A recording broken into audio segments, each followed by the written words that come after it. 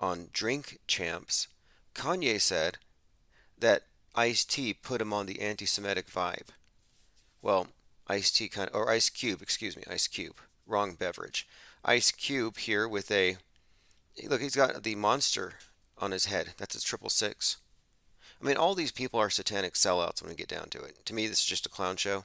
I wouldn't even want to talk about Kanye, except that I expect that he's going to go full OJ. And unless he goes full OJ, I'm probably not going to talk about him again. Unless maybe he goes full flat. Like, out of all the conspiracy theories to jump onto, you're going to jump onto the one that's going to get everybody censored. And the one that doesn't really mean anything. It's just generic conspiracy theory 101 dropout stuff. I've lost a lot of respect for the Hitler fanboys. When you really examine it, they all believe the news is real. They believe that people died, all these fake events. They believe in terrorism. They believe in viruses. It's like, okay, you're on the world stage. We're not looking at things from the same perspective. Can't be friends.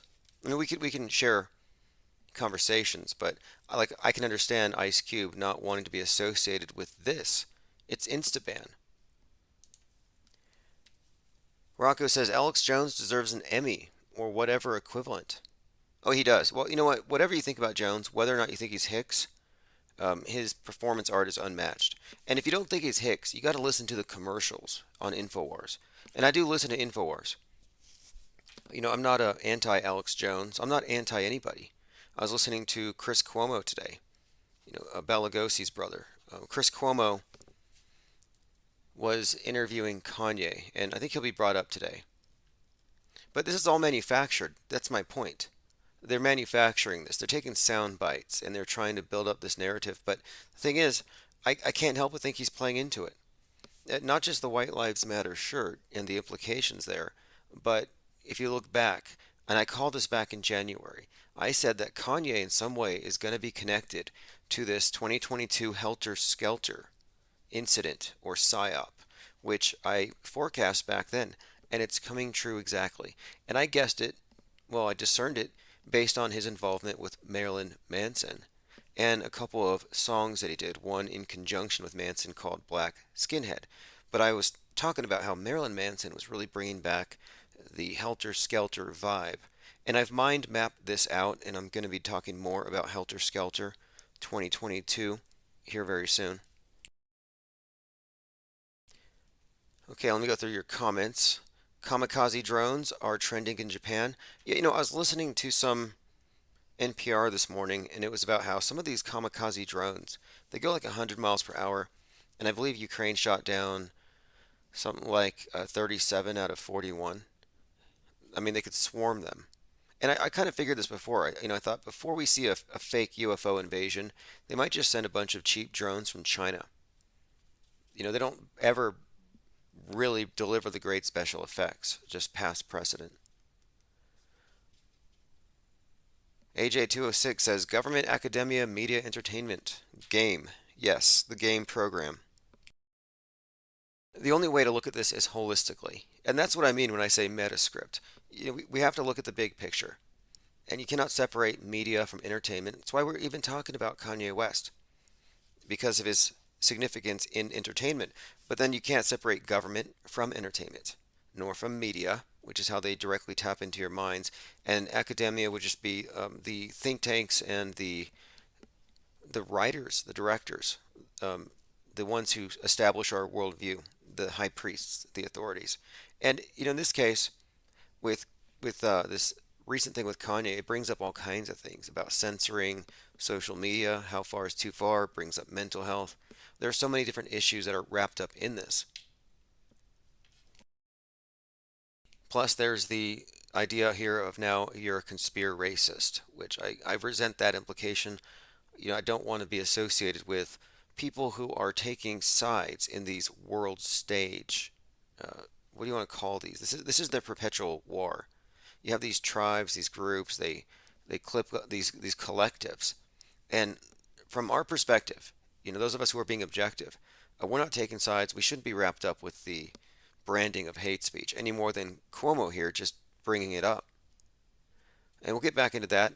The 1-6 thing, obviously, this was a big sting, and I'm really having a hard time thinking that Trump wasn't just a big Judas goat leading everybody into disaster because now you have the feds, I mean, the Oath Keepers, and they're all feds at the top, but the leaders are always exposed to be such. But the Oath Keepers are now coming out saying that they were ready to use violence on 1/6. Like, I kind of held on to the notion that the QAnon story of the storm was referencing something in the future and is always in the future. No, I'm pretty sure it was deliberately a reference to 1/6 and this big setup, a big sting, which it has succeeded massively.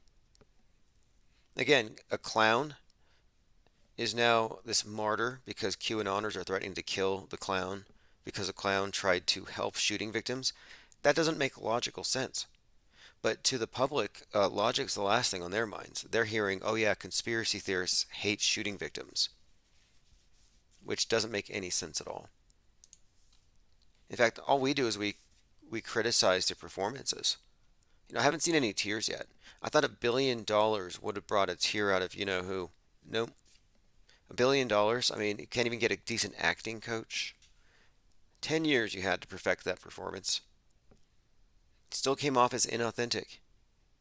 And just because you don't find somebody's emoting to be authentic, it doesn't mean you're bad. Like, this is the classic case of the Emperor's New Clothes, New Robes. Alex Jones is the kid, calling out that the Emperor has no clothes, referencing the media. And when we say no clothes, we mean their actors have no talent. But he says that, and all the other people are like, "Oh, you just can't appreciate this fine acting." Like, I'm sorry, I'm not going to donate blood. I'm not going to cry at any of these candlelight vigils for any of these CGI or fake or just manufactured victims, rubber victims in some cases. A lot of dummies. How many dummies were intubated in 2020? Tragedy. There was a dummy genocide. You could make the case that they were just killing all kinds of dummies.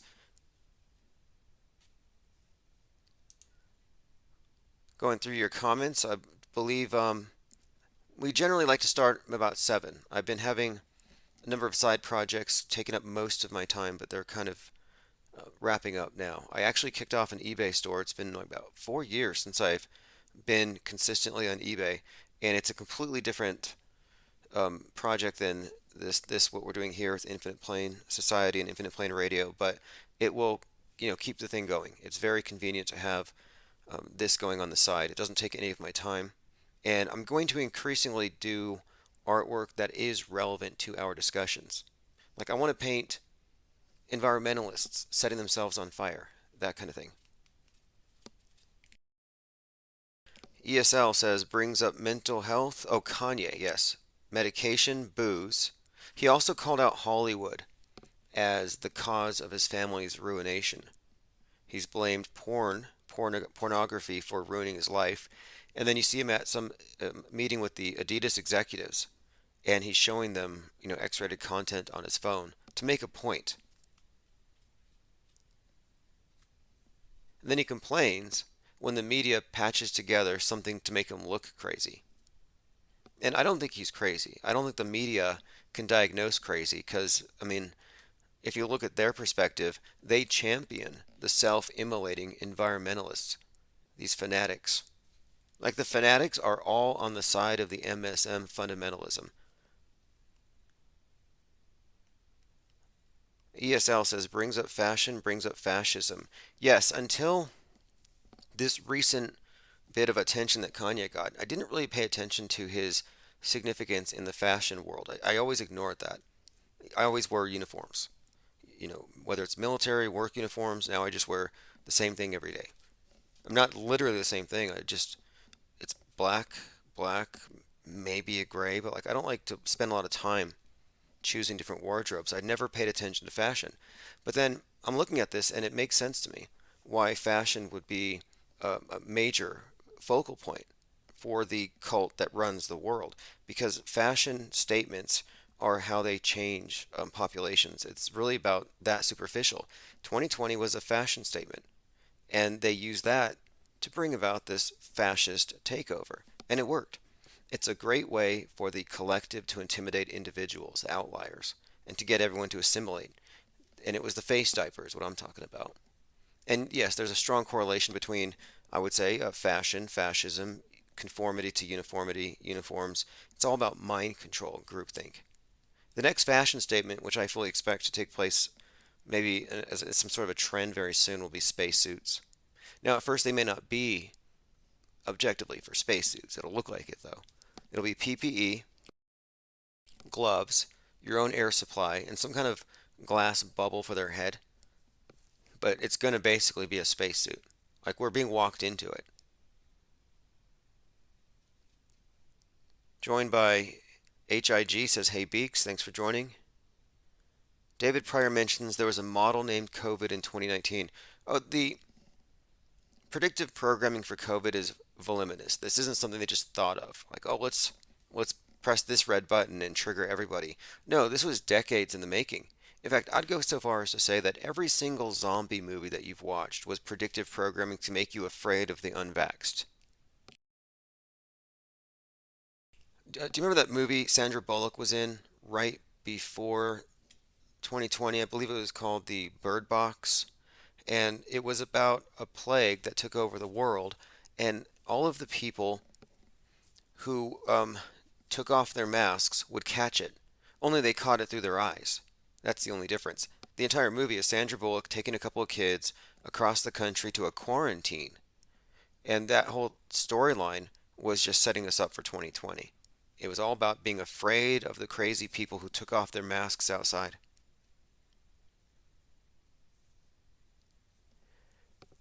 And I believe that they just found COVID 23, which would tie right into the movie Songbird.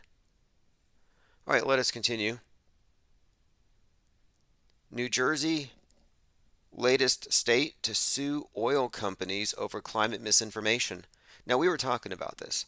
Like, now they're suing for not believing the news, calling into question things that are questionable. I mean, they haven't had time yet, but I'm pretty sure it's on their agenda for 2023, if not sooner.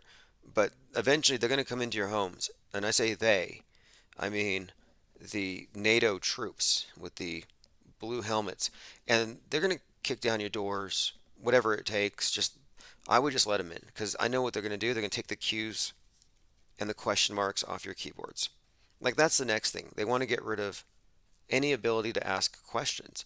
And this is why the question mark is the symbol of the Riddler in the new Batman movie, because the Riddler represents your QAnon radical. It represents the internet conspiracy theorist with all these inconvenient questions.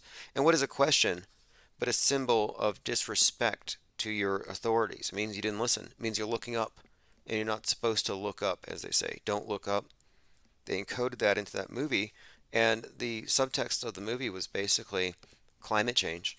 And it's like, look, if we don't look up information that contradicts what they're saying, we'll remain in harmony and we won't be destroyed by this incoming catastrophe, this iceberg that's going to hit this Titanic. But here, look, we were saying they're going to ban certain types of speech. And first, it's going to be medical misinformation. And it's going to be questioning, well, anything that they can attach to hate. That's what they're working toward. But now they're going after criticizing the climate change thing. I mean, they censor you if you talk about the shape of the earth. Well, they've already started that. So we've been used to it. If you've ever questioned the CGI ball that they present you with, if you've ever questioned the stories of NASA, their fishtails, their tall tales, their myths, their nonsense, I mean, it's a puppet show. It's literally a puppet show, the way they dangle on those wires. But, I mean, we were questioning this stuff years ago, and they already started purging us. And no one else seemed to care. Like, oh, it's just the fringe. We can do without them. Well, guess what? Now you're the fringe. You didn't want to entertain the flat earth topic. You just laughed at them, Alex Jones, and now look. And what they're doing is every time they push people off the edge, off the into the banned arena, they just shrink the realm of acceptable ideas. It just gets smaller and smaller. And now look, again, they're going to sue companies over climate misinformation. What a hoax that is. And who decides what is and what isn't misinformation? And that's really the problem here. I mean, it's not a problem for me. I mean, it's really not a problem if you're not really believing in this stuff. But to me, this is just It's kind of a nightmare scenario. You have this new priesthood who have now convinced the public that if they don't recycle, if they don't go green, we're going to be hit with a flood. I mean, this is Noah's myth all over again.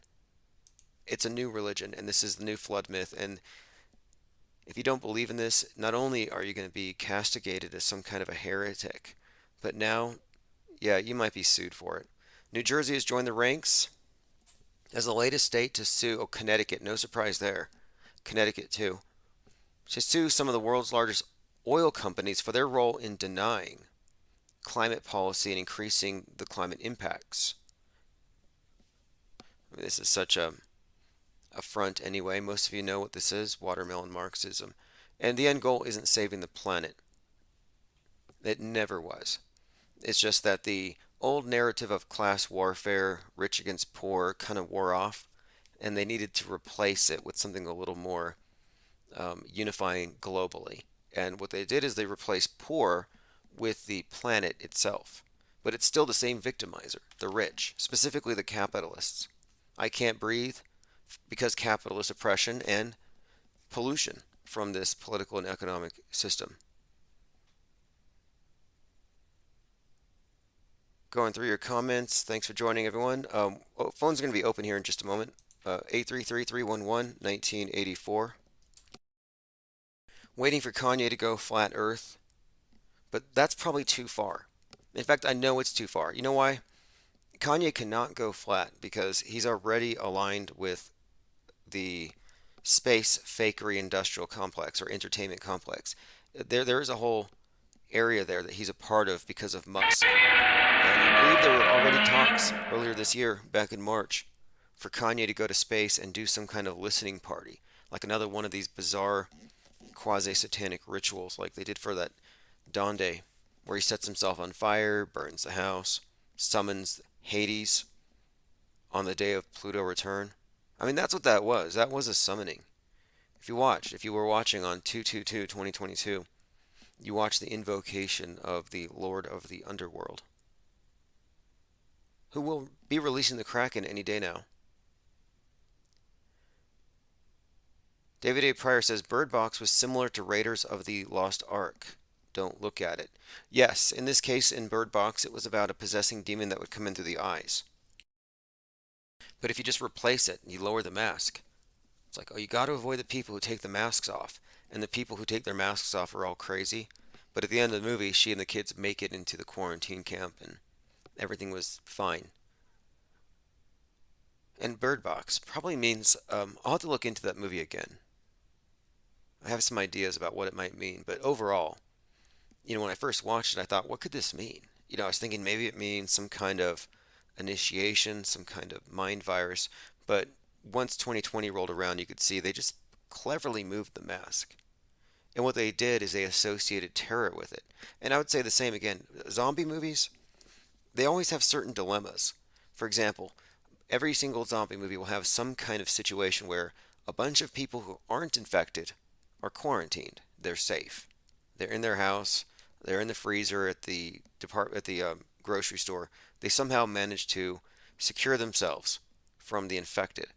Now, one of the uninfected is running around outside, still trying to avoid the infected, and they bang on the door.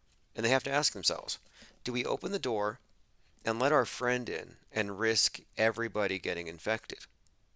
And in every instance, they all have to collectively decide, let's go ahead and sacrifice the individual so we as a collective can survive. And that same story was played out in the spring of 2020 following spring break, where many parents were reporting that we're not letting our kids in if they go to spring break and they go mix in with all the others and catch those diseases and bring it back. Same story, where it was lauded as good parenting to sacrifice your children to the devil virus, to not let them in, to not break quarantine. They were setting good examples. And they do the same exact thing during the hyper-realistic school shooting drills when they terrorize the children into hiding under their desks.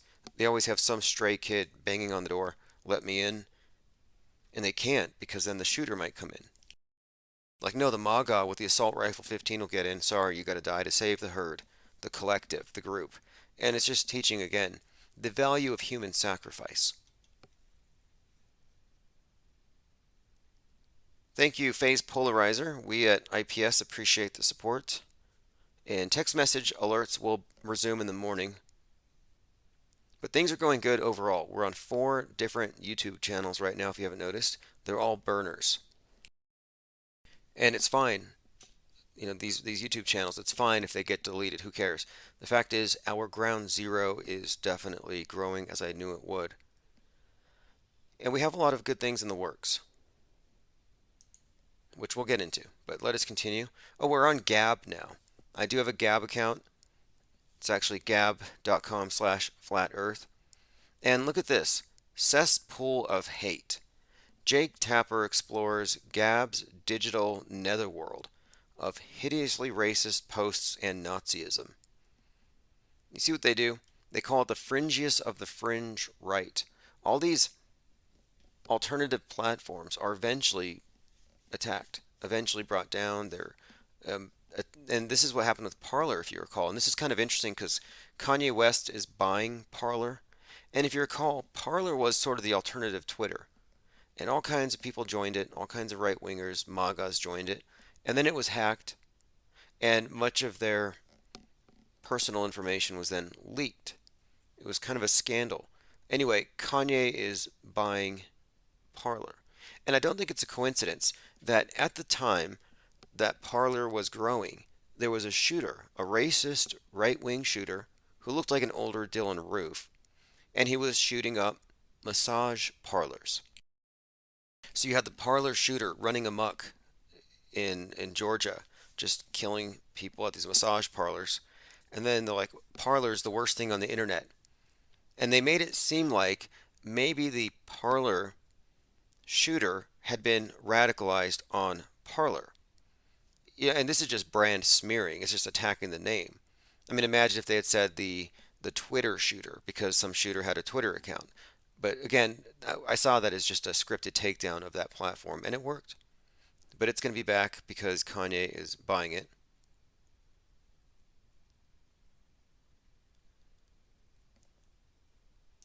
Monkeys poisoned in Brazil. Monkeys are being poisoned and attacked over monkeypox fears. The World Health Organization was forced to issue a statement that outbreaks are not being driven by primates. Now, this to me is religious violence. This is the state radicalizing its believers through the church, the state church, which is the MSM. The WHO is a religious organization. It's like the new Vatican. If the NWO, if the New World Order, which is the old world order, if the order, the monocult that runs this place, if it has a central headquarters, it's not the Vatican, it's the WHO. They have updated the concept of sin and heaven. Heaven is outer space. Sin is virus. Your carbon footprint, yeah, that's your original sin you're born with, which you can never completely expiate. And as we all know, God is really mad at our wickedness, and if we don't change our ways, it's going to be an Old Testament situation, flood. But luckily, NOAA, the National Oceanic and Atmospheric Administration, is there to warn us. Hey, look, you guys got to cut down on the freedom or get on one of these space arcs. My point being, the people killing the monkeys are religious nutcases. They're not doing this in the name of science. They're not being superstitious. They're just radicalized by these crazy beliefs that have been handed down by the media. And I'm saying that these beliefs are more superstition than science. And you see it all the time. The people wearing the masks are merely virtue signaling because if they really believe the science, they would not only believe the science about the mask, but they'd also believe it about the globe, and they would stay home. Like global warming means sell your car. Global warming means reduce your carbon footprint. If you believe in it, you shouldn't even be reproducing. There are so many things that make these climate change hysterics into climate criminals by their own standards. And that's one of my issues with a lot of the fascists is that it's always do as we say, not as we do. And they don't ever lead by example. The only environmentalists that are leading by example are the ones that are getting themselves arrested.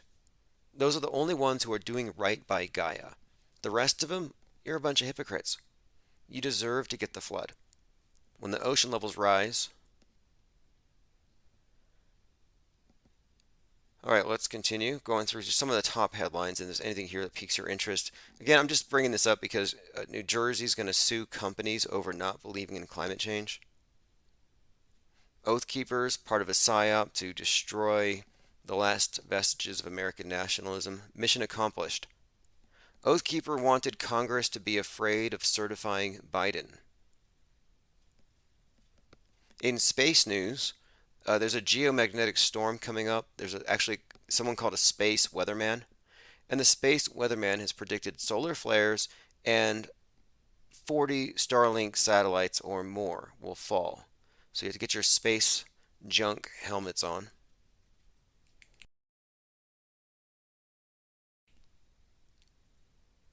All right, I'm going through some comments. ESL says cruelty to primates by primates. That's a news flash. Well, I'm just bringing it up that the only reason why they're attacking those monkeys is because the news media has scared them and sets off these types of panics. But it could be attacking an anti-masker or an unmasked person, a faced person next. Monkeys today, faced person tomorrow, or the unvaxxed. I mean, we've already seen signage. You know, a lot of the vax junkies, they were just like, yeah, let's just gas the unvaxxed. I mean, they're pretty nasty, the goo bloods. If it becomes goo bloods versus pure bloods, I'm sorry, but the goo bloods are going to win because they have the power of state behind them. Not that I believe there's anything in it, by the way. I believe that this whole thing is Psywar. And until I see evidence, my opinion is going to remain, this is all just Psywar. Like, I'm not afraid of nukes. And you know what? I pointed out before how the public's attention span is kind of short, notoriously short. And they have to constantly reapply things. And I'm like, wait, whatever happened to radical Islamic terrorists? Is anybody here worried about getting on a plane and having some guy with a bomb in his underwear going off? Or you go into a deli and then some Allah Akbar screaming guy comes in and blows himself up. That doesn't happen. Are you worried about CGI planes ramming into buildings, melting them so they fall into their own footprints? Nope. Nobody cares about radical Islamic terrorists because they phased it out when they brought in COVID. And really nobody cares about that anymore.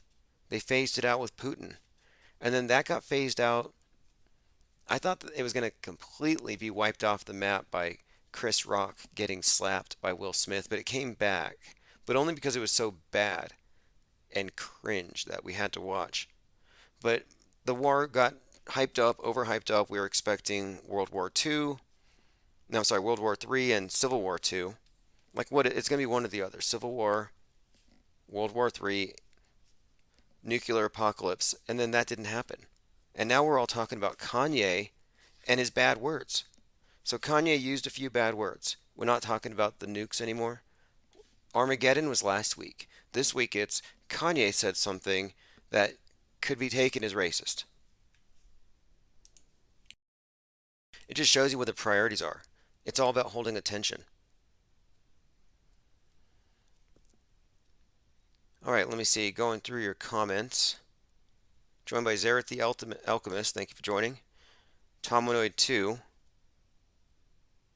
Canty Canvas. Perfect Breather. NA Literalist. Thanks for all of you for joining here. Just checking in. I realize that it's been very difficult to stay in touch with this channel. And my intention is to keep this think tank on 24/7. That's why I have 4 YouTube channels here. Last week they took off 3 and they thought we were done. Alright, I'm going to go ahead and go through some of my notes. I had a lot of things I wanted to catch up on. We talked about the clown who's being threatened by QAnoners. Again, fake news. Like all the fake swattings. I mean, they have like 70, no, it was like 90 schools were falsely swatted by pranksters on TikTok. That's an attack on TikTok, in my opinion. But the point of it is they're using this as an excuse to lock down schools. Oh, there's a shooter on the loose.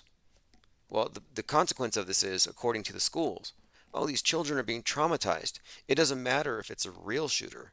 Just the fact that they think it's real, yeah, it's traumatizing them. These kids, their hair is turning white. The kids are having PTSD. They can't sleep at night. It's ruining their grades. They don't want to live anymore in this violent world. But then why are you doing these drills in the first place?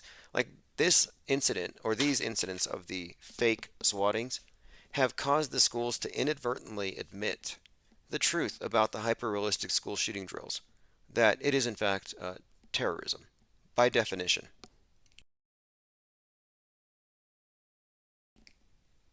All right, let's move on. Here's a link to the Fakeologist server. I believe they were nuked. Speaking of nukes today, somebody must have used a word. They probably quoted Kanye. That's how this thing works. They will get some famous person to say something, and then you just reference it. And if you don't have a blue check, they're just going to censor you. But I believe that his server was tanked. I'll find out if that's the right link, and I'll put it in the newsletter. We have to keep our networks respawning. If the Discord server or any of these channels ever go down, you just go to the main site, ips.monster. Now, we were talking a little about the flat earth topic, mainly because I was going to suggest that maybe Kanye should try that if he wants to get some negative attention. You know, some people just like attention. They don't care if it's for something positive or negative. They just need that attention. But I don't think he can go there because he does promote rocket science. I was listening to some interviews and he's going to space. So don't expect that. He won't go that far. Thank you, 737-737-3737. Appreciate the support very much. I can't hear the Kraken. Can anybody hear it? It's not coming through my earpiece. If you're wondering, IPS.monster and the Kraken, these things are related concepts. In fact, I'm planning something of something for the 3rd of November. Just a heads up. It's Godzilla's birthday. Okay, the Kraken can be heard out there. Perfect. Shout out to Lean Dion. Check this out. This is a good find. This is the Black Rock, a phantom island that was believed to be a 33-mile wide black rock, described by Mercator, located at the magnetic North Pole. It purportedly explained why all compasses point to this location. Now, here's what I find interesting about it. This is from one of these old maps that show what appears to be a continent on the North Pole that's kind of cut into 4 segments. And in the middle is this black rock. Now, it's a 33-mile black rock that's posited as being at the middle of this place. And here's a letter from Mercator. Again, the Mercator projections where most of the globes you see will be from that. And it's the one that vastly overstates it overstates the northern hemisphere's continents and understates the southern hemisphere's continents. In fact, the map is a great distortion from what things really are. It's so remarkable just how far off it actually is. But my point is, Mercator was friends with John Dee, who we often talk about. He's pretty much I would say, the godfather of Western occultism, ritual magic. Everything that Aleister Crowley publicized and mainstreamed really stems from John Dee. He's the one with the proto-iPhone, the black mirror for communicating with extra-dimensional entities, angels, or something. Astrologer, advisor to the Queen. He was an advisor on all these various voyages of exploration. But yeah, John Dee being friends with Mercator is kind of a big deal. John Dee 007. But anyway, here's a letter from Mercator to John Dee. One more point on Dee. He coined the phrase British Empire. Like, it's more than a footnote, in the bigger story. Now he says here, in the midst of the 4 countries is a whirlpool into which empty these 4 indrawing seas which divide the north. The water rushes round and descends into the earth, as if one were pouring it through a filter funnel. It is 4 degrees wide on every side of the pole, that is to say 8 degrees altogether, except that right under the pole there lies a bare rock in the midst of the sea. Its circumference is 33 French miles, and it's all magnetic stone. Again, interesting find.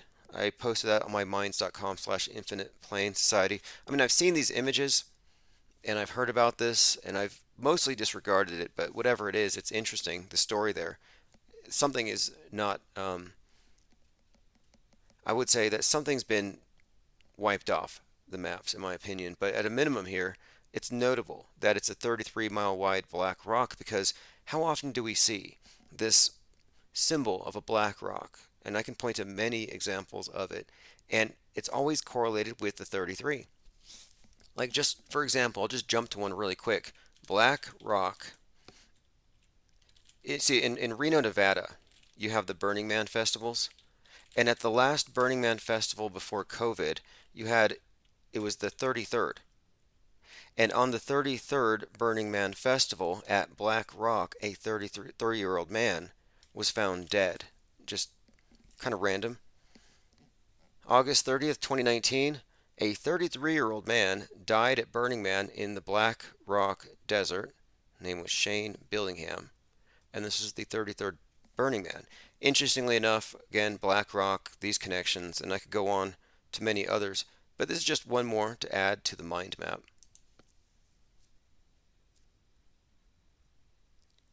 Diana says the Kaaba, the black stone in Mecca, the Muslims swirl around.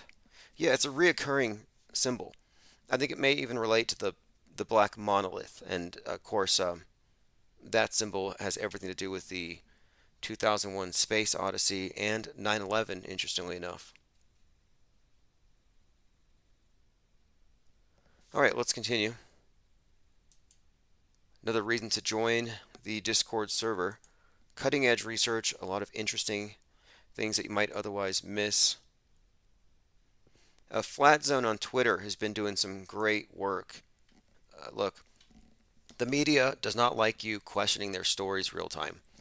And even more, they don't like you going back and undermining what they consider to be settled journalism. Well, in my view, there is no settled journalism because media lies. New facts matter. Old stories maybe get a pass because there's not a lot of people watching and hasn't been a lot of conversation about it. But now that a lot of stuff is being brought back to the forefront and we have Twitter and social media, people are able to deconstruct fake news from the past. And NASA has always been terrible. Their graphics have never competed with Hollywood, but they've only gotten better over the years to their credit. But some of these are so terrible. I got an example here of an image of the ISS that, in a very glitchy way, actually goes through the NASA. window. Film from the space shuttle looking at the ISS. Problem is, as we're about to see, it would seem the special effects department had a bad day at the office, getting their layering a little bit out of sync. So let's have a look. Space shuttle, then space shuttle looking at the ISS. And as you can see, with the black trim around the window, the space shuttle appears to pop inside the space. Now, what you're seeing is an image that's supposed to be the space station as seen from the space shuttle through the window. And it looks like the space station is going inside of the space shuttle, which would be impossible.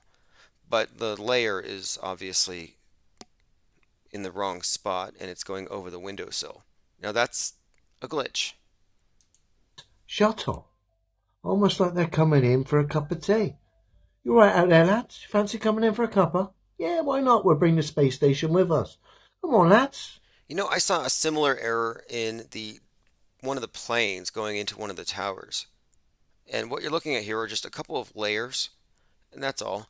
And whoever animated this probably didn't account for the movement of the bottom layer, which is the space shuttle, and allowed the space station to overlap it. I mean, amateur. I mean, I understand how they arrived at that. You know, I give you a C or maybe a B. I mean, it's not that terrible, but most people wouldn't catch it. Like if I was grading this assignment as if this was a student film production. But in no way do I think this is evidence of space travel. No, that's a huge leap. No way. Wouldn't even cross my mind to associate that. All right, I'm going through a number of scholarly articles exploring conspiracy theories just because I like to see where the think tanks are at and how they're going to diagnose those of you who can still think. And here's an interesting paper that is describing how conspiracy theories are all the result of Russian propagandists who are flooding our media ecosystem with alternative interpretations of things in order to contribute to what they call muddled thinking or a crippled epistemology. And this article is interesting simply because it diagnoses the mainstream media news consumer, not the conspiracy theorist. If anything, it is the conspiracy theorists who have worked themselves out of this crippled epistemology, which it is crippled if you put the screen as the filter through which everything else that you experience must be processed. If you are truly a byproduct of mass mediation, and that's kind of what they're doing, they're making it impossible to not have that. I think you do, in many ways, have a crippled epistemology. If I see it on the screen, it's real. And I can point to many examples of how people cannot tell the difference between real and fake. That's how good the technology is, but also that's how lazy I think the public has become. And that's intentional. There's a very good article it's an interview with Douglas Trumbull, who did the special effects for 2001 Space Odyssey. And he contrasts the evolution of special effects in CGI and graphics to working with real props, organic effects, models, miniatures. And he stated that things that he did 50 years ago look realer than CGI today, and that the CGI today will look bad compared to whatever we have in 2 years. And I'm like, that can't just be laziness or low budget. They just want to pay, or they don't want to pay as much for special effects. So let's just do CGI. I think it's beyond that. I think there's been a concerted effort to dumb down the ability of the public's perceptions when it comes to anything on the screen. I think they've deliberately done this. Sabotage. But anyway, this article is a systematic exploration of the alternative media ecosystem through the lens of alternative narratives of mass shooting events. And again, this entire article is suggesting that we're looking at a disinformation strategy traced back to Lenin, but basically Russian propaganda. All these conspiracy theories, if you don't trust the mainstream media, yeah, it's because the Russian propagandists. And of course, this is coming from the left side of the political spectrum, where they do not consider climate change to be a conspiracy theory.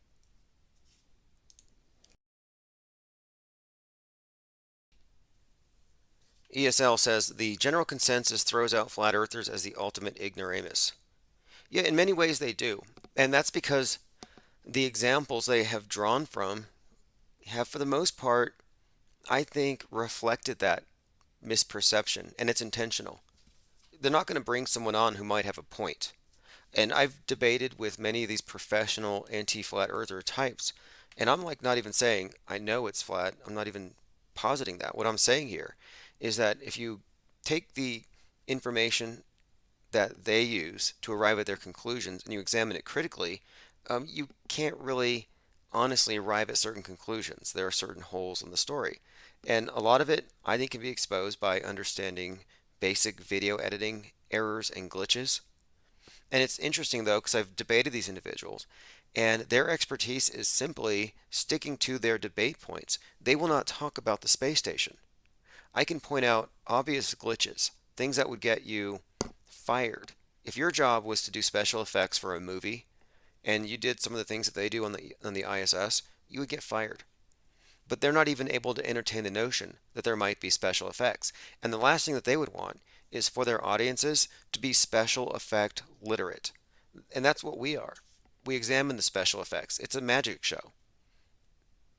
And if you cease to fall for the spell, these tricks, if you understand how they work, you're kind of inoculated from it. When I said that infinite plane radio inoculates you from the mind war, I quite literally mean that.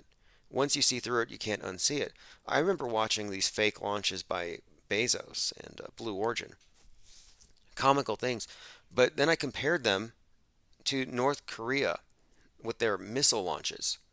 And I'm like, wait, how come these missiles from North Korea and their launches look just as fake as what Bezos is doing? The only difference is it's olive drab instead of blue. Like they just buy the spent rockets, and I mean, they look kind of shoddy. But my point is, it's the same special effects. Like it's not fooling me. You think NASA's fooled? You think the people who are fooling the masses about the rockets going to space are fooled by North Korea's fake rockets? No. They're all part of the same club, the same Psy War.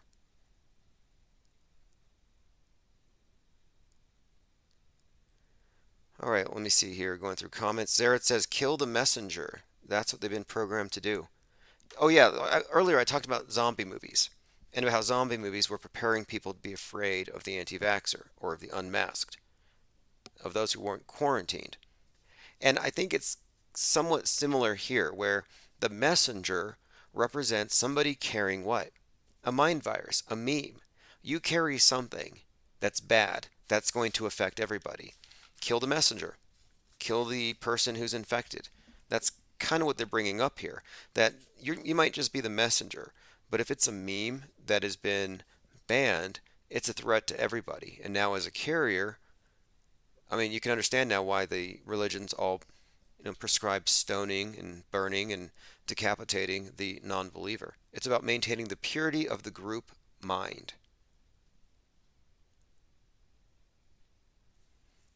Peter W. says, nobody died in the shooting is good news, but people get mad. I know, I feel like I have to offer bereavement counseling for people who are disappointed or shocked that I'm going to say that nobody died. It's like you're grieving the fact that they're not dead. It's backward. I hit up Alex Stein about this after he went to Uvalde and he fake cried in front of their really morbid display of crosses and teddy bears and photos. He's up there crying on camera for it. And then he goes in and he rants at the city council about how they didn't save the children. And I'm thinking, doesn't he know that these things are all faked? So I sent him a tweet and I said, fake dead kids' lives don't matter. He didn't like that tweet and I got blocked on Twitter. And again, same thing. He's like, uh-oh, I don't like the meme this guy's carrying. Let me go ahead and stone him. Let me burn his books, burn him at the stake. You are meme super spreaders. Yeah, but my dead kids. I mean, let it go. Nobody died, nobody cried. Maybe you cried because you fell for it. But yeah, I think Mark Twain said it best, that it is easier to fool a man than convince a man he's been fooled. Citizen Free Press, buck naked in a top hat walking down the street, looks like Roger Stone. Someone on Twitter is complaining about the open degeneracy in San Francisco. And yeah, I'm not sure if I'm going to click the button. I saw it though. There is a video of a tall guy who looks like Roger Stone walking around San Francisco. I looked for you so you wouldn't have to. And I didn't see the trademark Richard Nixon tramp stamp. Roger Stone not confirmed.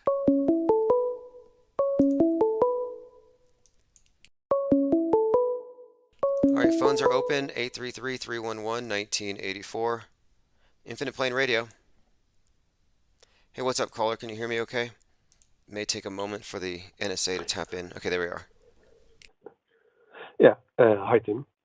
This is Lars from Sweden. Oh, good to hear from you. I saw your comment a couple days ago. Yeah, very nice to be on the show again.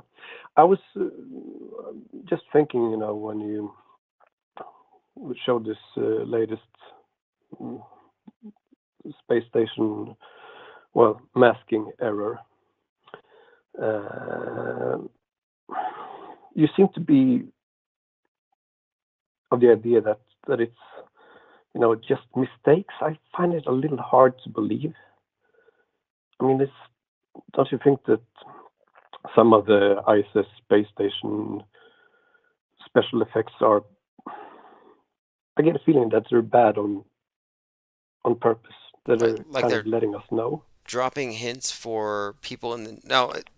That is a thing among intelligence agencies. They call it the limited hangout, where you leak a little information to see who is watching and who notices, and then you control the leak. And it could be something like a limited hangout, but it just seemed to me that they'll do this with the moon landing, but I don't see a lot of people exposing the ISS. It almost seems like it's a weak spot.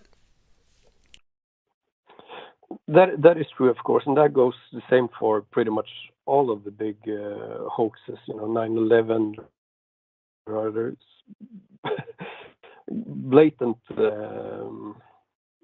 inconsistencies and absurdities that they kind of leave for people with eyes to see and ears to hear.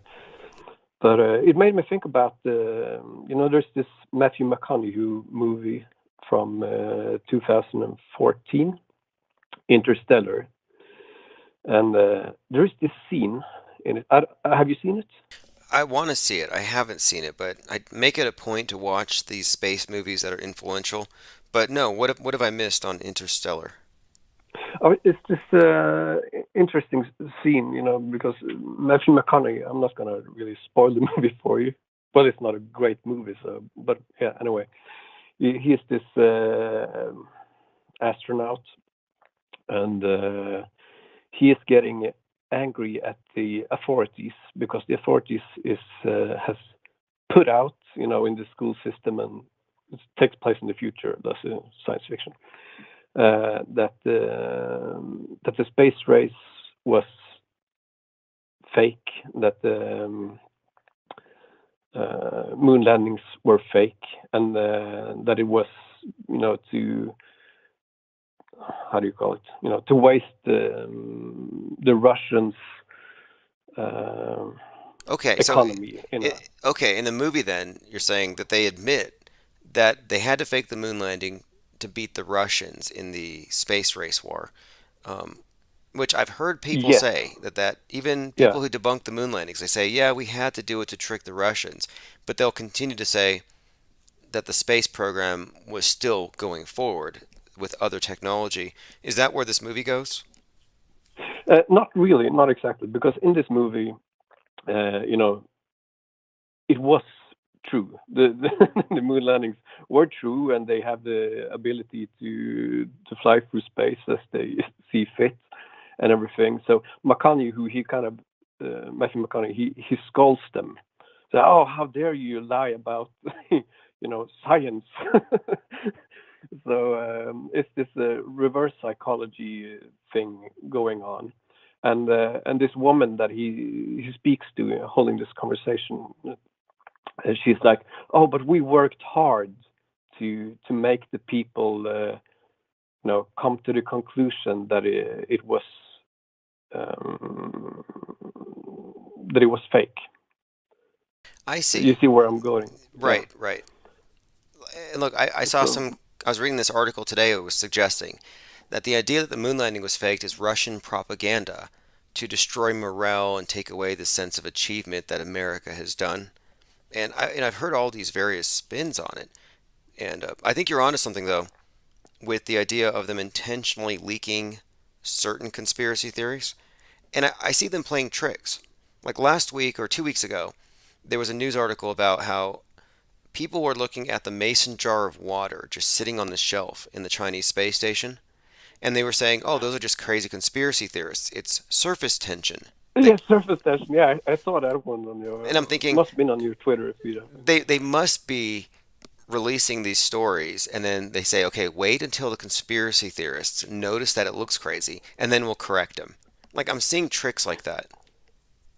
Oh yeah, there's a give and take between the what John Le Bon calls the act realm, the conspiracy theories and mainstream media. It's all one, I don't know, entangled Yeah, web, I there's a suppose. dialogue.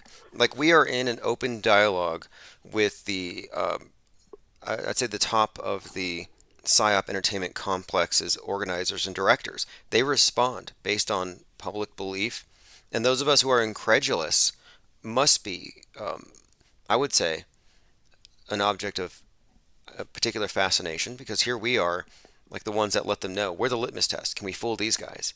And for the most part, we've been consistently calling out these things for a few years, and I think they've nailed it. Now, they know how to trick people. They know how to make some bad proof go viral, and they can debunk it and make you look bad. Yeah, yeah, definitely part of their. Yeah, it seems like they take into account. Well, it was very obvious with the whole flu pandemic thing, where they had in the event 201 desktop exercise, they were already way ahead of, kind of simulating conspiracy buffs on social media That's right. and Yeah, so on. in the tabletop exercise preceding the pandemic, they had a role played scenario for the conspiracy theorists and how to deal with them. They were already preparing to deal with the infodemic before it even happened, which makes perfect sense because I think most of the big channels that were pushing the anti-vax and anti-mask right away were part of this controlled opposition. I think they were there to stir the pot. Oh, absolutely. And I mean, I I find that, I don't know, 90% of quote unquote truthers on YouTube, especially those who are, seem to have their channels pretty much intact year after year. Yeah, they I put them in the shield category. I don't really like to name names, especially on your show, people that I distrust. But let me just say that, some people, Globusters, those people that have really been, dragging this whole alternative cosmology through the mud. I checked in on their Rockfin stream tonight, and they were debating the. I don't know. Can I talk about the? Yeah, please do, because I noticed that they're going to be doing a convention next month, but they're calling it True Earth. They won't even say the F word. They won't say flat. They've been censored. But yeah, Yeah, please. it's a strange thing. The topic for the night was actually not about the shape of the Earth. It was the Sandy Hook affair, and I noticed that, because I check in on them from time to time, even though I have my doubts as to their sincerity. But this was a very, very good stream, actually. All of them, David Weiss, Jaron, and some other guy that I've forgotten the name of, unfortunately. They were really on point, not about their, their silly antics. And so it seemed like, I don't know, I got the impression that they are kind of putting on a better face for a while, maybe lure back a bit of their audience that they've lost Well, through maybe the years. moving from YouTube into Rofkin, which is like Rofkin is one of the few places where I'm not censored, and I have 1,300 subs there, which is a small platform compared to YouTube, where they won't even let me get a couple of hundred. But I was thinking that maybe when a lot of these individuals get away from YouTube where they're hyper competitive and they go to this new platform, maybe they'll get away from the drama. And I know that Russian Vids is still majorly pushing drama and attacking people, but I wouldn't be surprised if the other guys got kind of serious again. But I'm curious to watch their next event. I was just disappointed that they're calling it True Earth and not Flat Earth. Like they've got, I don't know, to me that's just capitulating to the other side. Yeah, that is a strange thing. I dropped something in the chat. Well, I guess I could dox myself. It's probably obvious to most in the chat, but I am Cantic Canvas. Okay. So yeah. So I dropped it in the chat on YouTube, but there there has been some weird. I was thinking about the Kanye West. Seems to have been an uptick in anti-Semitic, I don't know, outbursts There have in been there's that thing was, I mean, Kanye obviously really picked that up. Before that though, um, the last time I really saw anything like that, this kind of egregious, it was the whole replacement theory thing. That kind of came up, and that's in the news. But it's been a consistent smear applied to the right wing. And then I believe that Eric Dubay is the one who attached it to the flat Earth topic, but very few others go there. Globebusters tends to focus on the science when they're not caught up in other things, but they didn't really ever go there. What have you yeah. found? What did you find this last time you listened to them? Well, haven't been keeping really up too much on that, but I was actually going in a slightly other direction. There is this guy. He was caught a little bit of attention. I don't know, a year ago or something like that. He was his YouTube channel is called Foundring, like found ring, but it's one word, Foundring. I don't know the significance of it.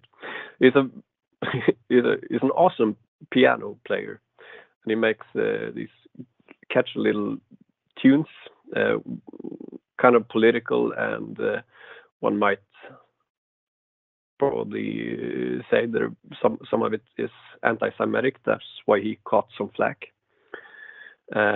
But Okay, I'm just looking. recently, Foundring has a song called Oy Vey, Shut It Down. yeah, that's his Okay, main okay. hit. Yeah, that's his main hit. Kind of fun, I suppose. But anyway, he's just recently, as I see it, I don't really follow him, so it's been like a year since I checked in on his channel. But he just recently got into crater Earth.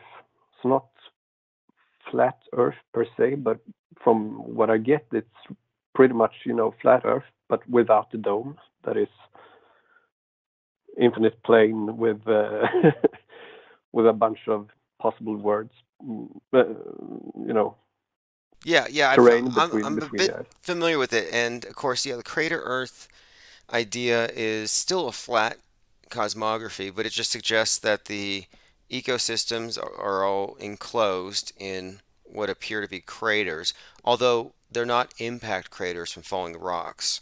There's some other type of cause, I believe, but whatever it is, I like it in the sense that it's still looking beyond the realm we've been shown on the globe, and Oh it's yeah, absolutely, because 100% on board. If it is the case that it's you know not the shape, it's probably to hide land and resources. So I just thought it was interesting. I watched it just tonight. These clips of his when he mentioned this, and it seems to me, I don't know if it's just mere coincidence, but it seems I wouldn't be surprised if he has been listening to the show. Some of the talks a lot about. Yeah, there are many similarities between your talking points found ring. and Well, yeah. I'm looking at a couple descriptions of his songs, and it looks like he's someone who understands the power of memes. Listen to these song titles. Like I would imagine that iTunes will ban these songs just from the titles. Alex Jones was right. Election fraud. Um, Let me see. You will never be a woman. Honk honk. Yeah, in Canada they said honk honk was code for Hail Hitler. Mass formation. Pandemic dance. Yeah, eminently bannable. Probably does listen. Um, I think a lot of the very skilled meme super spreaders tend to gravitate to platforms like this. Yeah, and it's the whole channel is pretty much the in the meme flora and fauna of the alt right, although perhaps less lately. Going into the flat Earth scene, or well, crater Earth scene. Well, at But this it's True Earth conference, it's going to be headlined by Owen Benjamin. I mean, there's this kind of a reoccurring theme of edgy right-wing comedians, and it's just kind of their, I guess, from where they're reaching from for comedy. They just happen to tap into anti-Semitic tropes, and of course, that's just where they're joking from. I wouldn't even call Owen Benjamin a racist or an anti-Semite, but they call him that. And then they say all flat earthers are this. But again, comedy has been under attack for the last year. You've seen how many comedians have been slapped and attacked, and this might even be part of the agenda. They want to make it seem like, oh, comedy's not safe anymore. Oh yeah, no, definitely. And there's a constant crackdown, on free speech, isn't there? I mean, with the whole Alex Jones ridiculous fine that he's supposed to pay. I don't remember how much it was, but it was A billion? astronomical. Well, Yeah. 965 million. But so yesterday I put out a live stream and the title was Kanye West did $1 billion in damage to George Floyd's family because Kanye West said he died from fentanyl. And I said that as a joke. Well, today, Floyd's family is announcing that they're going to sue Kanye West for $250 million.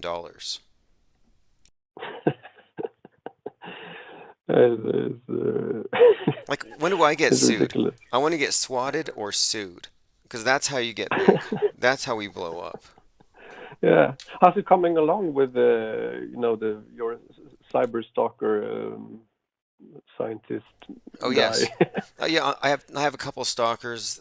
One of them has been he's kind of it's in remission. One of them is I turned into the pursuer in that other case with Goldfinch, but the scientist guy was made to look really dumb, and he had to delete a lot of stuff off his website again today. But for people who don't know, I was being stalked more or less and defamed on his website. Someone who worked with NASA, and I sued him because he was sending emails to my employers trying to get me fired. I sued him for that, and he deleted everything off his website, so I dropped it. But he countersued me for infringing on his logo, and he sued me for $642,000. And the judge, I didn't go. The judge apparently just didn't know what to do with it, and the case is, quote, undisposed. So I'm waiting to find out if I'm going to be hit with a $500,000 on a phony, bogus trademark suit. But yeah, again, $642,000. Actually, $12,000 is for his hurt feelings. $30,000 is his attorney fees. The $600,000 is for the so-called trademark infringement. But I'm waiting because if I get hit with a suit that big, I actually think it'll be good for the channel. And the trademark infringement, that was you taking his clip art scientist Correct. cartoon. Yeah. He had a scientist clip art cartoon that you can buy on about 50 different websites. Actually, you can download it because it's public domain. And I took his clip art, which you can find it anywhere, and I put a beak on it, like a penguin beak. And he considered that to be infringement, and that's what I'm being sued for. He paid $30,000 to get some attorneys to sue me over, quote, vandalizing a meme that he doesn't even own. But he fraudulently represented himself as its creator to the US PTO and actually had it trademarked. So he committed trademark fraud to come after me for infringement for $600,000, which he's never going to get. But that's where that's at, and hopefully it happens soon. It's kind of ridiculous, but then again, kind of it's nothing to the Alex Jones stuff, which is of course part of the charade Yeah, I'm just getting theater started. as I'm gonna well. Alex raised the bar. When I saw my 642,000, I was like, okay, I can either look at this as, okay, this is bad. I need to go do something else in my life, or I can look at this as progress. This is going to make some waves because it's totally fraudulent and I can use this. But Alex Jones gets $1 billion. That's going to be hard to beat. Yeah, going into the. Oh, by the way, I'm not gonna, jam the phone line. Just one more thing relating to flat Earth. Going back to flat Earth again. There was this Roman architect, Marcus Pollio Vitruvius. Perhaps you know of the Vitruvian Man.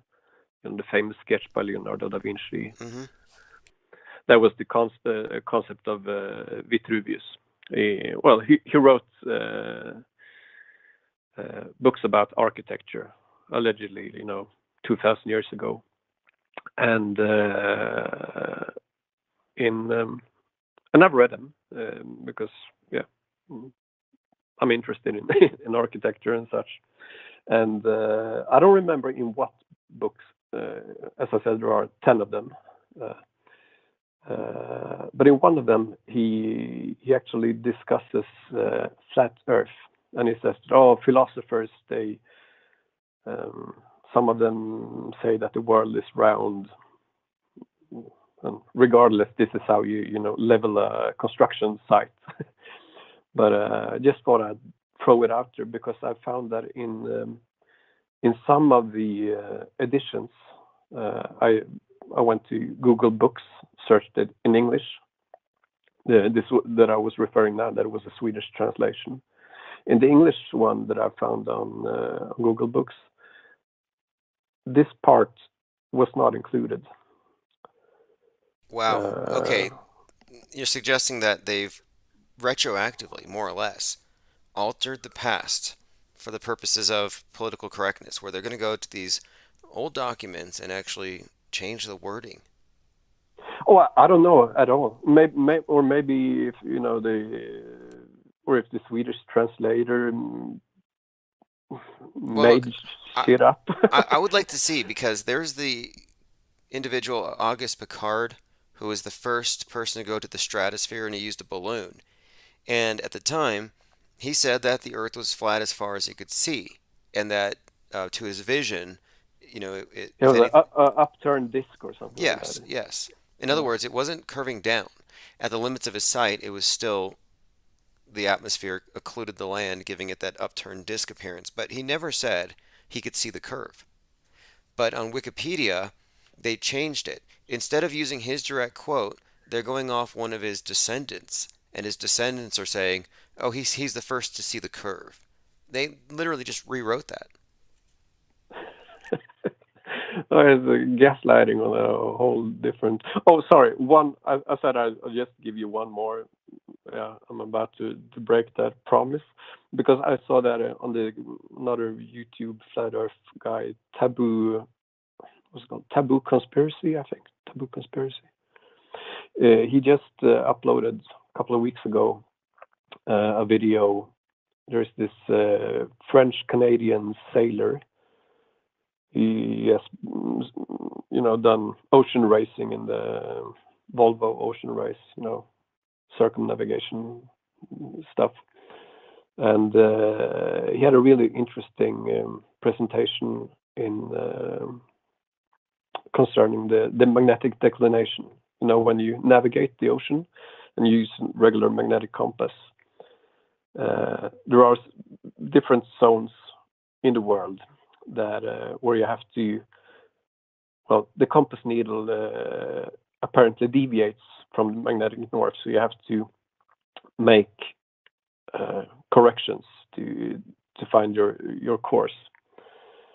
And this seems incredibly convenient if one would like to mathematically, try to round up a flat surface and not have oceanfarers catching on. So I highly recommend that Taboo Conspiracy. Okay, I just posted a link to that video in the chat. It's called "No Magnetic Declination on the Flat Earth." Did you catch that find from earlier about the 33-mile wide black rock magnet at the center of the I was North Pole? just the end of it. I logged into your show just at the end of it. So please, if you would like to recap. Yeah, to recap, there's a letter, and this is what fascinates me. It's from Mercator to John Dee, like an actual correspondence. Of course, John Dee 007, occultist, magician, astrologer, astronomer, and all this stuff, a spy. But in this letter from Mercator to John Dee, He describes the four continents in the middle where the North Pole is. He claims there is a big rock or an island, but it's basically a big black rock, which they say is 33 miles wide, at the magnetic North Pole. The Phantom Island, Black Rock. This goes back a long time. Mercator, who was like in the 1500s, was somewhere around 1600s, perhaps. Yeah, and this letter is from 1577, and of course John Dee coined the term uh, British Empire and was really a big proponent of the Gregorian calendar. Very important figure in this bigger story.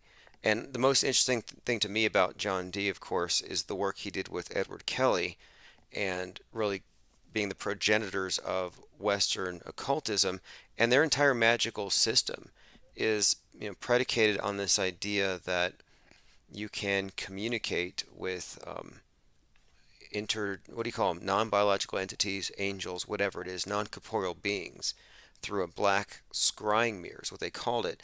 And the scrying mirror just sounds conspicuously similar to an iPhone, but Yeah, maybe they have been sitting on all this tech, just outside the ice walls yep. for centuries, and they're just, drip feeding us some new circuit board technology every once in a while. Kind of. So something that really made me think about these things is, the whole AI technology. What do you call it? The AI artist software that has been Yes. coming out in the. Yes. I've been using Midjourney. In fact, in our Discord server, if you go to the room that's AI art generator, we do have one attached to the server, and you feed it a sentence, you feed it a few words, and then it's almost as though it works like imagination does in a very associative way, and it generates these images, and the results are always stunning. To me, it always looks like the same artist, though. Yeah, there have been some artists that are, trying to make some copyright claims, because these AI programs, they vacuum the ArtStation and all those sites for concept art. Well, But when it artists. comes to this AI thing, though, my interest in it is this: the World Economic Forum, and this is all very fascinating because, we're talking about the 33-mile black rock in the middle. And if you look at the UN flag, it divides the Earth as we are shown, 33 segments of it. And the middle is a circle. That's the 33rd section. And I'm like, wow. But the World Economic Forum has this thing called Gaia, which is the global AI alliance.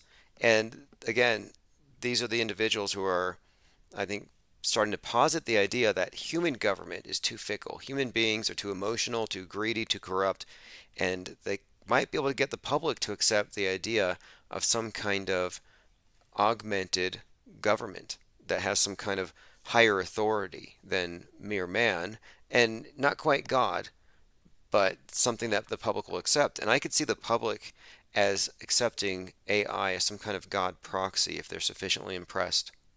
Yeah, the Westworld computer from season 3 or something like that. If you saw the whole Oh yeah, yeah, whole absolutely. season, yeah. And that's got to be it. Okay, That's got to be the thing that they're going to introduce. yeah, and it's so. I mean, maybe I'm, but this AI artist software. I mean, I find it so ridiculously incredible. I mean, this is advanced stuff. It really took, because I've been kind of what do you say, comforting myself that this AI, I don't really believe that they're all that good, but oof, I've changed my tune on that one, seeing just how well it can simulate. hmm Well, I've been That is, doing digital art, oil painting. I've been doing artwork most of my life, and I used to buy a lot of the magazines that would feature the cutting edge artists of the time, especially magazines from East Coast, West Coast, people who do graffiti art, computer art. Anyway, I noticed certain trends. There were certain looks to some of the art that I would see specifically coming out of Los Angeles, a certain aesthetic. And a lot of it was kind of surreal, but hyper realistic looking features, but always a little weird. But there was a consistency. It was like all these artists must be doing the same drugs. I couldn't figure it out. And now looking back, I wouldn't be surprised if a lot of these artists were having their work generated by some software and they merely just Oh translate it. yeah, I see where your Craig Mullins is I think it's the been going button on for a pusher. while. I was doing Yeah. airbrush, and one of the leading airbrushers in an interview said, "Oh, I do it all with a Wacom tablet. I don't even touch paint anymore." And I was disappointed. I'm like, wait, the best painters are all digital, and the buyers don't know because they only get the prints. They never get the original. And now I think it's totally on the table to posit that maybe a lot of these leading artists in these trendy movements are all deep faking it together. Some kind of NDA binds them. That is mind bending. Makes one question, because we see this improvement of special effects in cinema and such. I mean, if you go back to the 70s, or well, you mentioned the analog special effects, and now we see the digital, and now it. But is that a kind of a fake timeline that has been put out for us? If Mm. we don't, how do I word this to? Um, Well, okay, Alex Jones used to always say the elite are 40 years ahead of us in technology. And looking at what we're actually shown, I don't believe that's the case in terms of military, medical, or anything like that. I think if there is some kind of controlling elite that has some technology that gives them a competitive advantage, maybe they're 40 years ahead in media, that the special effects are far better than we're told. I mean, we're told about deep fakes now when in the digital realm when they've already been using synthetic skin masks for decades. And it wouldn't surprise me at all if maybe, yeah, we've been given a fake timeline and maybe that this could explain, I think, how they anticipate dominating our future because they will be able to simulate anything. It's just far beyond what we're able to perceive right now because we've been visually dumbed down. yeah. We're living in interesting times. Okay, thank you, Tim. I'm not gonna, you know, Yeah, thanks. I've had you on here for hold. 33 minutes. Yeah, call back anytime. We all appreciate the. No, it was. Oh man. Okay, I gotta stay on for another minute because last time I called in, you asked me what time it was in Sweden, and I kind of hated myself afterwards because well, it was 3:30 in the morning, but so you asked me, and afterwards I got this really man, Yeah, it's a you trip. know, It, synchronicity, mental breakdown. Synchronicity trips me out in the sense that I understand predictive programming and coordinating things in the media. They're manufacturing what appears to be synchronicity, but it's engineered coincidences. But then often I experience the synchronicities in my own life, and I'm like, okay, well, where does the organic synchronicity end and the pre planning predestination begin? It's kind of a fascinating gray area there. Uh, I have the mother lode of synchronicity that I could share.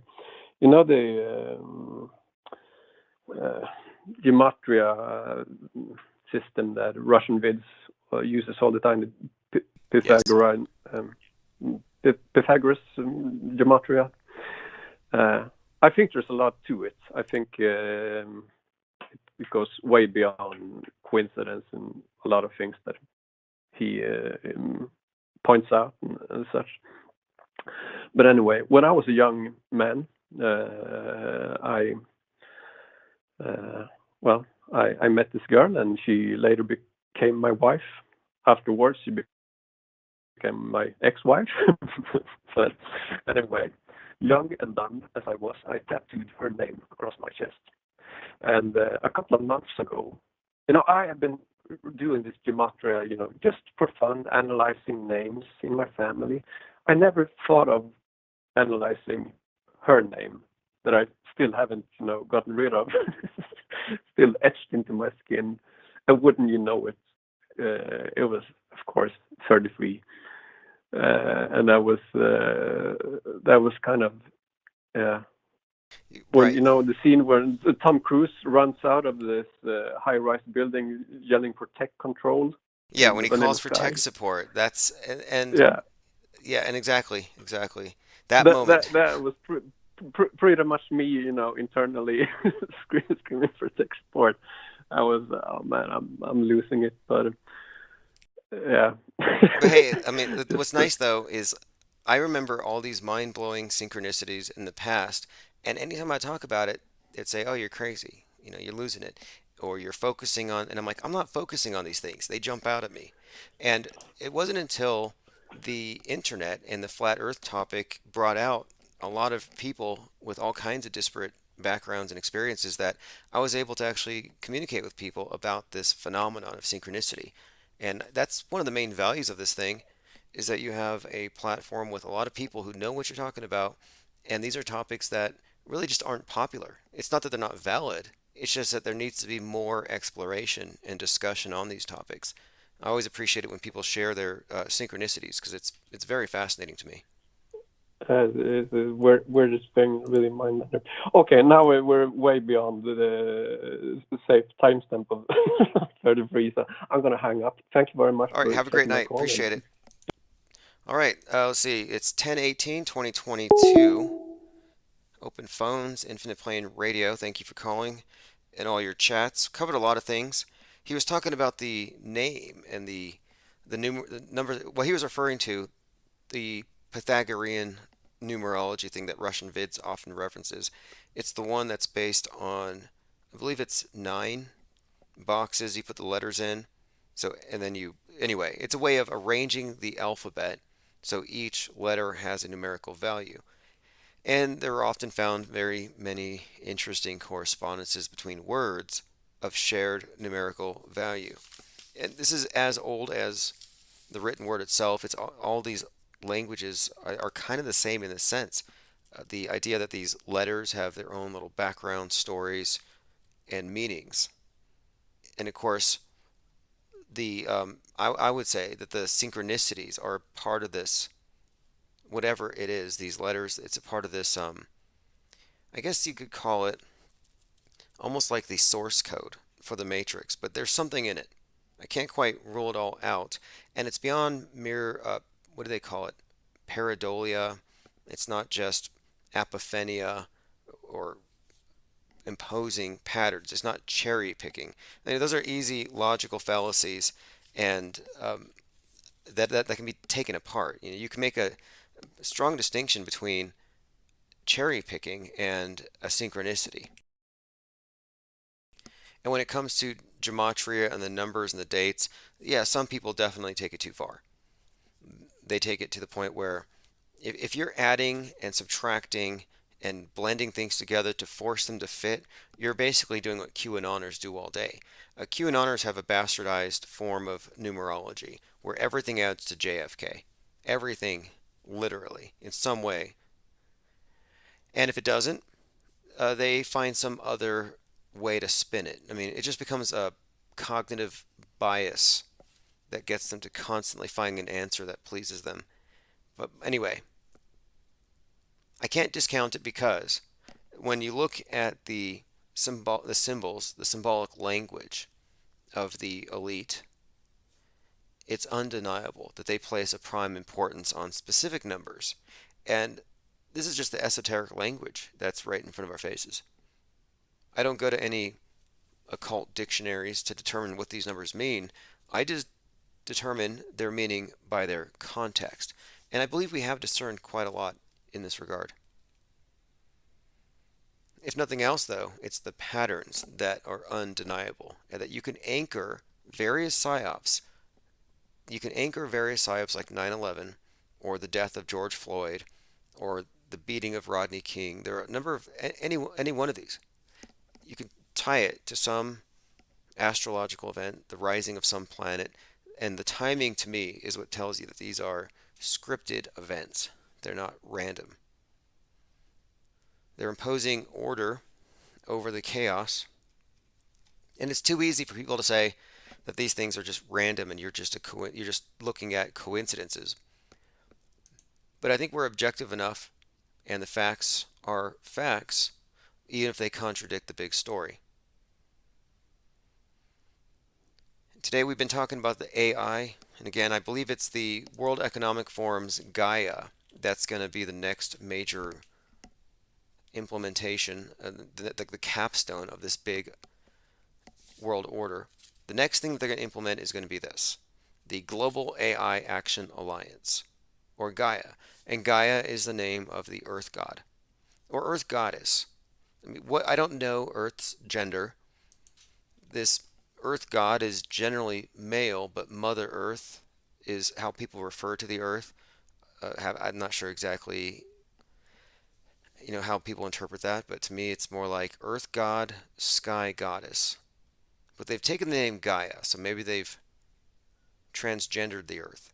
But whatever the case, Gaia is going to be probably the replacement for human government. Today, NetHope joined the World Economic Forum Global Action Alliance, a multi-stakeholder. Are you guys stakeholders in this? A multi-stakeholder collaboration platform designed to accelerate the adoption of AI globally. Now, if the AI is totally objective, is it going to recognize that there's a lack of curvature? Or is this going to be a program specifically designed to live within this false paradigm? And have you seen Free Gaia? I mean, Free Guy. Look, there's a movie called Free Guy with Ryan Reynolds, and it's about this simulation where the NPCs wake up, and the NPC who wakes up wakes all the other NPCs up, and he's called the Free Guy. And I actually think that there's a connection between Free Guy and Free Gaia and this utopian idea of a perfect government through AI. Because in the movie Free Guy, Ryan Reynolds is an NPC character in a game, and he wakes up and he overthrows the evil CEO that controls Free City and enslaves everybody and makes them into NPCs. When he overthrows the evil CEO, now it's a free city. Free Guy saved everybody to live free. And that's kind of what the WEF is promising, and that's what this Gaia thing is about. But I wrote a review about Free Guy suggesting it's about freeing this global AI savior. 737 said, I broke my NPC when I was playing. Yeah, the NPC thing is real. I hate to say it. But in the context of the world stage versus off-world stage, it's more real than not. The non-playing character would simply be those who are conforming to the big lies and actually reinforcing it. They put on the costumes, they set themselves on fire in the tennis courts, they block roads. The ones who just go with the program, they support the current thing, they change their Facebook profile to the flag of whoever is being oppressed at that time. Yeah, those are NPCs. They're just going with the program. All right, let us continue. George Floyd's family feel betrayed by Kanye West over fentanyl death claim. Yes, 250 million. I sort of predicted this yesterday. I said this. I said, look, Kanye did $1 billion worth of damage to George Floyd's family. But 250 million. They must have been listening. They saw that Sandy Hooker money. And unlike Alex Jones, Kanye can pay it.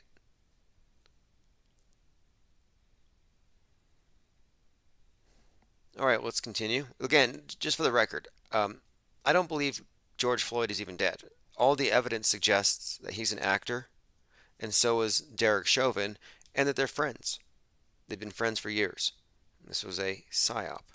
And if I had to guess, I would point at Spike Lee as being the director of the scene that we all saw, with the representative of Western chauvinism, Derek Western chauvinism, kneeling on the representative of the oppressed, BLM, also the environment, because the earth can't breathe, Gaia can't breathe. Right now, Gaia is saying, I can't breathe. because of capitalism, which is the reason why Floyd couldn't breathe. And of course, I can't breathe is an anagram for a better China. Roger Stone says, I would get behind a Donald Trump and Kanye West presidential ticket. Roger Stone said he also supports the Queen of Canada, Queen Didaloo, who tells her followers not to pay their electric bills. Roger Stone also said that politics is second to his real purpose in life, which is prayer warrior, where he prays to close the satanic portal above the White House. Well, now Roger Stone I still says, think that President Trump will run in 2024. I still think it is conceivable that, I don't know, he could announce the Saturday before this election, which would have an electrifying effect on the election itself. And thinking outside of the box, I think his running mate, in all honesty, should be Kanye West.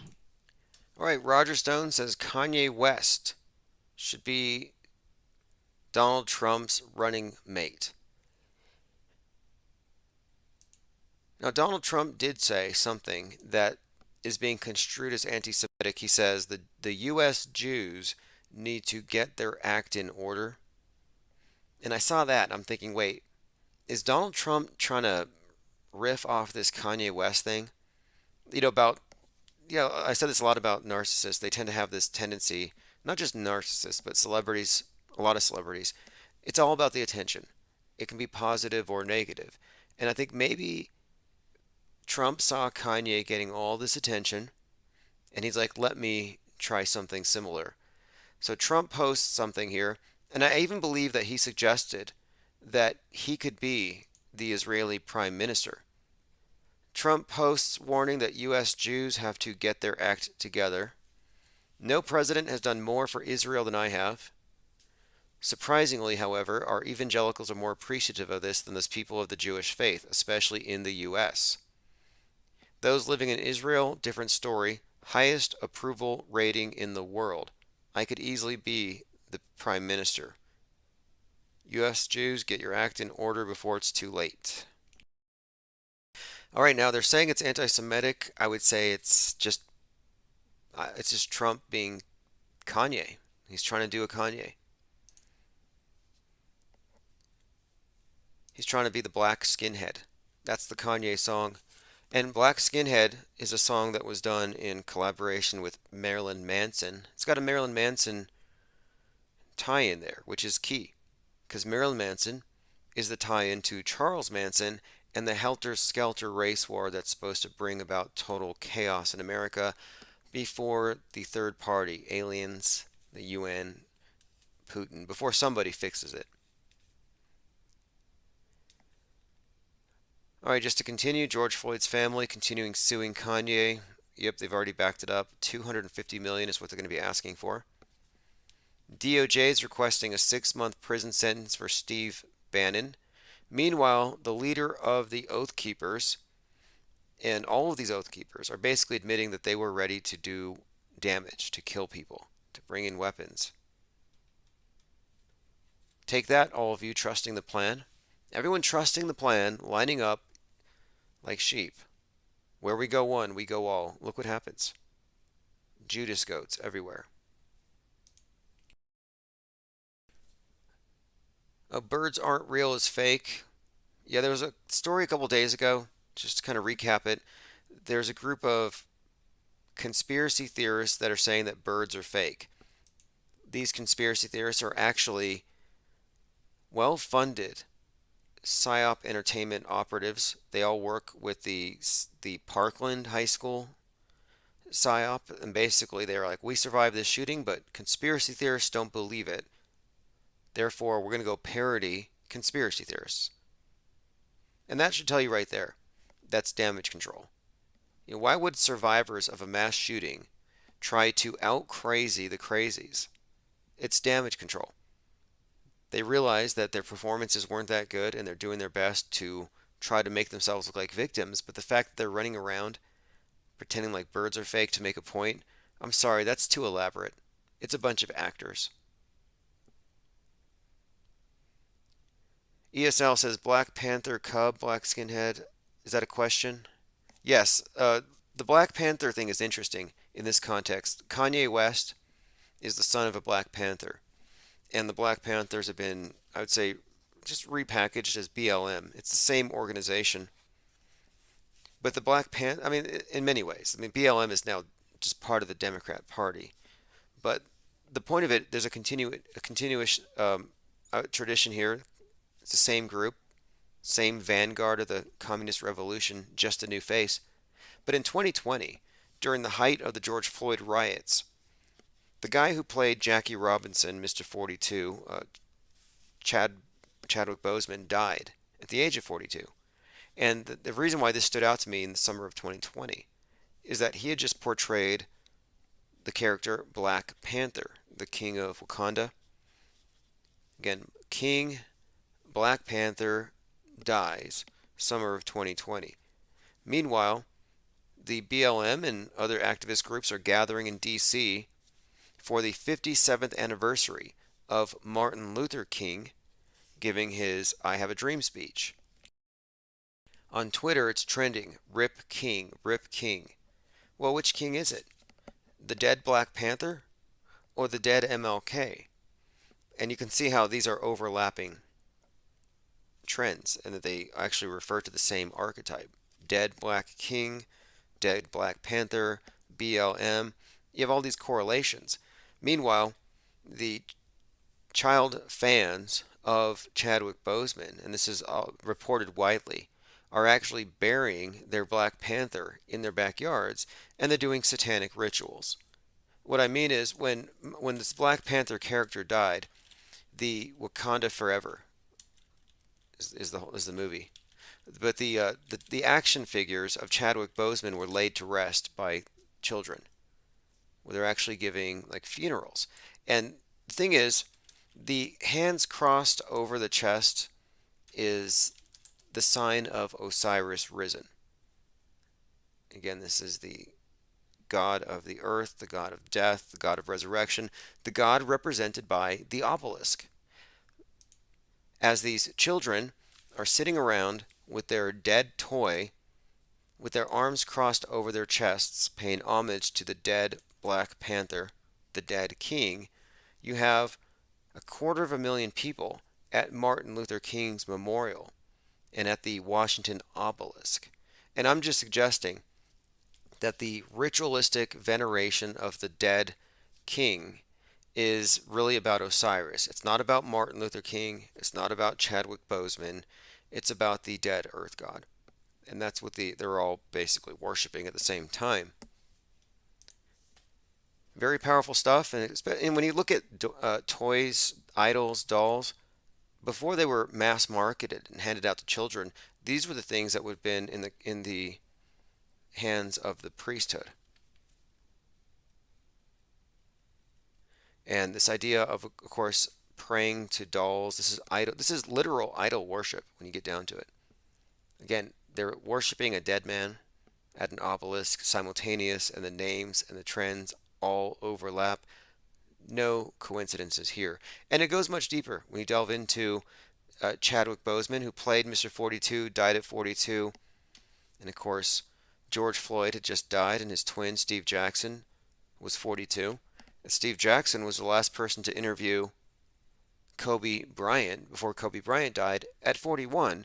But the week of this Wakanda king dying was the 42nd birthday of Kobe Bryant. So the NBA were actually celebrating Mamba Week for number 42.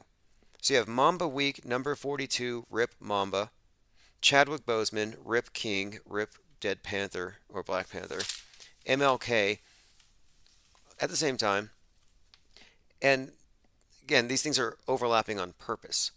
And then, because of COVID, they pushed Jackie Robinson Day to August of 2020. Usually it's in April.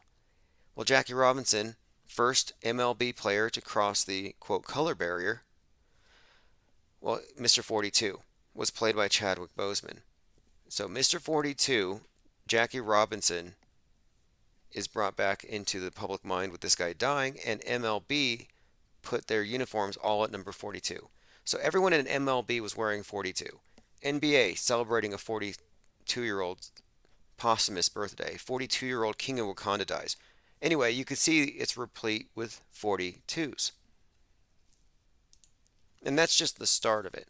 And it's very significant when you get into the meaning of 42 in this context. It's very prominent around civil rights and every kind of black versus white psyop they have arranged. Even Rosa Parks was exactly 42 when she made headlines. What does that mean? Well, 42 is their way of referencing Osiris, the dead Sun King. 42 is how they represent Saturn. 42 is all over the space program. If you look at their different rituals, their rites, and I think I figured out why. The caller was talking about the numbers and the significance there and the letters. Well, if you take the 4 to be a cross, and this is very consistent in the symbolism, 4 being the 4 seasons, the cross being a solar symbol, and the 2, you put them together, you get the symbol of Saturn. And I think that very simply, they've taken the symbol of Saturn and they've put it in your face as the number 42. But everything they put out in your face, is potentially, for the most part, just another prop in this bigger story. And that's how I connect these things together. For me, it's the very obvious things. You don't even have to know the meanings of them. Just point out the conspicuous 42 on everything, or 33s. This is beyond, again, cherry picking. This is part of a language. And the storyline is very consistent. All right, let us continue. Just a little flashback to 2020, which was itself a flashback to 1968. I have a mind map on this, and I could point out many ways where 1968 was superimposed over 2020. Similarly, this year, 2022, has many callbacks specifically to 1973. Roe v. Wade leaked in 73. Elvis was beamed to 1.3 billion people in 73. I think they crossed that number this year. 73 is the year that Soylent Green came out. And now, the number 2 movie on Netflix, Dahmer. 2022 has been a year of normalizing cannibalism. And I think I know why. I don't think they really want you to eat each other.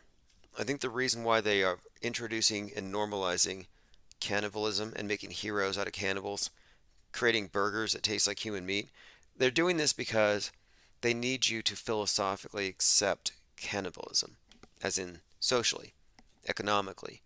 Like, okay, well, the group can't survive unless we sacrifice a few individuals. Like Mussolini said it, you can't make an omelet without breaking a few legs, or a few eggs, I mean. You can't make an omelet without breaking a few eggs means some people have to lose.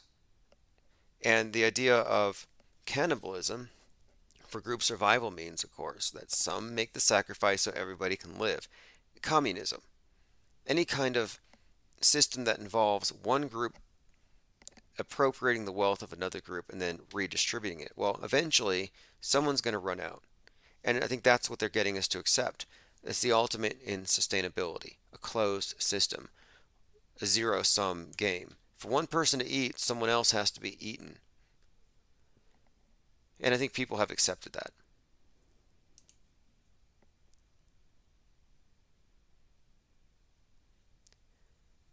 Commenter says, I couldn't get past the first episode. Oh, of Dahmer? Look, I'll watch it. And this is something too. Many of you here are members of the site and you support the site, and I do my best to do research into all of our areas of research, all of our areas of interest. And I will take one for the team and I will watch things that I wouldn't otherwise watch. That way we can be informed about what the masses are being programmed with. This is why I went to the movies to watch Moonfall and Don't Look Up. I go in with a composition notebook and a pen and I take notes. I watch Top Gun 2. I take notes of not just what's in the movie, but what they're showing in the trailers, because these things often connect. Like, for example, I went to go watch Elvis on 6/24 because it was, again, part of this bigger storyline. There's a reason why Elvis came out at that time. It's not just about entertainment and money. everything is part of this bigger storyline. But the Elvis movie opened up with a trailer for Black Adam. Well, Black Adam stars The Rock. And do you recall in this conversation we were talking about Black Rock and the symbol of Black Rock and how it's consistently associated with things like the Burning Man, among other things. But again, I'm watching the Elvis movie, but it starts with a trailer for The Rock's movie called Black Adam. Well, Black Adam is like Superman, a savior from space, and he's wearing a lightning bolt around his neck. And then he falls to Earth, or arrives on Earth to do his superhero stuff. But the story here, again, Black Adam or Black Rock falls from the sky, lightning bolt. Then the Elvis movie starts. The Elvis movie begins where Elvis is a kid. He's like a young guy wearing a lightning bolt around his neck. So you have this child Elvis, who's blonde by the way, and he's wearing a lightning bolt. He goes into a tent where these gospel singers are. It's some kind of a religious ceremony, but Elvis sneaks in and then he's possessed. It's clearly made apparent that Elvis is possessed, and he starts dancing like he's possessed. And he starts taking part in the uh, in the worship. In basically, there's a continuity between the Black Adam character, the lightning bolt, and then Elvis appearing as a child with the lightning bolt, and then he finds his calling. Then the very next scene, Elvis is a little older and he's working for Crown Electric, and it focuses on the Crown, the Corona, with the lightning bolts. Again, this is just pointing out how when you look at the programming, you have to look at the programming in context because it's always related with the messaging. And by the way, the Elvis movie opens up where he's in a purple robe and he's like passed out on the ground. And in order to perform, they have to inject him with something. They shoot him up with something. So it very much revolves around a needle at the very beginning. Very interesting symbolism all around. Again, Elvis was the first to take a vaccine on TV. He got the needle from the polio shot. On Bill Gates's first birthday, no less, which is also kind of notable. Bill Gates born on October. It's almost Bill Gates' birthday. 10 days. Now, speaking of anniversaries, there's a few things coming up here. We are coming up on the anniversary of Alec Baldwin shooting Helena Hutchins and Joel Souza. That's in about 3 or 4 days. The first day is Scorpio, I believe. And that ties in with this entire Hunt for Red October narrative. So just a heads up there. If there's going to be any kind of, like, I've given up on the whole nuke thing. I think they played their hand. It's just to scare us. They can't simulate it good enough to convince us. They moved on to Kanye's being anti-Semitic. Nobody cares about the nuke anymore. I mean, we do, but they're not going to do it. All right, I'm going through some comments before I get much further off track here. I'm going to watch Dahmer for you all, just to get back to what I was saying. I'm going to watch Dahmer. Because, these things, again, these things are going to have other meanings in there. Some kind of programming. Not sure what for. I kind of figured that the Dahmer thing would highlight the racial disparity, how he was targeting minorities because the police wouldn't care. That was one of the stories that came out at the time. All right, let's see here. Kanye West sparking fresh controversy by claiming that George Floyd died from fentanyl. If he died at all, which I don't think he died. I think he's out there on Epstein Island hanging out with Derek Chauvin, drinking Coronas, laughing at us. ESL says a nuclear bomb would be unifying. Well, if it's going to happen, it's going to happen next week. And then we've got the anniversary of Astro World coming up too. I'm just pointing this out because hoax-aversaries are something I like to pay attention to, just to see, where the agenda has gone. And, we are very prescient when it comes to these things. There are things we've called out many months ago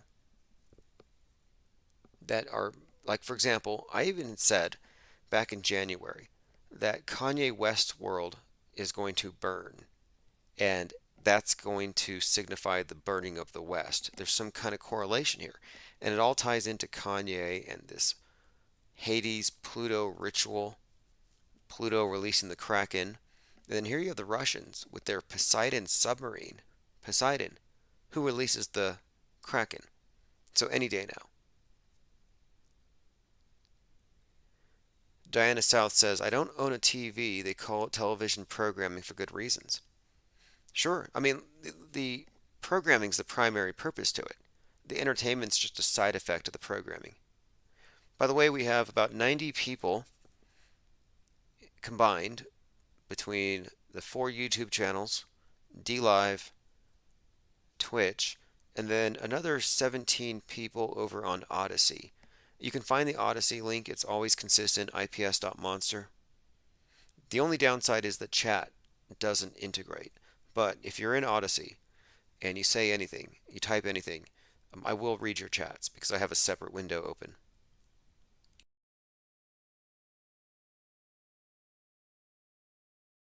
Now, when it comes to the programming, I watch it, but I watch it like this is the Mystery Science Theater. Most of you are probably familiar with that idea, the concept of Mystery Science Theater, but if you're not, the premise of it is a group of people are kidnapped by some kind of hostile aliens, and they're forced to watch bad science fiction movies, B movies, until they go crazy.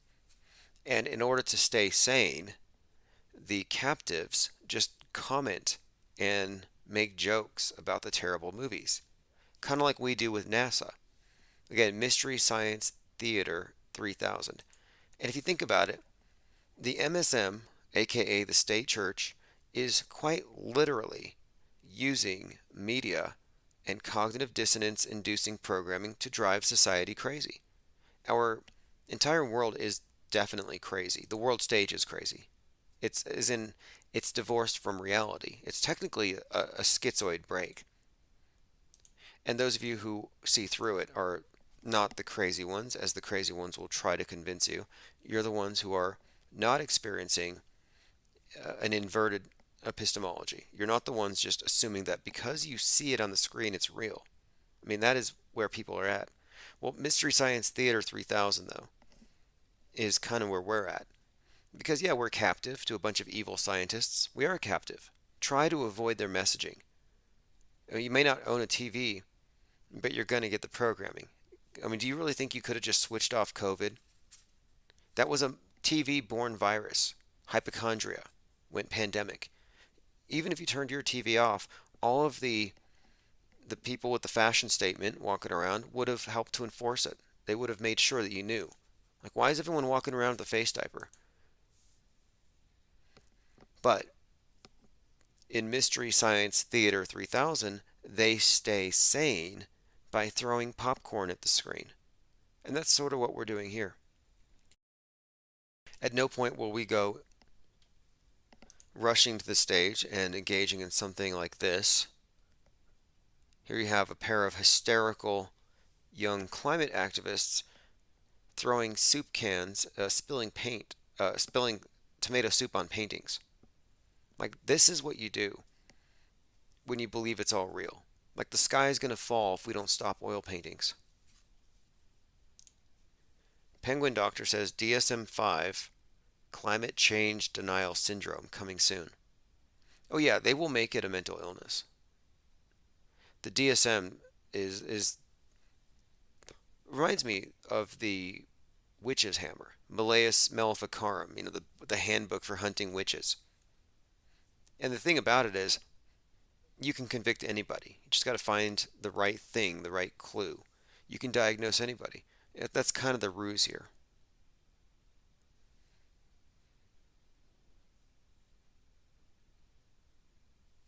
David A. Pryor says, these pills will help with your climate change denial. And speaking of pills, on the movie Don't Look Up, the main character, who's something of a modern day Noah, warning us of a flood, he's an agoraphobe. Every time he goes outside, he's got to take a bunch of pills. And I thought that's kind of an interesting characteristic. Why would this scientist be so ridden with anxiety that he's got to swallow pills in every scene. And then I watched Moonfall. Same story. Scientist, disheveled, unshaven, neckbeard, taking pills every other scene. And then I figured it out. The archetype that they've created for this new Noah is the science. While you're out there having fun, partying on the decks of your Titanics, your mega yachts, you're blissfully unaware of the damage that you're doing. The scientists, yeah, they can't sleep. And if you knew what they knew, you wouldn't sleep either. That's the message.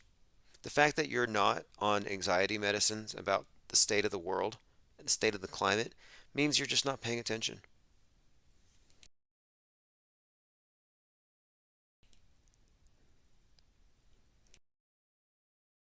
All right, this has been great. I'm going to continue. Let's see, there's a few other things. There are so many things going on. The 1-6 committee is going to subpoena Donald Trump. We'll see if he goes in.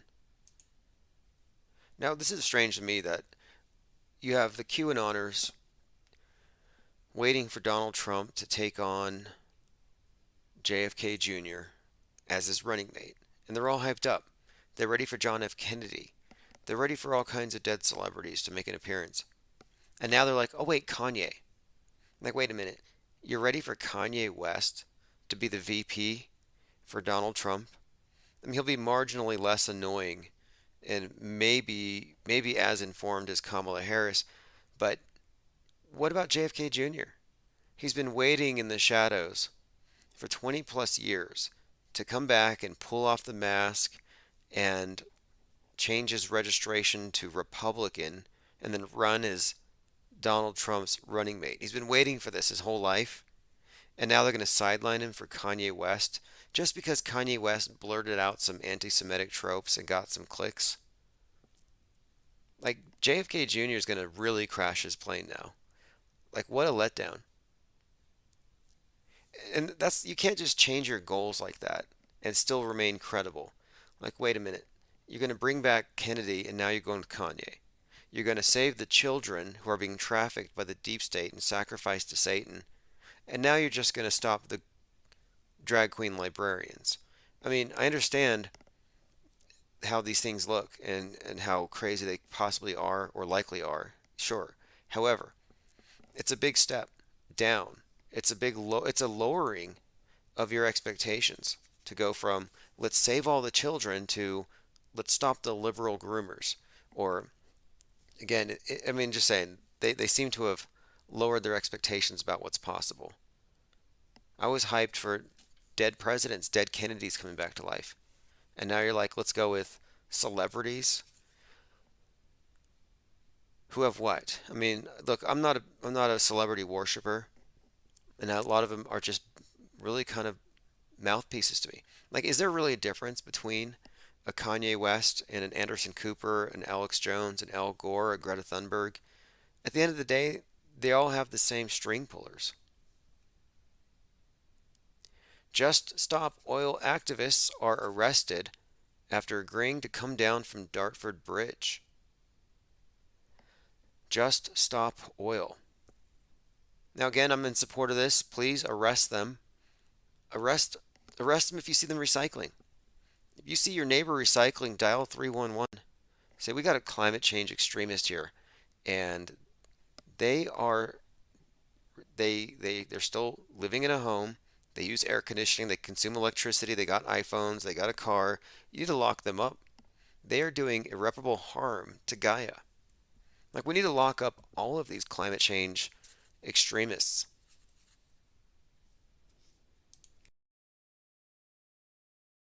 Diana South says they believe criminals have been killed in tribunals in Guantanamo. Well, they always jump the gun. The QAnoners are like, yes, they already killed Dr. Fauci. Yay. They killed Ellen DeGeneres. They killed Tom Hanks. And they're always cheering about these dead celebrities. Like, I mean, you have celebrity worship, and that's bad enough. But what do you call it when you're still obsessed with celebrities, but you just want to kill them? It's still celebrity worship in a way. Like, hate watching is still watching. And if you're hate watching Hollywood and fantasizing about them dying. Like, yeah, that is a little crazy. I saw this as a setup back in 2019. I was like, you know what's going to happen is some QAnoner is going to do something bad to some beloved celebrity and ruin free speech and guns for everybody. But they hope and they pray for JFK to come out and murder their political opponents. I mean, maybe Kanye will do it. They think they can get Kanye to do the tribunals.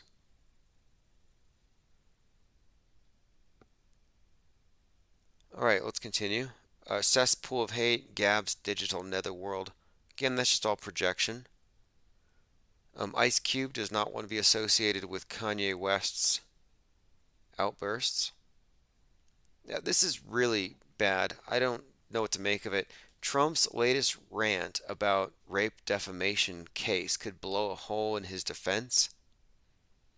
It could be a setup, but the story of it, it's pretty simple. Basically, Trump was accused of something, and he used his position as president to have all these thrown out. And they were thrown out. These are some wild accusations, apparently. They don't have to be real, I'm not sure, but apparently these accusations against Trump were not an issue because, again, he was a president at the time. And as president, he didn't have to deal with them. His denials were sufficient. But now that he's no longer president, he may have to sit for a deposition. And here's what got him into trouble here. He went onto Twitter, and on Twitter he reiterated the accusations against him, and he called her essentially crazy. In other words, he defamed her again, but this time he doesn't have the protection of being president of the United States. It's just a heads up. It just seems like everything is being thrown at the Trumps right now, and like so much of this is projection. Like they're talking about locking up Steve Bannon, locking up Trump. Whatever happened to locking up Hillary and her people?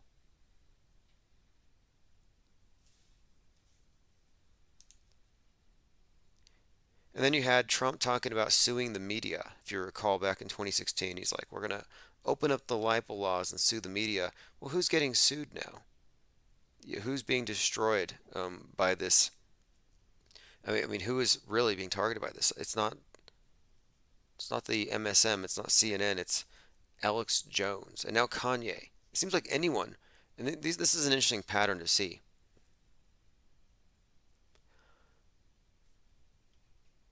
All right, this is going to be a interesting week. We'll continue to follow all of these stories. Again, we keep up with the crisis actors, we keep up with the hoaxes because we are, for the most part, looking at the bigger picture. And Kanye West's world has been burning for a long time. It's a slow motion thing, and it's just a question: is he going to go OJ? Is he going to go Charlie Manson on the situation? We'll see. I have a few clips here.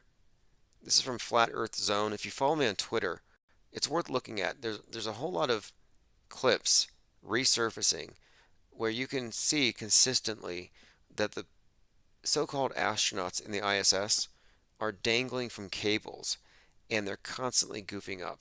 Here's a short blooper reel.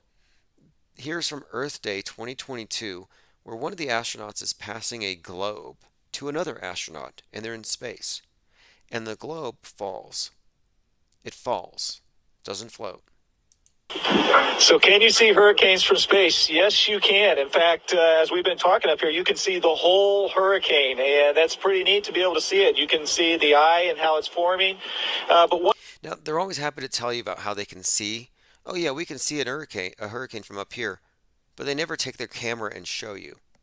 What you do see is some computer-generated garbage, but you never see it from their perspective. And that's because they can't show it to you. But again, this is an astronaut handing over a ball, a globe, to someone else, and it falls to the ground. And since they're all dangling from wires, nobody can get it. They all just look around uncomfortably. One of the things that's interesting about up here, when you see that whole hurricane, you're pretty amazed and you start taking... Okay, he dropped it, and now you have 4 other astronauts reflexively jumping down for it, but they can't because they're on leashes. It looks like they're on leashes, and they get stopped by their leashes, and they're looking at the ball that should be floating around in space. Like if that just fell to the ground, the ball Earth should just fall. Like aren't they in 0G? I'm confused. Pictures and all of that of it, but then you forget that. Yeah, you forget that you're actually not in a weightless environment. You're actually in a TV studio because you've just dropped the ball, giving the game away, showing definite direction, up and a down, proving that you're not in a weightless environment. If that wasn't bad enough, me old mate, you doing that has exposed your Astrodame colleagues here for the frauds that they are. Their natural reaction was to grab or try and catch the ball. But of course, them forgetting for a split second that they're all on harnesses. They can't go anywhere. Yep, this is Flat Earth Zone. Find him on Twitter. He has some great compilations, and his commentary is really on point. I think this is a channel worth following because we can't give them a pass. Just because most people haven't taken the time to do the research,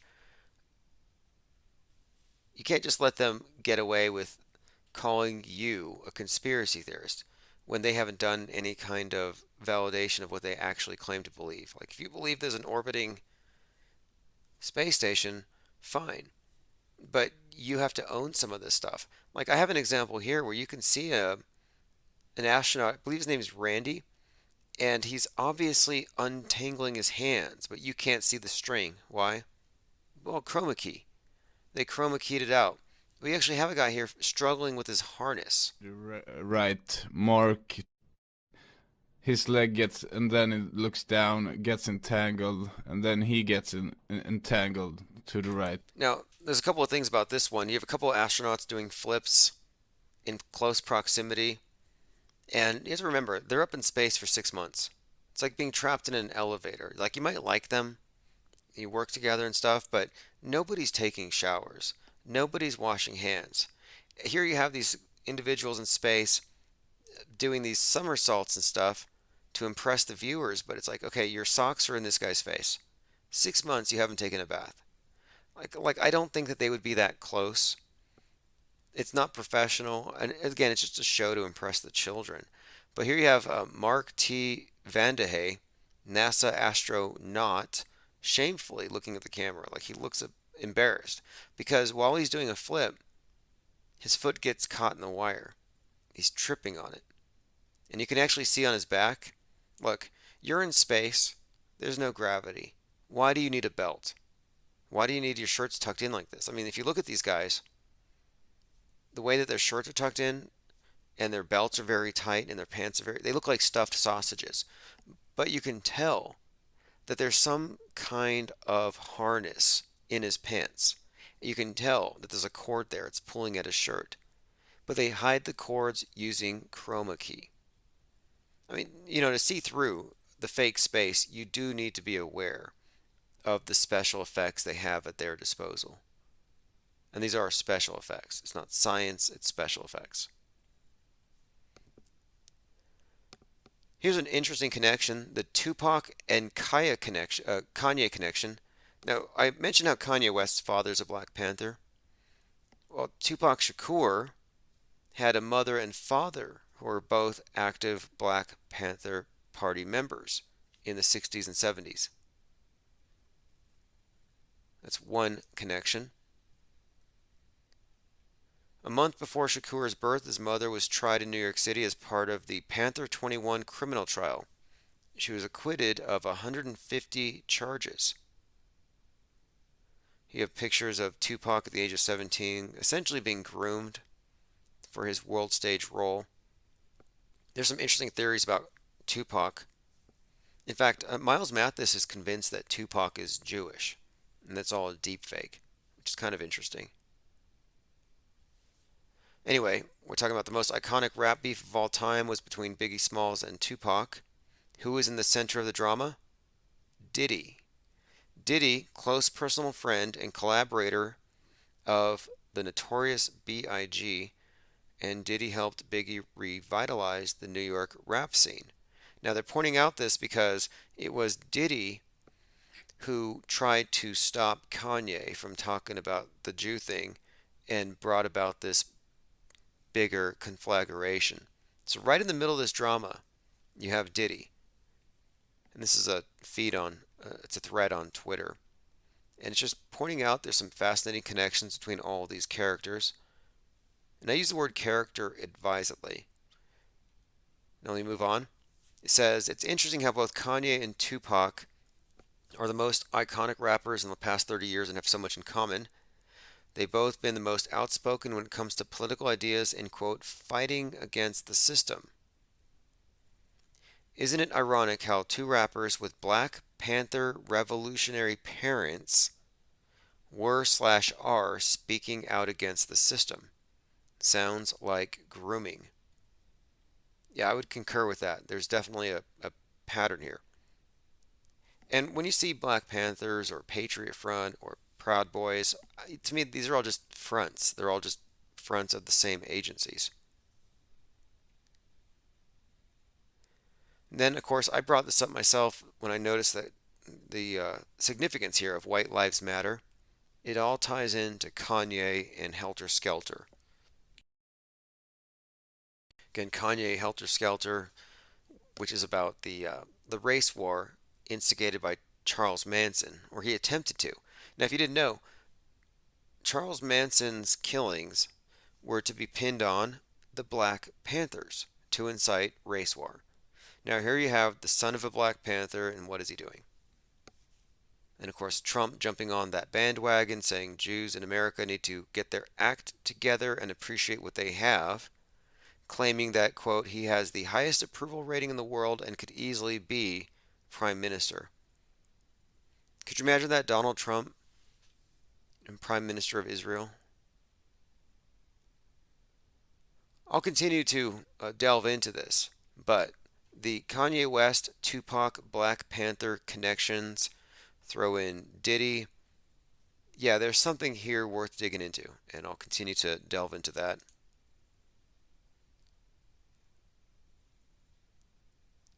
Going through your comments. Yes, special effects. Everyone needs to learn the basic special effects, and that would include. All right, I'm going to pause this replay because I'm working on a mind map that specifically relates to what we're talking about here. And what I want to do is I want to put something together, and I'll work on this live. It's not really live content, but I can describe what I'm doing and take ideas from the chat. But basically, I want to construct something here to demonstrate these connections between Kanye West and this Helter Skelter narrative, which 100% ties in to the Black Panther group. And of course, his father's a Black Panther. And there are too many connections to just gloss over. So what I'm going to do here is put everything together. When I saw the connections between Candace Owen and her husband in Parler, it became clear that this is all obviously a psyop. And I'm logging into mindmup.com, MINDMUP, and this is where I do a lot of my mind maps, which you can find at metascript.cc. And I started working on one called Helter Skelter 2022 this morning, and I'm going to build off of this one. Again, Helter Skelter 2022. And I am going to start releasing more of these mind maps as they're developed as PDFs. And I even found a supplier for wallpaper, as in I could have these things printed up as wallpaper, which, as you can imagine, would be very useful. People can point at their walls like the meme guy and show that it's all true. I'm going to go ahead and record this. I only use Twitch to record things. Not sending out live notifications. I mean, I could. I mean, would people find it interesting? I think they'll find it more interesting when the mind map is complete and I can just show you. I don't want to look like the crazy meme guy, because what we're doing here is not crazy. It's actually, I would say it's very organized, thoughtful, and methodical. Okay, now Helter Skelter. Let me go ahead and bring up that concept itself. The album, the White Album from the Beatles, came out in 1968, and the song Helter Skelter is from this White Album. And the first thing I'm going to do is I'm going to plug in Beatles White Album. And I'm putting the key years in here. There are certain years that stand out and that you'll start to see the relationships between them. And the years that I'm focusing on right now, 1968, 1969, and 1973, and the present. And it's not convoluted, it's very organized, like I said, but I want to put out the key parts. And Helter Skelter, it's from the Beatles' White Album. But now, the Helter Skelter has an alternative explanation or meaning derived from Charles Manson's interpretation. Charles Manson seemed to believe that the Beatles were from the Bible, from Revelation, and here it goes into Revelation 9, where the prophets have the four angels, the prophets have the faces of men but hair of women. And Manson took this to refer to the long-haired, all-male English group, the Beatles. And Beatles, of course, is referenced quite a lot by Jurassic Liars as well as Elvis in some of these characters, because these are all part of the same story. But he referenced how Beatles is El Beast, and El, of course, El is Saturn. El is another name of this deity they constantly reference, but it's part of the same story, and it will play into this. But the main thing is this: Manson believed that through the White Album, the Beatles were speaking to him, and it crystallized in Manson's thinking that there would be a revolt by blacks against the white establishment. And the race war, the ensuing race war, is going to be called Helter Skelter. And again, we're talking about this idea that these albums were secretly calling for some kind of violence. The White Album was a plain white sleeve. The cover contains no graphics, no text other than the band's name embossed. Manson infamously interpreted the album as a portent of a coming race war, a doomsday scenario he called Helter Skelter. Now here I have Beatles' White Album, and the next thing I want to put out here on the table is White Lives Matter, and then I'm going to put Black Lives Matter.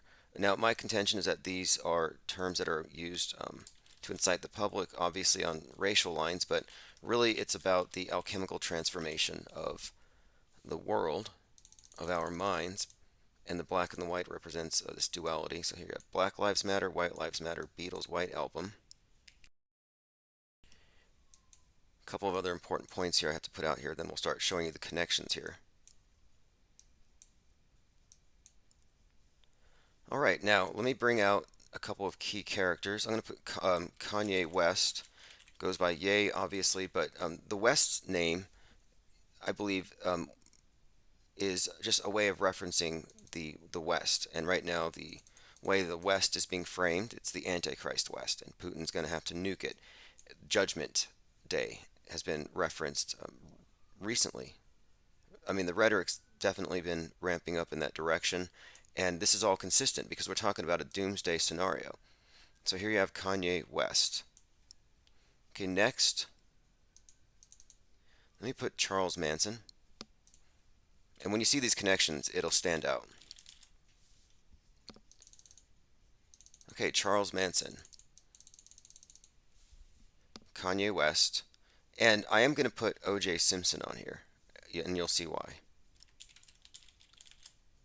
Because we're looking at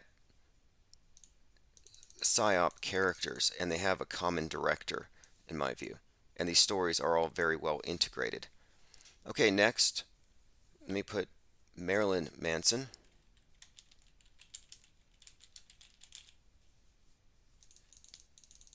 And that name is, of course, very encoded. It has to do with duality, name of a man, name of a woman, an idol, two idols actually. But these are both very much connected with this. So Marilyn Manson and then Charles Manson, you'll see why we link these together. And I'll have to put the Hollywood Satanists out there. Hollywood Satanism, and this will include, Church of Satan and the celebrities affiliated with that, certain directors like Roman Polanski. And I'll go ahead and start adding these connections. The Church of Satan was relatively new at the time of the Manson killings. And you have, from the Church of Satan, you have Susan Atkins, and I'll link this on the map.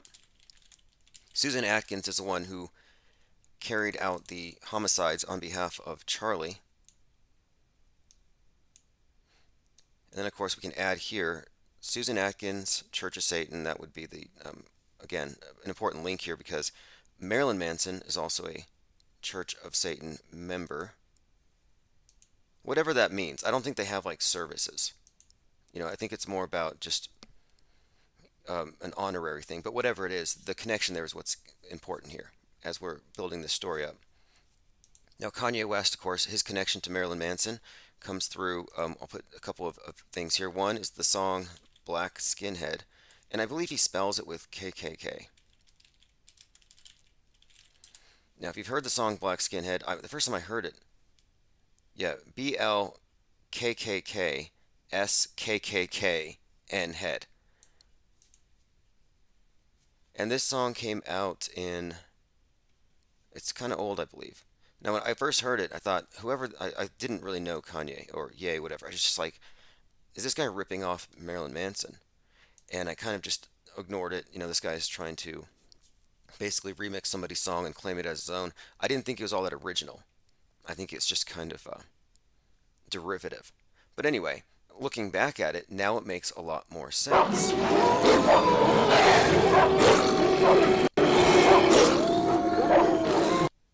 Kanye West, Black Skinhead, explicit. Now, I'm not all that into this particular song, but let me go ahead and add this to the map. Okay, now this is the connection though. That song samples Marilyn Manson. It's basically a remix of Beautiful People, I think. Okay, so Black Skinhead is the link between, the first of a number of links that I have to point out, between Marilyn Manson and Kanye West. And why this matters, of course, is, and I'll just have to add a separate node here, KKK, skinheads, and of course the Helter Skelter thing has to do with this race war narrative, and that's why this is important. So I have that off to the side. And the whole purpose of this is I'm just kind of laying out what appears to be the Helter Skelter scenario being enacted. And the Helter Skelter scenario, of course, was derived from Charles Manson. All right, let's go ahead and continue to add on to this. Now, we are right now looking at 1973, 2022, 1969. These are the key years, and I'll start attaching these different things. But let me check the year on Black Skinhead. That was 2013. So it's been a while. And then more recently, there's the song he did with Marilyn Manson called Jail. And I'll have to add that in here as well. And the song apparently is about going to jail. And this is where it gets kind of tied into Kanye's personal life with Pete Davidson, who we'll probably have to add into this. Who's going to be the Sharon Tate of this story? And let me add Sharon Tate. She was the one who was killed by Susan Atkins. Sharon Tate, the Tate Bianca killings, and that's something else I'll have to bring up as well. And I'll make note of all this stuff. There's been some very interesting mirroring between years 1969 and 2022. Okay, Sharon Tate, and of course she was married to Roman Polanski, the director of Rosemary's Baby. So Roman Polanski is added into this picture, and one of the connections that is relevant here is he did the movie The Ninth Gate with Johnny Depp. Johnny Depp is part of the Hollywood Vampires band with Marilyn Manson. And so you have this Hollywood Satanism thing is what I'm honing in on here, and how interlinked all these characters are. And of course these movies reflect these same themes. I'll put a note in here, Rosemary's Baby, because Sharon Tate's baby was ripped out. And of course, that's the wife of Polanski, the director. And I'm thinking here that he might have directed these fake murders. I don't believe that Sharon Tate was actually killed. Okay, we have these in place. Just going through my notes here, Beatles' White Album and the White Lives Matter provocation has to be noted. And of course, the White Lives Matter, Black Lives Matter, the black versus white, that's all tied into this helter-skelter story. Now, BLM, and I'll add a note here, is basically the successor to the Black Panthers. Same exact kind of movement. And the Black Panthers were being framed. When you look at the Manson killings, they were blamed, or it was to scapegoat specifically the Black Panthers in order to incite some counter response. It was a racial psyop. Now I'm going to go ahead and plug in the Black Panther. So from this node here, I can go ahead and connect that to Kanye West through his father. Kanye West's father is a BP. Again, these connections will add up, as you'll see, because we're looking at, in my view, Kanye West isn't some outsider speaking truth to power. He's not a rebel. No, he's definitely, if you ask me, a role player, an actor. Is he really crazy? Is he really going through some kind of O.J. Simpson-like breakdown? You could make that case, but I would say it's scripted. In fact, the O.J. Simpson connection, let me go ahead and bring this in. How do we bring O.J. into the picture? Well, I'm going to have to bring up Elvis too in a minute. The Kardashian-Elvis connection. Okay, here we go. A history of O.J. Simpson's relationship with the Kardashians. And then we have this. O.J. Simpson bragged about his affair with Kris Jenner. Just bringing this up because the O.J. Simpson reality TV show, reality TV horror show, it does figure into this because I think part of what we're seeing with Kanye West, I've called it the O.J. Simpsonification of Kanye West. And I think that is still something that we're witnessing now. And I'm just going to go ahead and directly correlate that. In fact, in his last interview, he said that he's not going OJ. Like, everybody knows what that means.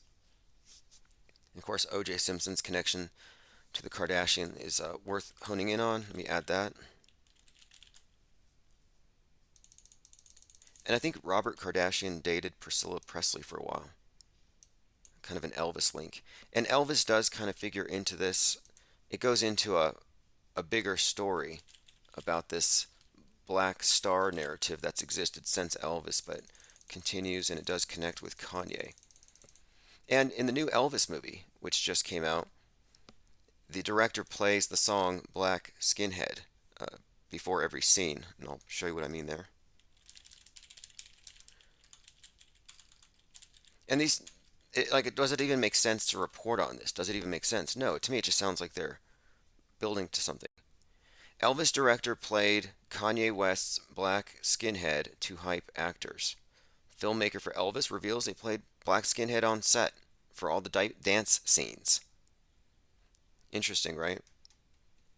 Elvis director Baz Luhrmann says they played black skinhead before big scenes. Now again, what does this mean? Well, the song Black Skinhead ties in Marilyn Manson because they're in the song together. That's why I've correlated these. And what Marilyn Manson brings to the table, of course, is the helter-skelter narrative, which ties in Black Panthers, but today it'll be Black Lives Matter. And that's why he came out with this White Lives Matter shirt as a provocation. And you can't separate it from the bigger psychodrama out there on the world stage because these are these characters that are all connected. The White Lives Matter shirt, as I brought up earlier, was worn by also Candace Owens, who happens to be 33 right now. I'll put that in the notes. And she happens to be married to the CEO of Parler, which Kanye is buying. And again, Parler is a right-wing, white nationalist-friendly platform, and that's the significance of Parler. It's one of the reasons why it was taken down, because it was connected to the insurrection thing, which we know this is all fake, but it's their story which is unfolding. Candace Owens hanging out with Kanye West and wearing this inflammatory shirt is part of the story. And what is he when he's wearing the shirt? It's this black skinhead story emerging. And why would he do it? To instigate. Instigate what? Helter Skelter. And again, the Marilyn Manson connection is what I'm honing in on here. Not just the black skinhead song, but with Marilyn Manson, they did the song Jail. And the song Jail was performed live at the Dawn Day 2 event, which was a ritual welcoming of Hades or Pluto on 2/22/2022, and it was performed next to you know Marilyn Manson, which there are so many layers to this story, but there's a consistency to it. And what we're looking at here again is the burning of Kanye West's world correlating to the burning of the West, and the burning of the West happens in the wake or during this helter-skelter doomsday scenario that they have presented us. Another noteworthy connection with Marilyn Manson, you have the name Marilyn tying into Marilyn Monroe. And there was just a Marilyn Monroe movie out recently, but the connection here is also to Marilyn Monroe to Kim Kardashian. Kim Kardashian has taken to wearing Marilyn Monroe dresses, dyed her hair platinum blonde, sleeps with a lock of Marilyn's hair. So Kim Kardashian attaching herself to Marilyn Monroe is significant in this story, considering here that what we're doing is we're showing the linkage between Charles Manson to Kanye West through Marilyn Manson, the second half of the name. Well, the first half of the name definitely connects Kanye West to Marilyn Monroe via Kim Kardashian. And here we're just seeing here is if Kanye West's world is melting and he's retaliating or whatever it is, the story, it just seems like maybe Kim's in the sights here. Is Kim Kardashian going to be some kind of Sharon Tate? I don't know. I'm not trying to make any predictions, but I'm just saying, why would you identify yourself with a celebrity, a dead celebrity, a dead, likely trafficked celebrity killed under mysterious circumstances? You know, this to me is all very much worth mentioning just because we're looking at, again, the name Marilyn Manson and the names telling the story, giving away the subtext. And of course, Marilyn's connection to the Church of Satan ties into Hollywood, and Kanye has been blaming Hollywood for the destruction of his family. Now, again, the West burning, Hollywood destroying the West, Hollywood values, Hollyweird values, Hollywood destroying Kanye West's world, and then you can see a motive here for some kind of retaliation. And what do you see him doing right now? What is Kanye West doing right now as we speak? Calling out the media mafia, the Jewish media mafia. And again, that's it's the script here that ties in, this idea that now he's this white skinhead calling out Jews. Well, he's a black skinhead rather, calling out the Jewish media mafia. And you won't find any white nationalists on his level of popularity or even close to it, even getting close to calling things out blatantly. They all use dog whistles. So here you have Kanye being the voice of white nationalists and Hitler fanboys everywhere all of a sudden. It's kind of strange. I even see Goyim TV, which is obviously a Fed-run operation. Those are the guys who got arrested recently for vandalizing in Auschwitz or something. I mean, just clowns. But they're praising Kanye West on InfoWars' website in the chats. And I'm like, wow, they really see him as this black skinhead standing up for them. I mean, this is really interesting to me just because it's beyond just ironic. This is mind-bending what they're doing here with this black versus white polarization and these instigations. So let us continue. Let me catch up on the comments and just see if I've missed anything. Thinks he's a penguin says, I wonder if Kim got the hair off eBay. Thanks for joining us. Thinks he's a penguin. Like I said, we're just going over a mind map. I'm waiting for last night's live streams to upload. We're no longer YouTube centric. Everything's on Odyssey and it takes forever, but I'm willing to wait. So in the mornings, I'll be here mind mapping, pre-recording things, not really officially quote live streaming, but I'll upload it if it's relevant. But later we are going to talk about this particular mind map. Now here's where I'm going with this again. I'm explaining here how Charles Manson's doomsday scenario seems to be the script that they're actually working on, the one that they're actually releasing. Now I'm going to be going through some of the dates as they pertain to this bigger story, but I'm just getting all the key figures in place. There's quite a lot here. I mean, I could add in the Yay, the Jesus, how Kanye West has embodied that certain archetype, the Burning Man thing, as has Charles Manson. I mean, there is that side of Kanye West and Charles Manson. I've talked about the O.J. Simpson nature of it, this idea of an angry husband. Well, Kanye West has, in fact, let me add these in here next to O.J. I'm going to put in Nicole Simpson, because in this story, Nicole Simpson would be the parallel to Kim Kardashian. And then you have Goldman. Is it Ron Goldman? Who is the Pete Davidson in this story. And Ron Goldman might actually be Governor Newsom. You got to look at their side-by-sides. And OJ's always smiling in all his photos. Okay, let's move on. Just want to get this in here before I lose track. Okay, here we go. O.J. Simpson and then Ron Goldman.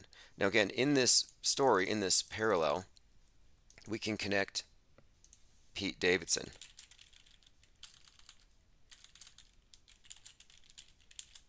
Pete Davidson's an interesting character in himself, and of course he's been killed 4 times, at least 4 times and counting. Let me put in some of his deaths, because these are part of the bigger story. Pete Davidson's deaths. One, let me just remark here, his father died at 33 in the World Trade Center attacks. A fireman.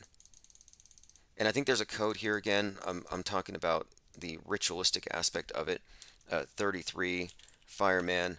There's a Phoenix connection here, a Burning Man connection here, which is also relevant to Kanye West and his Donde 1 event. So if I put in Phoenix, I'll start with it here. It's going to connect to Kanye with the Donde 1 event, and this is all very pertinent.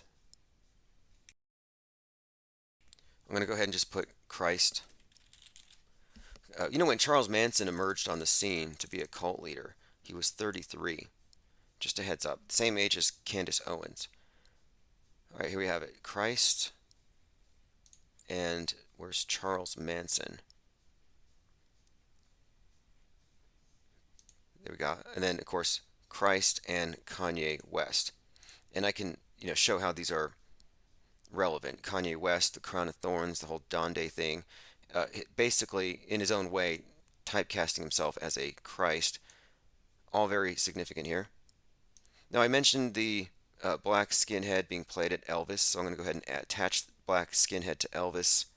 And then Kanye West and the Elvis, Black Star, David Bowie connections are a side thing. It's a whole other map, but I could zoom out a little bit and add that entire aspect to this story, the backstory to Kanye West. And we'll get there, because Kanye West does exist in a sort of prophecy in the musical catalog of David Bowie, and it is explicitly connected to this idea of a savior, a Christ figure, but specifically a black star, someone who, in this black star thing, it's the idea of like someone from space, like Superman, or a god descended from the heavens, but some kind of higher being, quite literally higher being descending, an alien, you could say, alien savior.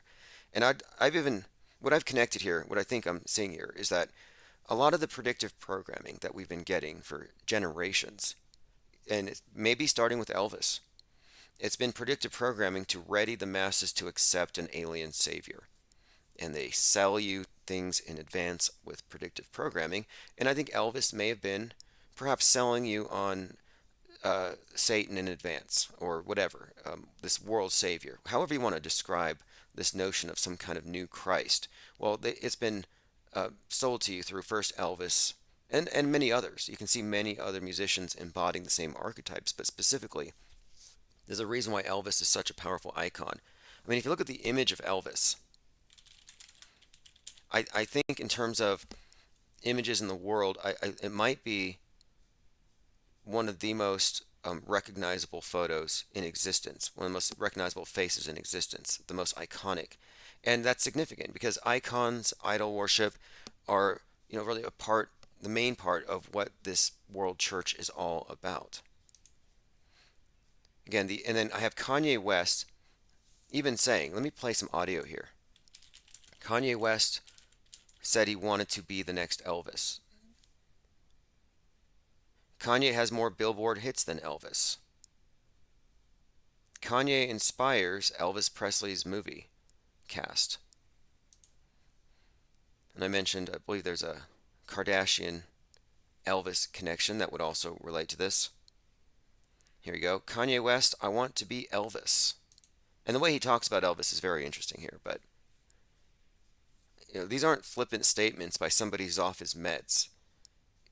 And he's not literally crazy or anything. I think he's being portrayed as some kind of a rogue, a loose cannon, and a rebel, but to me, it's all staged. Second music award goes to Kanye. Okay, here we go. That was Nickelback. Nickelback is one of these bands, they're totally shilling for NASA. I got this video where they're hanging out at NASA headquarters, and they said something to the effect of, our jobs are very similar, we just perform on stage. It was pretty interesting, almost a dead giveaway. But here's Kanye talking about being the next Elvis.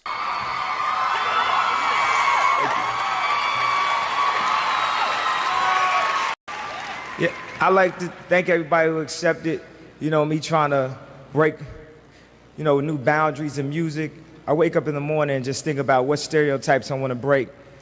And, we pushed the envelope with the last album, with Stronger, with records that they thought wouldn't play on urban radio. And it's our responsibility as musicians to keep pushing each other and keep competing with each other. It's a really great competition. I see artists like Beyonce, Alicia Keys, Rihanna, Chris Brown, Chris Martin, all in the same room. And we're gonna push this music to the point where it was like in the 60s and the 70s, where you talk about Led Zeppelin and Hendrix and the Beatles. We will be the new Beatles, the new Hendrix. They say in any other industry, you're supposed to do better than the past. Like the computer should get smaller and faster. But whenever you say, I want to be Elvis, they say, what's wrong with you? But I want to be Elvis. Okay, so you see his point here. And again, he wants to be Elvis. This does tie into the bigger picture. But whenever you say, I want to be Elvis, they say, what's wrong with you? But I want to be Elvis. Now, back to the mind map. Okay, so Elvis was beamed to 1.5 billion people. No, 1.3 billion people. Elvis by satellite in 1973. And that is relevant here because there's so many connections between the present and 1973 that are noteworthy. 1973, you also have Roe v. Wade leak. Sound familiar? Because it happened before. The original Roe v. Wade, and I'll bring up an article on that, was a leak. And Wade ruling was leaked to Time magazine. Leaks are rare at the Supreme Court, but in 1973, the Roe decision was leaked to the press before it was announced. The Chief Justice was furious.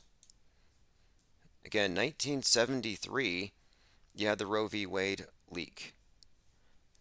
2022, you had the Roe v. Wade leak. 1973, Elvis by satellite, and I believe it was 1.3 billion.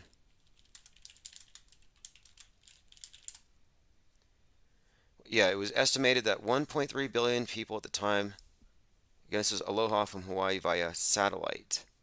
And now this year, 2022, the Elvis movie. Now, how many people viewed it? I'd like to know. How well is it doing?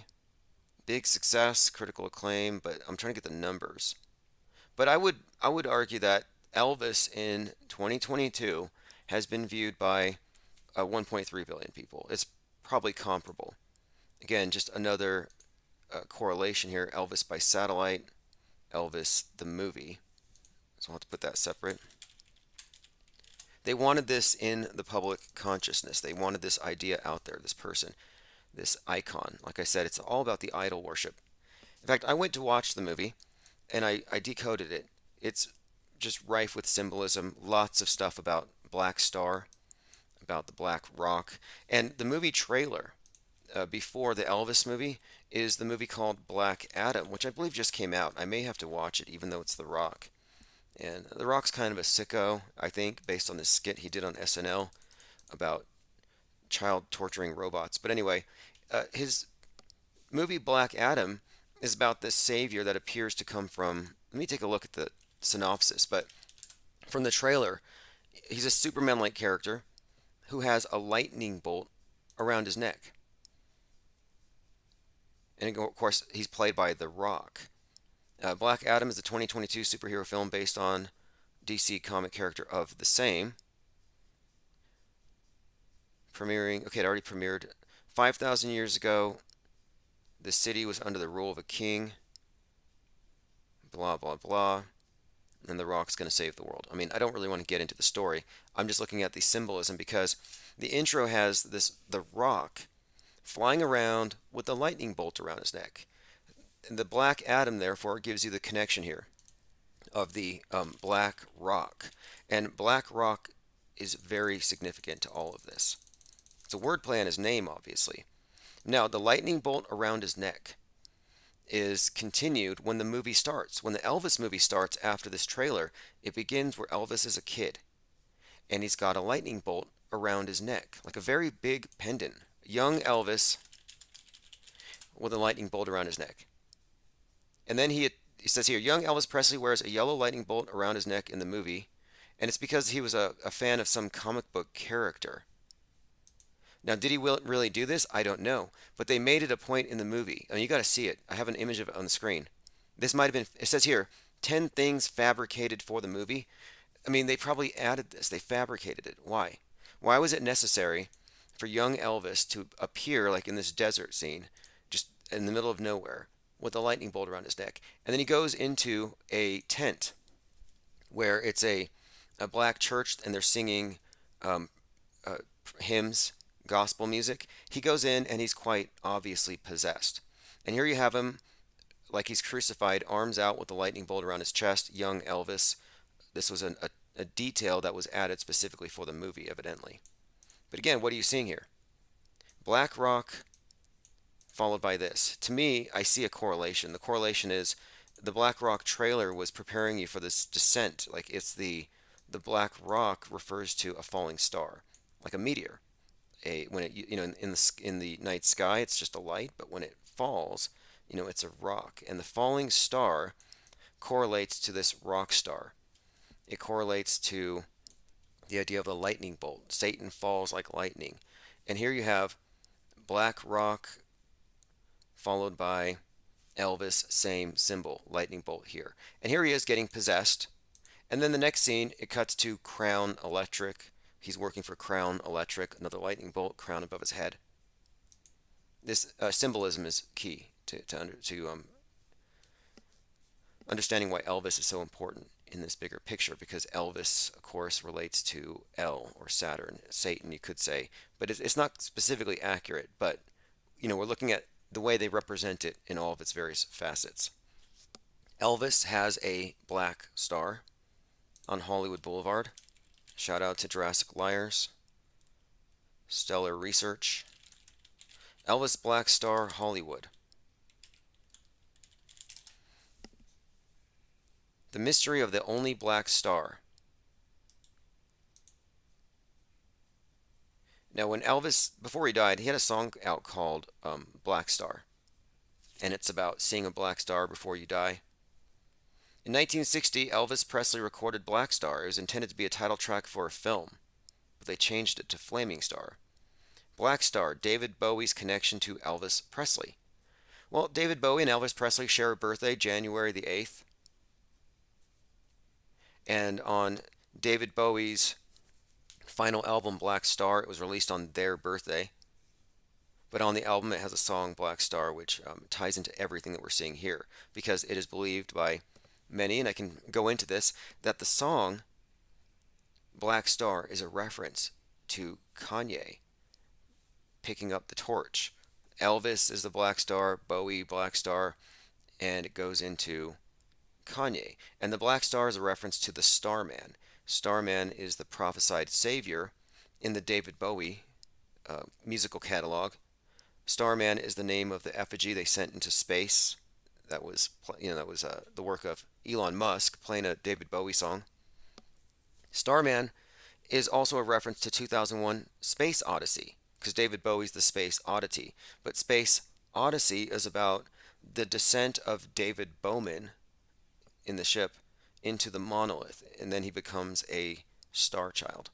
Star Child, Starman, it references the person of the new age. Here we have, again, just a connection. David Bowie considered Elvis to be a mythic figure. There are quite a lot of things about the two of them, actually, that we could probably delve into, but the main thing is the Black Star album is a connection between Elvis, Bowie, and Kanye West. I'm going to go ahead and put Black Star. And of course, again, the Black Star does correlate to Black Rock. It's the same thing. These are analogous things. And this does get very detailed, very rich when we go into the space program and that aspect of it. It's very significant that Elvis was beamed from space, because they're basically what they're showing you is this spaceborne savior. And the word satellite, you can break this apart, because I'm saying this is all just ritual. Satellite is Saturn, L, again, reference to the same deity, L. And then of course light, well, it's pretty obvious, Sat, L, and light. And this is why you have the when I reference Musk and all of his little stunts, he's always encoding the number 42 into everything, because 42 is just a way of referencing Saturn, or L. I'm just going to put the 42 in there just for later reference. Okay, let's continue. Again, I'm going to get back to this black versus white, or black and white. Now, the black and white helter-skelter is alchemical, and the idea is that you have two opposites and they're reconciled into a third, the Hegelian dialectic, the two into one. And this is, again, this two into one thing is the problem reaction solution.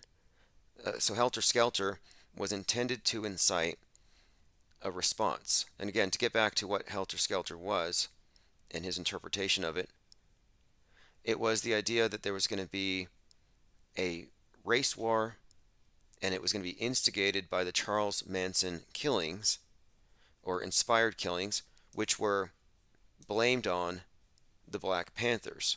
And of course, today the corollary would be the BLM.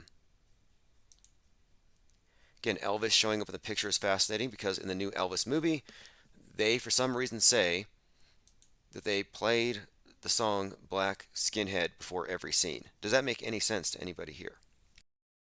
Of all the songs to play, the song BLKKK SKKK Skinhead, and this was only a few months ago, and now here he is on the world stage portraying that black skinhead. Of course, a Marilyn Manson connected song, Manson Helter Skelter. I mean, it's a very succinct story. It's very well connected. The mind map isn't even maddening. I'm just looking at direct correlations and connections. And again, I'm going to print these out as PDFs, and I'll put them on my Scribd account, and I'll do more with them. We have tons of these maps, and they get very intricate, but they're not confusing. And all I'm doing is I'm pointing out the script in play. And what ties it together are the years, the dates. That's really what makes it grounded in reality. All right, again, this is the Helter Skelter 2022 mind map. I want to continue, making sure I have all the right pieces in play here before we start really delving into where it's going. The 23rd is the first day of Scorpio. Scorpio is ruled by Pluto, and Pluto was Hades. Hades slash Pluto made its return to the point of where it was on America's birthday, July 4th, 1776. And whenever Pluto returns, it's usually something of a reckoning, a second coming. And that plays into all of this. 1776, a second coming. And I'll have to add that into the story here. You know, we've all heard talk of Armageddon, Judgment Day from Putin with his Satan 2 rocket. The Satan 2, Pluto 2, Donde 2, the twos here, the idea here of a second coming is really implicit in all of this. All right, I'm going to go ahead and pause on this map for now. Let me go and look at my other maps. I'll go ahead and publish this and share it. It's a work in progress, like many of these. The one I did on the number 42, though, is a must. It's something you must look at. I mean, and the one on 846 as well. And I will be sharing all of these. If you join the Discord server, I'll post links. I've made them all available publicly. You know, but again, these are works in progress. I'll go through a couple of my other ones here later on today, I'm sure, because there's going to be some overlap. There's quite a lot of other musicians I need to bring up. Kendrick Lamar's symbolism, the Black Christ stuff, how that's been superimposed over the the Kanye West, and how they've merged him with O.J. Simpson. How even the slapping of comedians. I mean, if you just put on a map here, on a diagram, all the different comedians and the symbolism behind these attacks on them and the characters involved, you can see it's all part of the same operation. I'm talking about Chris Rock, Dave Chappelle, and many others, including Pete Davidson.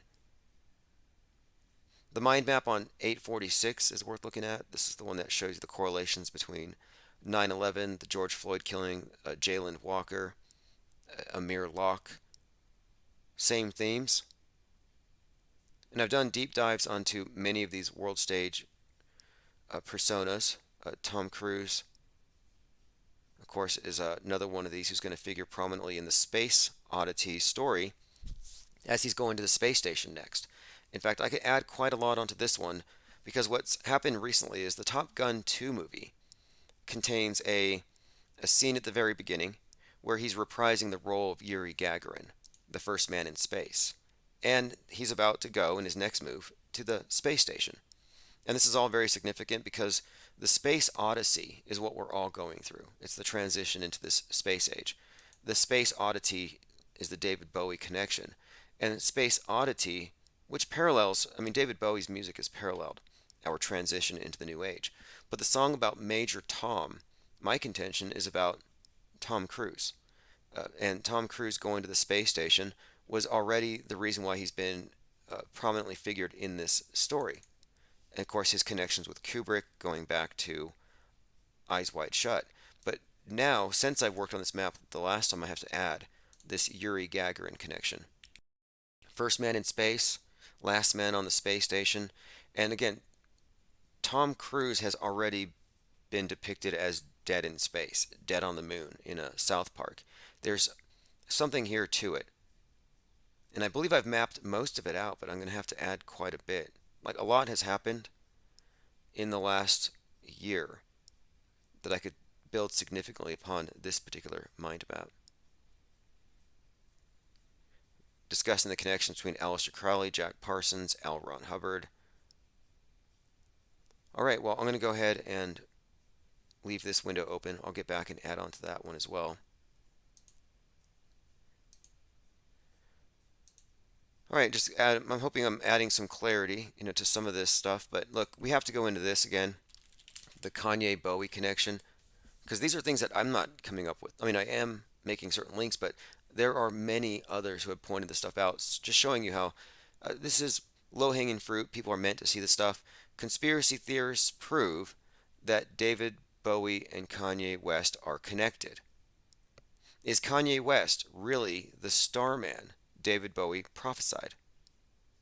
Here's how David Bowie predicted the rise of Kanye West. People are fuming that Kanye is set to record a David Bowie cover album. Haven't even heard of this. But the story is that the song Black Star on Bowie's posthumous album was about his replacement, and that his replacement in the lyrics says, "I'm the Black Star, I'm not a gangster," and the song is about Bowie's spirit leaving, or this, and then someone else replacing. Kanye West said, "I'm gonna release an album full of David Bowie covers." I think fans might have contested that. Interesting. But it says here, Kanye said that he is a successor to David Bowie in terms of musical innovation. And that's another one of the connections here. He's deliberately associating himself with David Bowie. And now look, David Bowie didn't go to space, but Starman did, the Elon Musk thing. Elon Musk sent the Tesla Roadster to space with the David Bowie effigy, Mr. Satan, Starman, whatever. And that's significant because, as I was bringing up, in 1973, Elvis went to space, beamed to the world. Bowie goes to space. Same thing. The entire world is able to see him streaming live as he's in space, in effigy, of course. And I thought, okay, if I'm reading this right, there's a sequence. If I'm reading this right, then Kanye West should be going to space in order to hold the public's attention and fulfill this role. And I found out here, back in March, that Kanye West wants his next listening party to be in space. Like, I didn't know this, but I was just saying, if he is this Starman, represented as the savior from space, if he is this, if he's replaced Bowie and Elvis, if he is their musical successor, if he's the celebrity idol icon that replaces them, then he's going to space. And then I looked it up, and it was like, wow. And I looked it up back in March. It was like days after he said this. Colley's been mulling over his plan with his pal Elon Musk after his rival Pete Davidson canceled his flight with Jeff Bezos. Kanye and Elon have talked about doing a space flight together. And of course, it would likely be some kind of a music release party. He would also like to add his kids to the potential trip. He wants to make it as unique as possible and not have it just a 10-minute flight. Good luck. If he's not in the know about fake space, he's not going to get longer than a 30-second, because 10 minutes, yeah, you're going to need harnesses, you're going to need wires.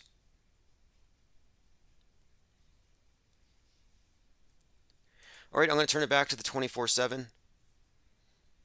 Just building up on the mind map here and hopefully adding some clarification. And I'll likely, again, present the entire thing, and I'll put it on Discord in the PDF format if you want to go over these connections yourself. And I can also send you a link. I can send you a link directly to the mind map where you can look at it yourself. And again, this is just me organizing their symbols, their characters, their plot lines, and their timelines, and in their own words, just showing how they are articulating a story. And the story, I believe, is a preparation for the Starman, the savior. All right, I'll be back later today. This is Chief Crow, and I'm going to put it back on the 24. So you can see the stars. Oh yeah. You know, we were never able to see stars from the lunar surface or on the daylight side of the moon. It's not black and white. I mean, it's black, but there's all kinds of polka dots. Space is fake AF. Space is fake AF. There's more than stars. You can see planets. You can see moons. You see the gas. It don't matter. Say the sky was not the limit.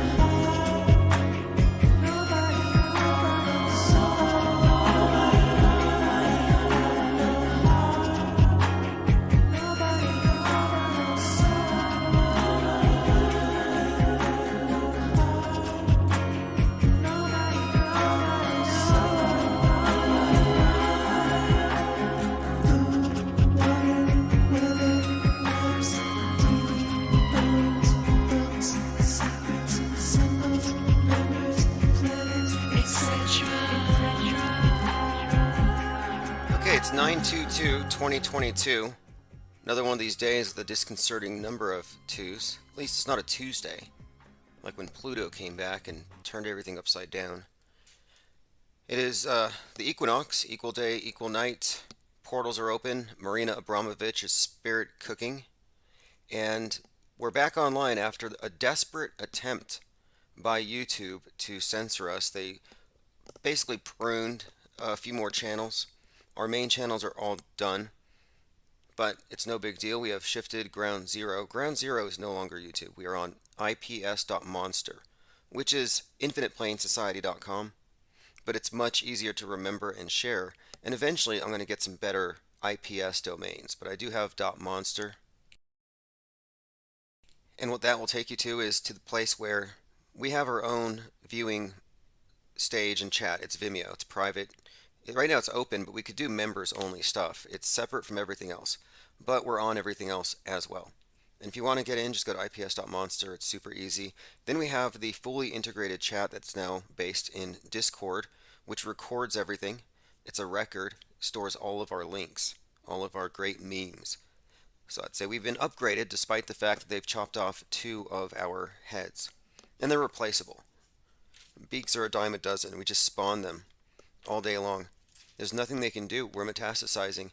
And thanks to the generous help of all of you, and you know who you are, those of you who've pitched in, and those of you just here sharing the links and everything, because despite their best attempts to try to stifle this, now that we have our own ground zero, that'll never happen again.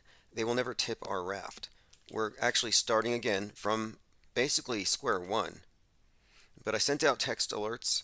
We're not exactly going to be having to deal with stragglers, and I am going to send out some newsletters on some old mailing lists and see if I can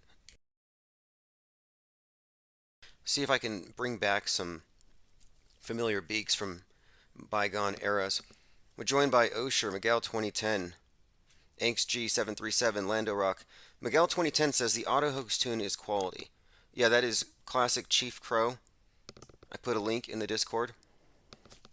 And that's why it's so important that we have the Discord as a ground zero, because you might be on a YouTube, you might be on a Twitch, but all the links go to the same place. It's a perfect funnel. And what are we here to do but gather information? Relevant information, pertinent to what we're discussing. And we are a fact-finding machine, and we've been doing this for a long time. It's kind of the opposite of what the media is. The mainstream media is like a funhouse mirror version of what we do. We're fact-finding, they're fact-bending. The news benders. We're just straightening it back out. They're the curverts in every single way. They bend the news, they bend the horizon lines, they bend it all. And we're just like, let's just not assume it's like that. T-Dog135 has joined in. All right, great. Look, I see 19 people in the chat, and we're not in a huge rush. And by the way, we do have another chat, which isn't on the screen, but I can turn it on anytime. This is the chat where the Vimeo is. It's separate. Doesn't take any time to join. All you do is just pick a name. There's no email sign in. And these chats are also persistent. They will be stored. So I'm looking there. In fact, look who's there. The Daily Plane.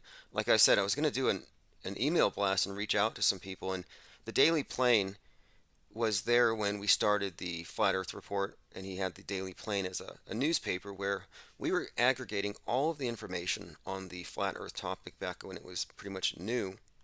But we were sifting out the media spin and misinformation from what actually was going on. And the Daily Plane was another paper that popped up when we had the Flat Earth Report podcast, which kind of covered the same topics. So it's nice to see him here.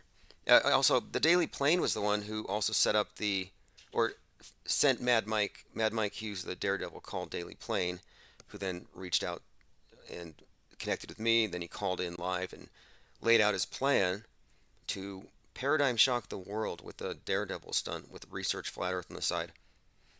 Anyway, nice to see you there. And oh, that's why, because I was thinking about this. When I opened up this Vimeo account, just kind of spontaneous, they offered me a month free or something. I realized, this is the same channel I had originally when they first kicked us off of YouTube. And I keep having these things appear in my life like cycles repeating. And this has happened before. In fact, this is been such a repeated thing. So it's just kind of funny that everyone who was there for the very first time we got purged, they're probably getting a notification right now with this Vimeo because it's an old account. I just haven't used it in 4 years or 5 years. Nameless Faceless '08 says build back better. Exactly. And now we are on all the platforms and you can find them very easily. I put the links there. I'm just not advertising. I'm not going to primarily direct traffic to their platform. We're not even world stage centric. We're off world stage. That's our perspective. So why would we want to direct people over there? That's the wrong side of the fence. Although we do have our tendrils, we have our tentacles, we have the heads of the Hydra, because we're not backing out. We're not alternative. Not that we're opposition or counter necessarily, but what I'm saying is we're not trying to be some kind of escape. We're not trying to be in denial of the fact that the mainstream does control the dominant worldview because it is the de facto church, the world state church. And backing away is not the answer. In fact, even though I'm not on the site, I plan to continue to set up YouTube channels and I'm going to continue to stream on all of them. But I just want to make the point that we have our own platform. InfinitePlaneSociety.com. A number of domains go there. IPS.monster is just the latest one I've been using because the idea here is the monster is the kraken noise that you hear, and the kraken represents this thing that is huge, this titanic thing, but you can't see it when it's below the water, so they might not notice you. They might conveniently ignore you, but like in all the Godzilla movies. But then when he finally surfaces, it's too late. And we're conducting what you could call, in a way, a media insurrection. That's, in a way, sort of what we're doing. It's more of a philosophical thing because the general public has a great misunderstanding about what media actually is. They just assume it must be real because it looks so fake, because the smartest man in the world said that. And all these rocket scientists, just brilliant. The ones who all fell for the sausage in space and thought it was an actual star. Just so credulous. Dangerously credulous.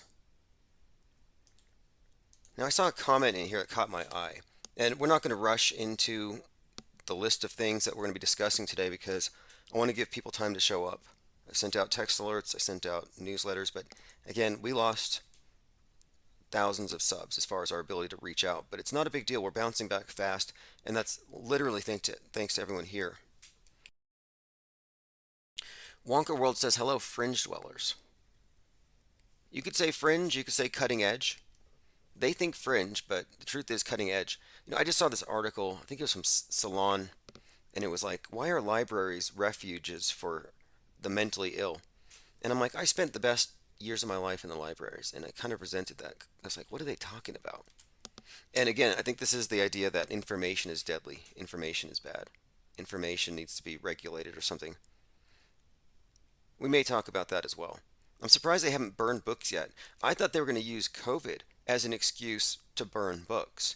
They did digitally, but I mean, I remember in some article, I think it was in North Korea, they were burning cash that had possibly had the stuff on it. Anyway, let's go ahead and continue through the list of comments. There's something that really stood out to me. Oh yeah, here it is. From Salty Siren. I get Princess Diana energy from Ghislaine. Okay, think about that. I get Princess Diana energy from Ghislaine. And I do too, without even looking at Princess Diana. Just thinking of her face when you brought that up. And it makes perfect sense. I'm going to have to do some comparisons. And what really stood out to me is that the last video that got us banned was the one called The Dark Side of the Kennedys, or Dark Side of JFK, where I was talking about the new JFK movie, or Marilyn Monroe movie, and how it depicts John F. Kennedy as just being a monster. Way worse than Clinton. Way worse. That was the one that got us taken down. But what I brought up was that John F. Kennedy Jr. had an affair with Ghislaine Maxwell, way before the Q years. I mean, imagine that. And what's even stranger is he had an affair with Princess Diana. Now, if Diana and Ghislaine are the same person, it makes more sense. I mean, I've heard the wildest things, and strangely, there is this theory, like right now, it's really big that Princess Diana is about to come back. I think 24 hours ago, she said in 24 hours she's going to come back. She said it on Twitter. I got to go find that account.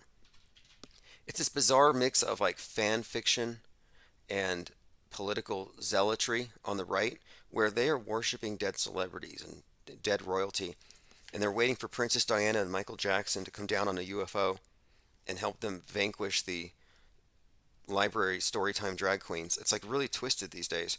And the idea that their hero, JFK Jr., did it with Ghislaine, that's crazy in itself. But the strangest thing that I've heard yet is that Princess Diana is, well, I don't even want to say it. Maybe I will.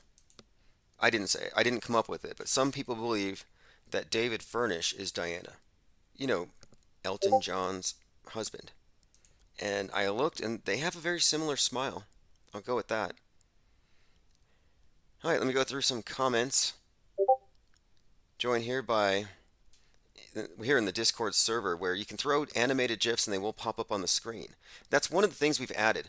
When we moved into Discord as the main think tank, we gave us the ability to have a live meme stream 24/7 on the screen. We also have TTS, text-to-speech, on when I'm not live, which is very useful. The other day I was just listening kind of passively, and I was hearing some text-to-speech comments that just, things that I had to take note of.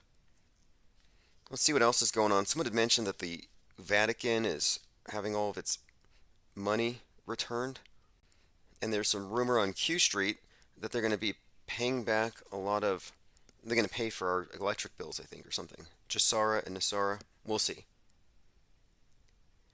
Miguel says, is it me, or do flat earthers seem inherently much smarter than everyone else? I would say no, not necessarily. If we did a Venn diagram, God, it's kind of tough to say. It depends, because you can't really you can't broad brush the flat earthers. I would say that the non-domed enclosed ones are obviously much smarter than others, but the ones who are stuck with the biblical model are often just as, and when you say smarter, I think maybe you're referring to situational awareness. Are they aware of how much news is actually just propaganda? Are they aware of how much fake has dominated the real?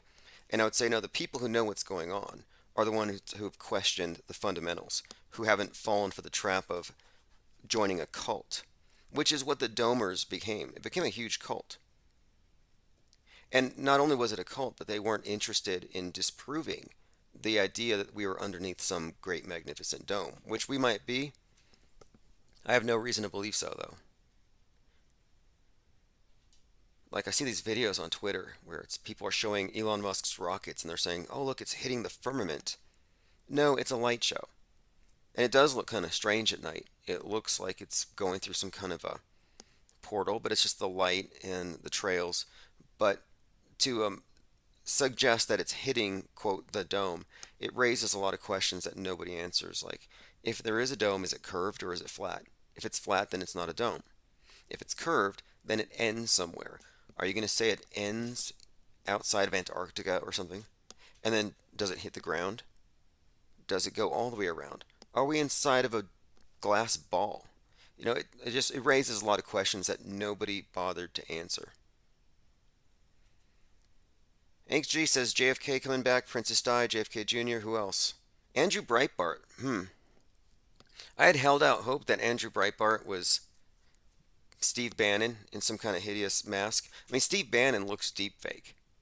But no, I don't think so. But I am very open to the possibility that Andy Kaufman, who said he was going to come back in 10 years, did come back, and that he was Breitbart. It might have been 20 years, but Andrew Kaufman, likely death faker, easily Andrew Breitbart, who died right before he was going to release some videos that supposedly showed Barack Obama at communist rallies, and it was going to be devastating. He said he got them from, I believe it was Bill Ayers, of all people. Salty Siren says, at best, it's a magnetic shield dome. Well, it may be, and I'm open to it. we might be in some kind of uh, prison, like quite literally locked in, enclosed in some way. I'm not necessarily rejecting that outright, but I was just saying, just as we don't assume curvature until we see evidence for it, we should not assume that there's any kind of enclosure until we see evidence, because assuming the curve and assuming some kind of enclosure, both of these limit the size of the place that we're on. And it may be an artificial limit. So I don't want to stop before just because I've been told. Can't go any further. I'd referred to this, I believe he was the first Roman geographer who said that you can't go past the equator. It's too hot. Like a firewall, you'll burn up. Moondust says Elvis is coming back. Did he ever leave? There are some who think he's still around. Did anybody watch the new Elvis movie? I took the time to watch it. I took notes even. And it is filled with occult symbolism. It has many meanings. And it's not just the movie, but the trailers leading up to it. I may go through some of that. All of these rock gods. The whole rock star thing is very interesting. See, I think the idea of the rock star is, it ties into the idea, of course, what is a rock star? It's like, or rather, what's a falling star? A meteor, rocks from space, and you have the light in this, like the star, and then it falls. And there's this connotation here of the falling star that's built into the Elvis character. The idea of this, a lot of his symbolism in the movie is pretty clear. Like at the very beginning, he's on the ground, seemingly dead, in this purple robe, and they have to inject him with this. They have a needle and they inject him in order to bring him back. But I think in a way, what these rock stars, they're all just literal idols that people worship. And I think in many ways, Elvis is a stand-in, you could say, as many rock stars are, for the god of the world, Satan, Lucifer. I think that's kind of what we're looking at. And we can go more into that, but a lot of it ties into the name in Elvis and El and the significance therein, which we may get into here soon. And it's not just him, obviously. In fact, there's an interesting succession. If you look at the symbolism of the black star, as it ties to Elvis, as it tied to David Bowie, as it's tied now to Kanye West, there's this reoccurring theme. And it all has to do with this savior from the sky, savior from space, from the heavens, from the celestial realm, the higher realms, that comes down with some special information to save us, the Starman. And Starman, interesting, this is a David Bowie song, and they played this when they sent Starman into space on that car. It's a perfect anagram for Mr. Satan, not a coincidence. Okay, let us continue. I'm going through some comments, very interesting stuff here. Another thing about the Elvis thing someone brought up, we're just talking about the movie that just came out, and it really does have all of the symbolism that you would expect. It's almost like the Ankh is one that he wears around his neck, but it's almost like the public's not even meant to even care about the deeper meaning of these things. They just want the public's mind to be saturated with this stuff, with these idols and these symbols and the colors and stuff you wouldn't even know you were taking in. Everything in the media is pretty much predictive programming, concurrent programming, and lots of it's just super occulted. As we've been uncovering, as we continue to uncover, and I'll be showing some stuff today, it's pretty remarkable. Like, for example, there's a lot right now with the nuclear bomb being hyped up, there's some kind of nuke, and a lot of this has been foreshadowed in things like Stranger Things, Westworld, like the most recent episodes, Game of Thrones, where the season finales all tie into this theme of nuclear winter. And then we have Putin making some kind of threat about being downwind, and the wind is what would carry the fallout. Again, we'll discuss much of this as well. We're joined by Thinks 101 and Benton over in Vimeo. Again, that's the IPS website where we're going to keep everything centered. That particular chat doesn't relay to the others, but I do it.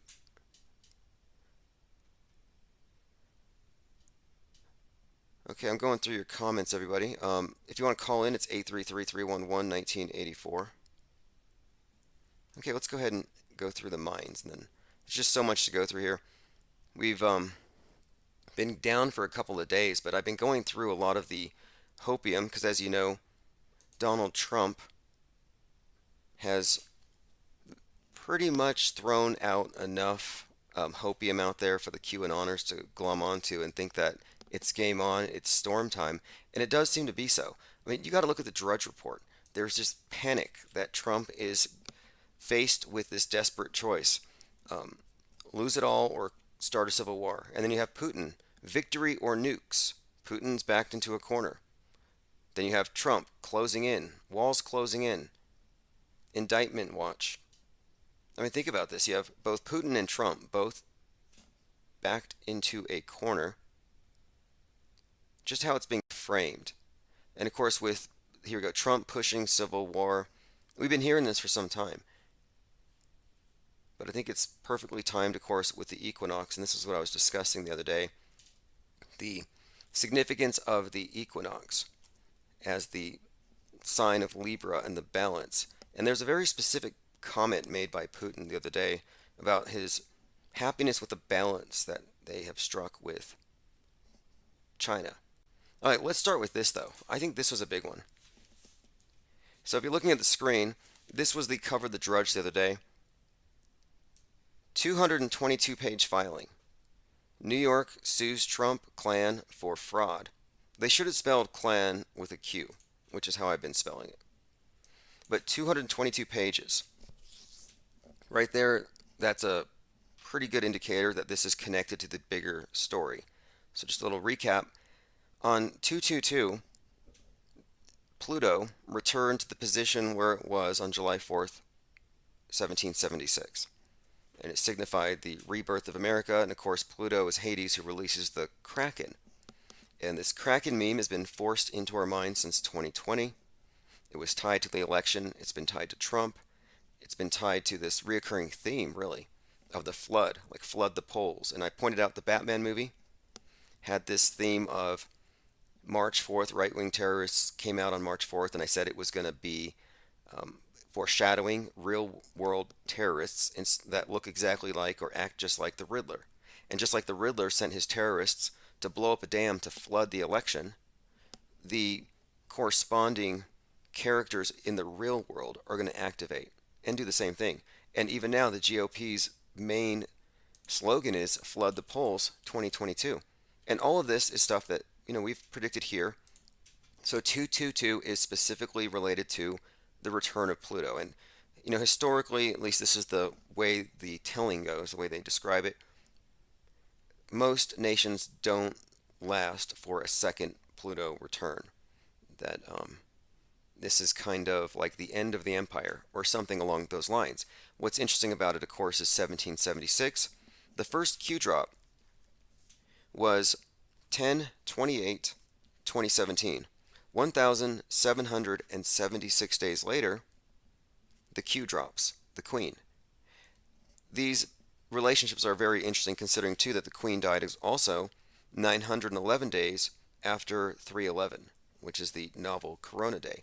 There are these very interesting relationships that tie all these things together. Even the trip when they took the Queen to the place where she was going to be viewed, they left at 222. These numbers are repetitive, but they're telling a very specific story. And again, this one relates to the Kraken being released. This is also, now here we are 22 days into September, and we are basically, I think this is very significant to this story because the equal day, equal night, this represents the portal. This represents the point where Persephone gets taken under. So if she's getting taken under into the underworld by Hades in this story, then it's safe to say that there's some kind of an opening. There's a passage right now. This is the time when we slip into the dark half of the year. And I think it's also a time of judgment, considering the meaning of the scales. And I think it's very interesting that this is, again, Pluto return, the ritual that welcomed the return was the Dawn Day 2 event on 222. And that event foreshadowed a lot of what we're seeing right now. But let me go ahead and go through the rest of this post, because this is my Metascript breakdown for the autumn equinox. Judgment Day is here. Again, I think there's a correlation between Pluto 2, Dawn Day 2, Top Gun 2, Trump 2, going to run again, and then Terminator 2. The significance of the Terminator movies, Skynet, the AI, but specifically the nuke scene in Seattle is what I'm referencing, because there's a correlation between that and Satan 2 from Putin. Satan 2, Terminator 2, because Terminator is Satan, in the sense that the character John Connor's JC, the Savior, and the Terminator is going to stop him. And in the myth, the sun god is killed at sunset, which is the Terminator line, where day meets night. It's that division thing. Right at that point, the sun dies. This is why George Floyd died at 8 minutes and 46 seconds into the, or that's why he was kneeled on for that long, because the sunset that day at 8:46 represents the sun setting, because Set is the Prince of Darkness. This is encoded into our Great Reset. Ra, Sun God, Set, Prince of Darkness. Every day we have a reset. Sun God dies, then he's reborn. The Great Reset is because our age is dying. We're entering a new age. We're going to have a new sun. The new sun is the sun for this new age. The sun is setting on the west, and this is all encoded into the story, of course, of the nuking of the west, which is, I think it's supposed to happen in a couple of days. But let me just go on with this, because there's a strong correlation with this Terminator 2 Judgment Day. And here we are. I'm considering Judgment Day to be this equinox, according to my read of the script here. Pluto return puts us back in 1776 in terms of the Metascript, and this year, 2022, rhymes with 1776, just as it rhymes with 1973. And when I say rhymes, I'm referring to the way that Mark Twain said, history doesn't repeat, but it rhymes. Like in 73, you had the Roe v. Wade leak. 73, you had Watergate. Right now, we're having Watergate, Roe v. Wade. And all of this does tie in, again, to this Kraken. The Watergate, a dam. Roe v. Wade started with what? A leak. I mean, we've gone through this all year, but I'm kind of recapping it. Because before all of this started, I'm talking about a few months ago, before the Q became like openly part of Trump's platform, before he really became openly radicalized, before they went and raided Mar-a-Lago, I had pointed out that the Batman movie coming out on March 4th was going to be an indicator of what's to come. That we're going to see the right-wing version of what we saw in the summer of 2020, when the lefties had their peaceful protests. The Joker movie foreshadowed a lot of what we saw then, and I was predicting that this Batman movie would do the same. Interestingly, the day the Batman movie came out, March 4th, the Joker, the Sarnoff brother, they call him the Joker, his death penalty was reinstated that day. And, of course, we had the concurrent event of the Frank James firing 33 bullets into the subway, acting like the Riddler. He had an internet persona, the Prophet of Doom. But my point is, I had pointed out that this movie is going to foreshadow right-wing terrorists. And we've been vindicated every step of the way here, that it really has. And it's been getting pretty blatant. In fact, let me just go ahead and play this clip. This is Nick Fuentes, just a clip from something I heard this morning. We need to have something like a white uprising, politically speaking, gain. And this is Nick Fuentes, who's, he's basically friends with Marjorie Taylor Greene and all the right-wingers. He's a white Christian nationalist. That's his ideology here. And he's saying, more or less, he actually says it explicitly, that we need to get Trump back in and then eliminate Congress and never have another election again. Control social media. Maybe just get rid of Congress altogether after that happens. Here's the pathway. We have one more election where white people can make the decision. The white people got to make the right decision, and then Trump's got to get in there and never leave. That, to me, at this point, is a pathway. So it's time to shut up, elect Trump one more time, and then stop having elections. Stop having elections. Now, this is kind of what the QAnoners are hoping for. Now, I'm bringing this up because this is very consistent with what I was talking about, the right wing being activated. And before the Roe v. Wade leak, which again, Roe v. Wade leak happened 50 years ago. That was a leak as well. Not a coincidence. 50 years ago, Elvis was beamed to 1.3 billion people. That's why it's significant that Elvis is big right now. It's another one of these years where they mirror things. We're living through scripts, a meta-scripted world stage reality. I mean, it's real, but it's definitely high-tech crowd management, the public relations, perception management, news bending, all the above. And before everything started, there was some foreshadowing. There was a guy named Win Bruce, like Bruce Wayne. Win Bruce, on Earth Day, set himself on fire in front of the Supreme Court building. Why? Probably to save the planet. My point is, that was just, it was probably staged, but it's most likely a ritual. I'm like, Win Bruce? Obviously, that's a reference to Bruce Wayne. And if you remember, the Joker was played by a guy named Phoenix, Joaquin Phoenix. So here you have a man named Win Bruce, like Bruce Wayne, and he makes himself into a phoenix. The self-immolation of Win Bruce, 4/22, 2022. Again, what is it with these twos? Climate activist Win Bruce, who no longer has a carbon footprint, set himself on fire in the plaza of the United States Supreme Court building in D.C. The fatal self-immolation took place on Earth Day. It was a protest against the climate crisis. Now, I just took this to mean we have a bat as Phoenix, and this is a very significant thing. 2020 was kicked off by what? The bowl of bat soup. Now, if you look at the Batman movies, the main image that you see is a burning bat. A bat as a phoenix. Very significant here because just like the phoenix can be represented as the mockingjay in that series called The Hunger Games, or in the Crow movie, it's the same thing, the crow, same symbol. Well, the Batman movie had consistently used a burning bat, which kind of makes it into a phoenix. And this burning bat thing foreshadowed 2020, because what was it that triggered 2020? What was the catalyst that set the reset? Of course, it was the bat. And the symbol of the phoenix is reset. Burn down, build back better. This is why you have a correlation between the Burning Man, the phoenix, and the Christ. We're talking about something that is that, like the sun dies. This is all just their way. This is just a poetic way of describing things. They're personifying things, but the phoenix is analogous to the dying and resurrecting man, or the burning man. So a man setting himself on fire, very significant.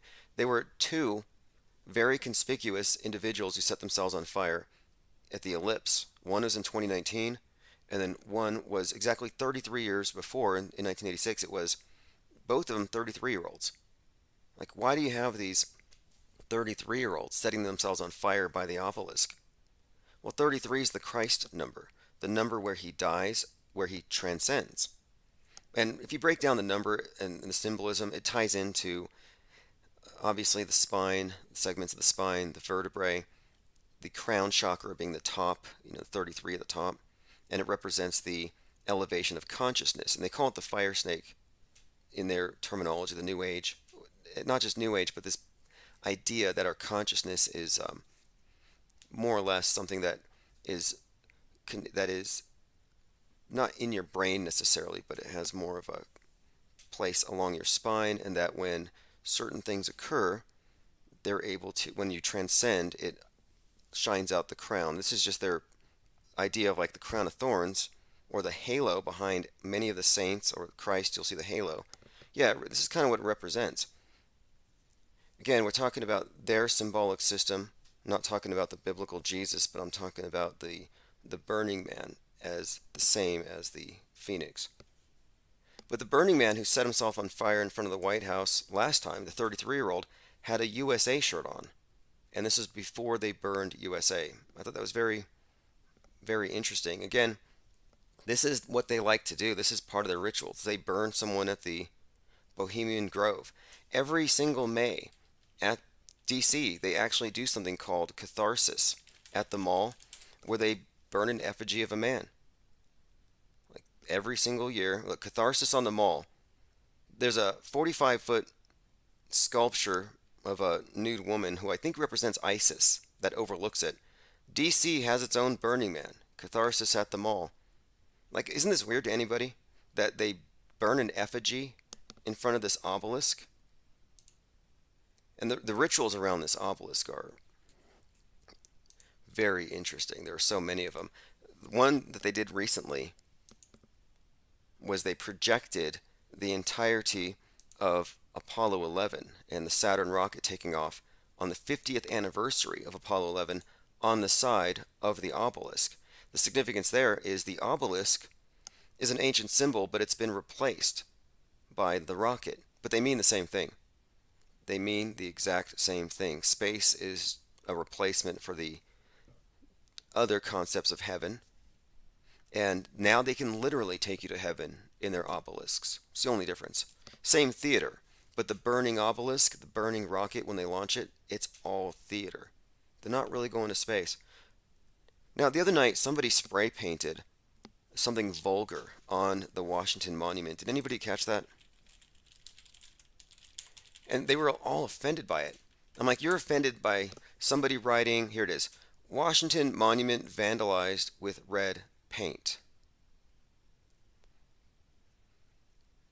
Sean Deaton, 44, was arrested at 7:30 p.m.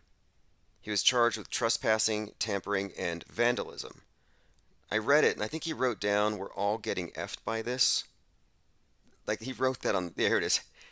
You have been, they cropped it, effed by this. Government says something. Kind of an anti-government thing. But they're offended by this. I'm like, wait, you're offended by his comment, but you're not offended by the fact that it's literally a 666-foot representation of a sun god's phallus? Like, that should be your starting point for being offended, not that somebody threw some paint on it. In fact, the guy was right about it. Absolutely correct. I'm going to catch back up on comments. Again, thanks everyone for joining in Vimeo as well. A. Garcia. The 2020 quarter had a bat on it. Oh yeah, the 2020 quarter has bat soup. Bowl of bat soup. John Cordone. And yes, I will be on Phoenix, on Rofkin. I do put everything on Rofkin. All the archives, they've been great. But we're not live streaming on there at the moment. I have to expand. I jumped up to the premium version, but I need to go to business version, and then we'll blast out onto 10 or 15 platforms. But we're certainly doing the right thing by keeping Ground Zero at turf we control. They must have had fun all these years, rug pulling us every time our channel hits 1,000. It's like, you're going to be monetized. Your dreams are going to come true. Then boom, they pull it because of what? And they never tell you. You could talk for 4 hours. You say one thing, one sound out of your mouth gets you banned, and they're not going to tell you. It's like, how am I going to get better if you don't tell me what I'm doing wrong that keeps getting me kicked out? And it's because they don't want you to do better. They want you gone. The Fringe, they used to call it borderline content. Like, okay, borderline, I get it. And whether or not you think the earth is a ball or you think it's flat, whatever you think it is, if you conceptualize the universe of ideas as like a circle, what they're doing is they're saying everything on the fringe, on the perimeter, is bad. Let's get rid of it. Of course, everybody who's not on the fringe is like, yeah, get rid of those guys. They push them back. More room for us. So people get pushed off the edge. Ideas get banned, pushed off the edge of their limited world. And then their world's a little bit smaller, a little purer, but there are fewer wrong ideas or ideas that have been deemed wrong. And then the next wave comes. All right, we got to get rid of the alternative platforms, misinformation, hate. They get rid of the alternatives. They make it harder for people to express ideas that were relegated to the alternative platforms within the circle. And it just goes on and on until there's no wrong answers anymore. It's only the carefully curated worldview handed to you directly from the cult that runs the world and controls the monolithic media. And what they're doing essentially is a holy war. They are purifying a new Bible. And that is what the television, when I say television loosely, I mean the televised worldview that is agreed upon by all the networks, like the ones who all agree that 9/11 happened as described. Yeah, they're writing our new Bible. They write our history day by day. And if you question the history, look what happens. Alex Jones, they've made a fine example out of him. I'll play some clips here from Jones. He had a bit of an outburst today, and I don't think he wants to play nice anymore. He said he's tired of apologizing. We may get to that. He set up a press conference. I think it's all just to sell supplements. In fact, I'm pretty sure that he shilled for supplements and crypto while he was on the stand. I'll get those clips, but yeah, he's a masterful But the headlines salesman. were Jones doesn't show. They said, we don't want you. I show up yesterday. We don't want you. I show up today. We don't want you. And this guy's going to report I didn't show up today. That's lying. That's corporate fake media. And that's the shame on you. I'm here. Look, listen. I'm here, ladies and gentlemen. This lie that I didn't show up to all those depositions, more than 8 depositions, the fact that we didn't open up everything because we had nothing to hide, and they didn't find us premeditatedly with some Lex Luthor plan to get rich off Sandy Hook. It was a small part of our coverage.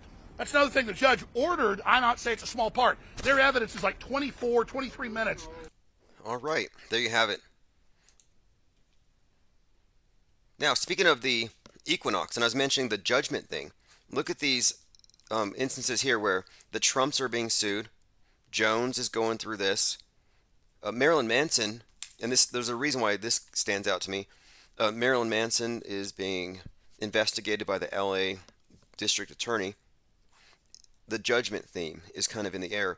And the reason why that stands out to me is that he plays the role in the life of the character from Westworld, Dolores. Her real life, Evan Wood, was with Marilyn Manson, and he essentially played the role of Hades to Persephone.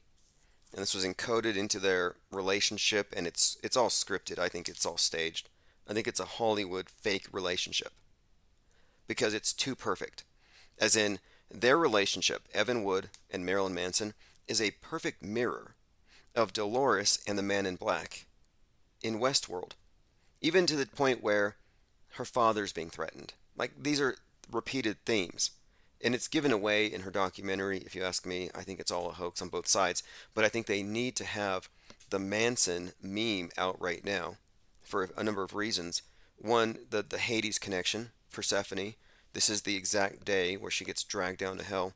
And then two, Manson brings us back to the apocalyptic story of the late 60s and Helter Skelter, which is encoded into a lot of what we're seeing today. The Helter Skelter story is like the Turner Diaries. It's all the race war stuff, the white nationalists like Nick Fuentes, who says we need to have a white uprising and never have another election once we get Trump in. I mean, that's all nonsense, obviously. Nick Fuentes is a character. He was probably like MTG, Marjorie Taylor Greene. She tried out for American Idol.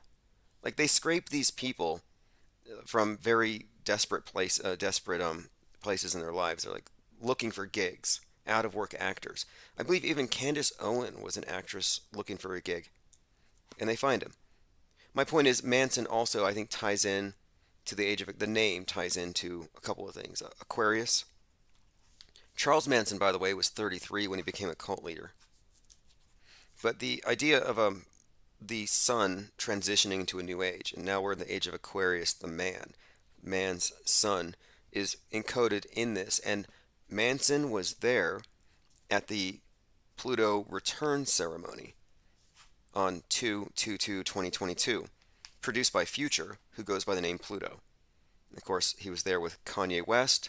Speaking of Burning Man, they didn't do a Burning Man last year because COVID's, but on the day that Burning Man would have happened, I mean, they did it this year, but in 2021, on that day, it was in August, Kanye West set himself on fire. He performed it. It's a ritual. Think about it.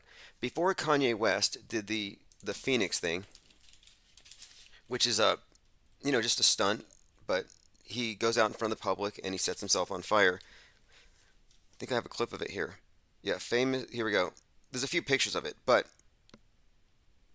before that, he did Coachella, and at Coachella, he was portrayed as like the Sunday school, but you could see him with a crown of thorns in some of the images. Very significant. Again, I was connecting earlier the Christ figure with the Phoenix and the Burning Man.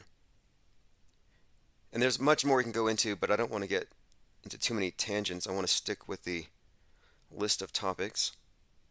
And I'm going to stick around. I mean, we don't have a set time. And in the future, like as in starting tomorrow, I have a little bit of a structure planned. As in, I'm doing commercial breaks to advertise or describe certain things. I also have a podcast. It's inspired by NPR, because IPR is kind of not the anti, but NPR is the funhouse mirror version of what we're doing. And they do these news briefs that I find very handy, 5-10 minute podcasts. And these would be perfect commercials for me to take breaks and maybe make it possible to extend longer hours and get more calls if we have more structure. Yes, Catharsis at the Mall, someone had asked. I believe it's in May. No, I actually spoke to an artist about making a big metal penguin that we could possibly use for a similar event once a year. Okay, I'm going through your comments. G33's here, says, what's the new YouTube channel? I believe we have a channel out there somewhere. But for the most part, if you go to ips.monster, you will find us. Okay, so many great people here. Frank Muir says 86 Hicks. Yeah, Alex Jones is being raked over the coals for Sandy Hook, but the fact is, he doesn't know it was a hoax. He thinks he backed off on that. He never went all the way. They never went into nobody died, nobody cried. As far as they will go is, it was staged. It was a black ops. They had somebody do the shooting. It's very hard for people on the world stage to say that nobody died. It's outside of their reality. It actually is. It actually sounds crazy, I imagine, to people who've never heard such a thing. But people who've never heard such a thing sound naive to me. Dangerously naive. Dangerously credulous. G33 says, Alex Jones called a lawyer an ambulance chaser today in court. Yeah, there's a few blowouts. In fact, he said the whole thing was a deep state operation. So you do get the sense that he's being persecuted.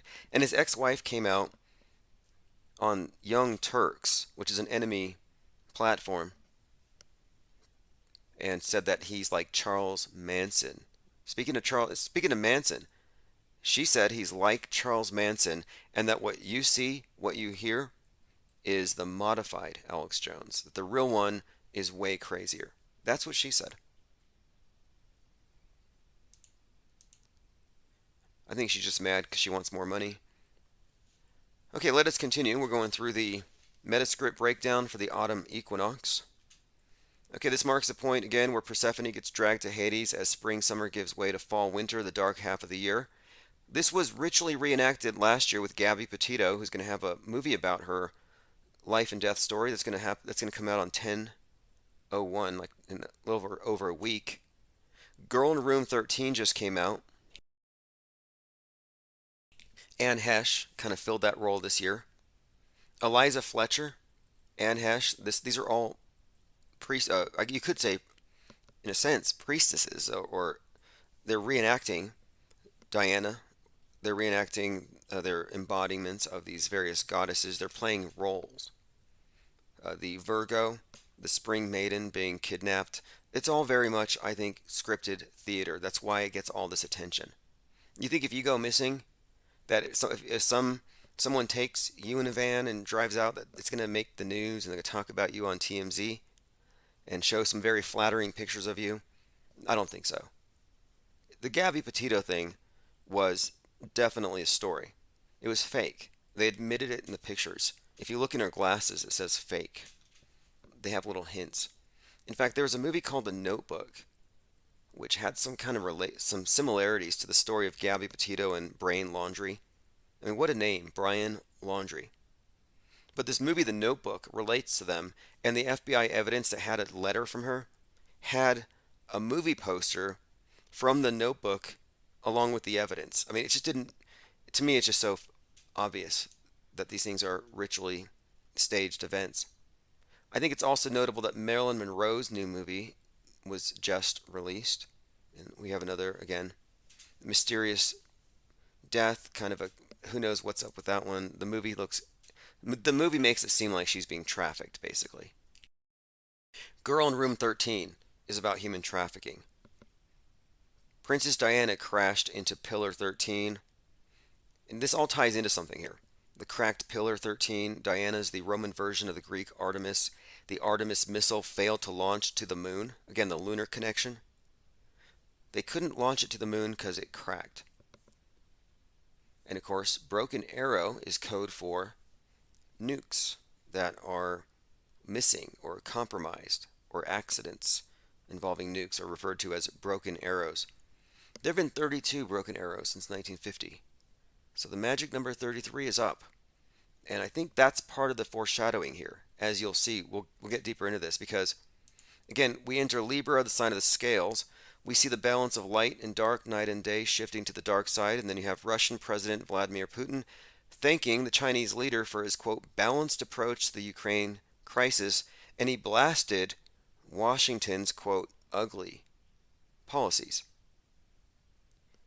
Again, it failed. Interestingly, the Artemis mission failed due to a, quote, their word, crack in the rocket. And there were a couple of mentions of something analogous to the Challenger explosion being involved.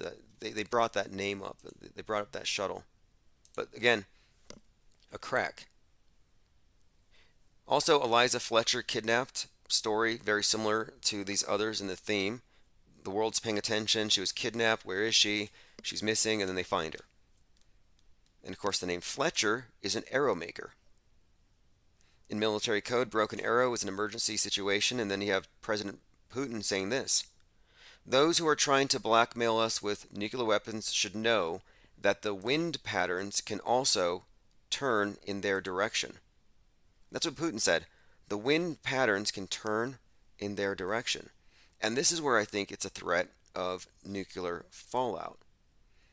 If they're going to fake a nuke, it's going to be they're going to do it on the coast. It's going to happen near Seattle, but the fallout's going to cover everybody. They're going to lock us down for fallout. This was foreshadowed at the end of Stranger Things, Season 4, Episode 2, when Hawkins cracks open and Hellfire from the Upside Down is released. The crack, Hellfire, Satan 2, the sky raining down these ashes, looks like nuclear fallout. And in that scene where the ground is cracked, there's a burning chapel, and it looks just like the Dawn Day 2 event from 2-2-2. You know, this is, again, Game of Thrones, Westeros burns. What do you have? Winter arrives. Snowflakes start falling as there's fire everywhere. Westeros burns. Again, West world burns. The West is going to be burned. That's why the Burning Man I mentioned, who set himself on fire in front of the White House, the 33-year-old had the USA shirt. USA burning, again, this is a recurring theme, as you'll notice, and that's because the American eagle was a phoenix the whole time. The Secret Destiny of America, you can read about it from Masonic historian Manly P. Hall. It looks to me like America's scripted to take a fall, and that's why the QAnoners exist. What they have done is they have taken, and I think General Flynn's a big part of this. I think this is a major psyop. What they've done is they've taken the template of the radical Islamic terrorist and they brought it here. It's a template. Is there a difference between the deep state and the great Satan? Is there a difference between the Taliban, the MAGA ban, between the base from the white nationalists or Al-Qaeda, which means the base? No.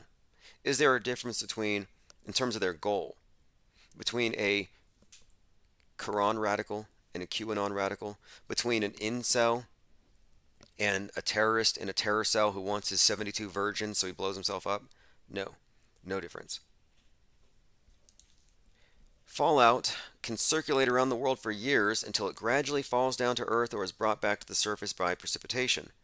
The path of the fallout will depend upon the wind and the weather patterns. That's from the EPA.gov website about radioactive fallout nuclear weapons testing.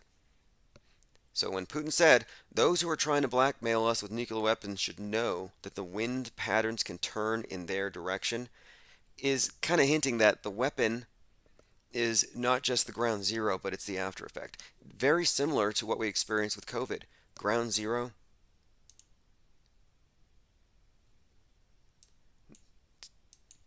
Wonka World says the priestesses are not sacrificed in ritual. Well, sacrifice is code.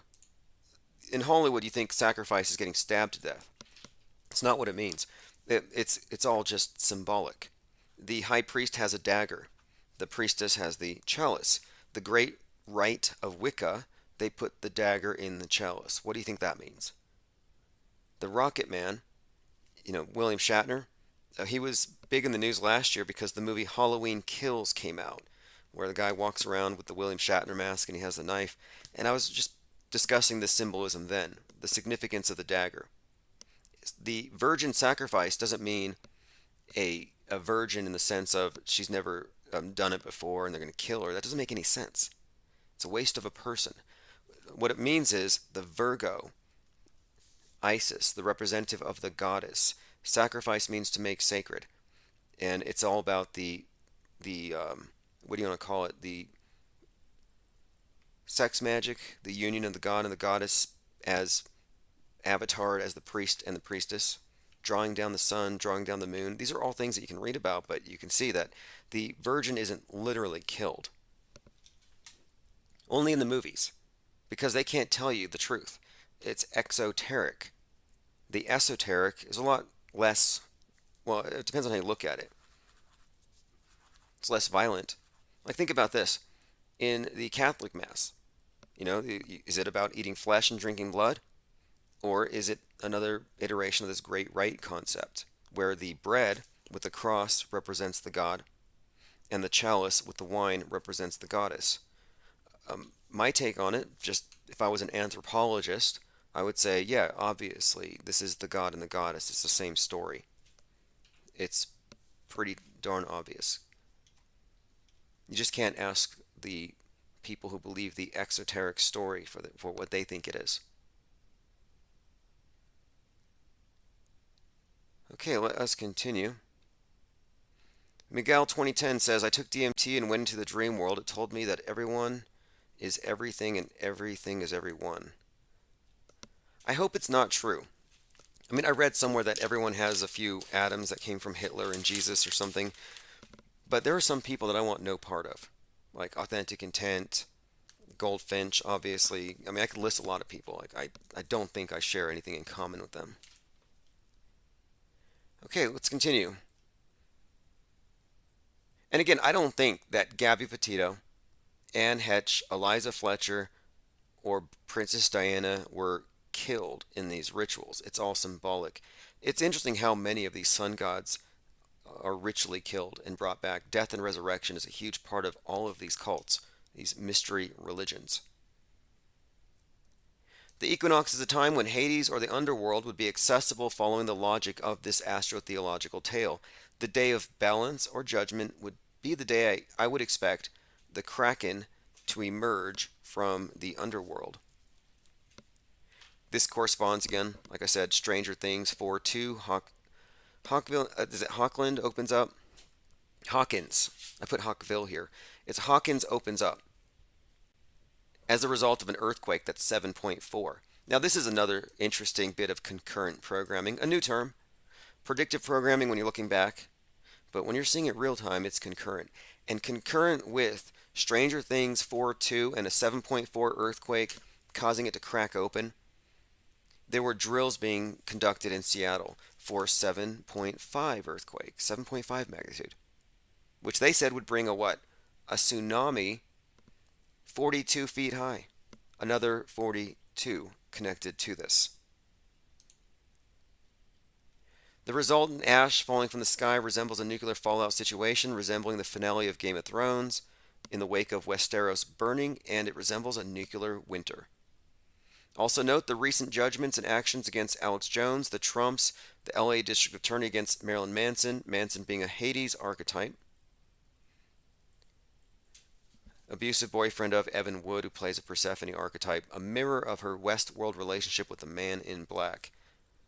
A few other things. FBI raided Mar-a-Lago on August 8th, which was the anniversary of Richard Nixon announcing his resignation. Another example, I'm just pointing out, of this rhyming of history. Watergate happening all over again.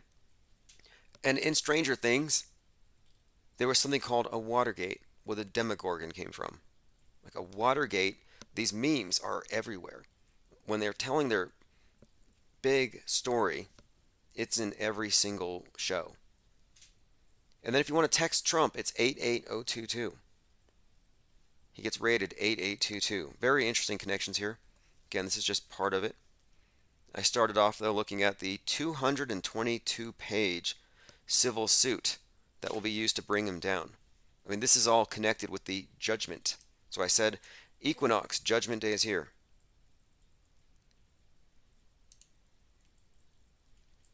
Joined by Multi-Zero over there in the new Vimeo channel. Again, if you go to ips.monster or infiniteplainsociety.com, we have our own video, our own chat, separate from all of these controlled platforms. And it's going to stay on. Going to keep this for the full free trial and for the whole month, and if it works out great, we'll keep it. But even if it doesn't, we're going to keep that our ground zero. It doesn't matter whether it's whether it's Vimeo or something else, as long as we have our ground zero on turf we control. We're joined here by Thirst for Truth, Finbar.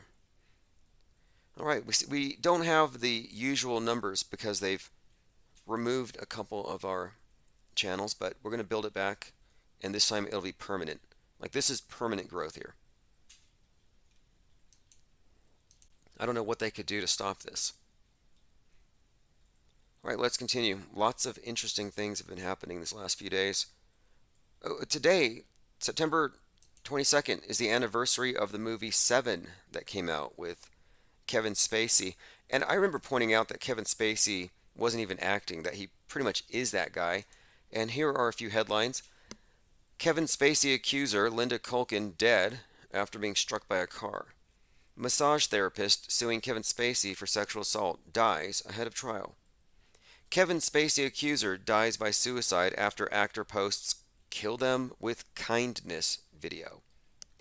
Kevin Spacey won't face criminal charges in groping case after accuser's death. What are we to make of this? And I think I've seen him sitting on, I believe, the Queen's throne with Ghislaine Maxwell. And I will, later on, I will do the Ghislaine and Princess Diana side by side. There might be something to it. For some reason, it just rings true. Marjorie Taylor Greene is here looking like a conspiracy theorist. You know the conspiracy theory meme? If you just searched on the internet for conspiracy theory meme, or the conspiracy theory guy meme, you see this person who looks like he hasn't slept in a week, and he's pointing at the wall, which is covered in all these newspaper clippings, and he's trying to explain how it all connects. And I believe it says Elvis lives and Pepe. I think you all know the meme. Anyhow, this is exactly what MTG looks like in this video, where she's talking about bringing articles of impeachment against Joe Biden.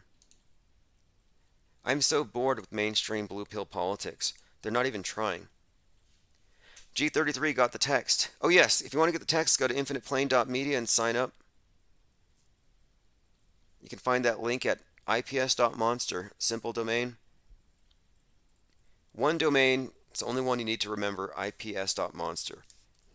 I want some other domains that have IPS, but it's going to be a while before I can acquire those.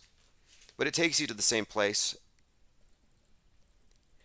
Miguel says, Spacey got an honorary knighthood from King Charles. I've seen King Charles with a number of questionable people. And then, of course, pretty sure Prince Philip. Let me go ahead and get back to these notes. I got fatigue from all this. All these royals. It's to me, I think it's bizarre that the QAnoners are thinking that Princess Diana is going to come back and save them. And I want to follow up on that. You can't let them get away with saying Princess Diana is going to come back in 24 hours. And then 24 hours later, Princess Diana's Twitter account goes silent or pushes it back. Like, are people being trolled? I think so. I think there's some level of trolling happening here. Okay, let's continue. Get ready for your popcorn in 24 hours. The ladies and gentlemen, the people's queen is alive. She's healthy.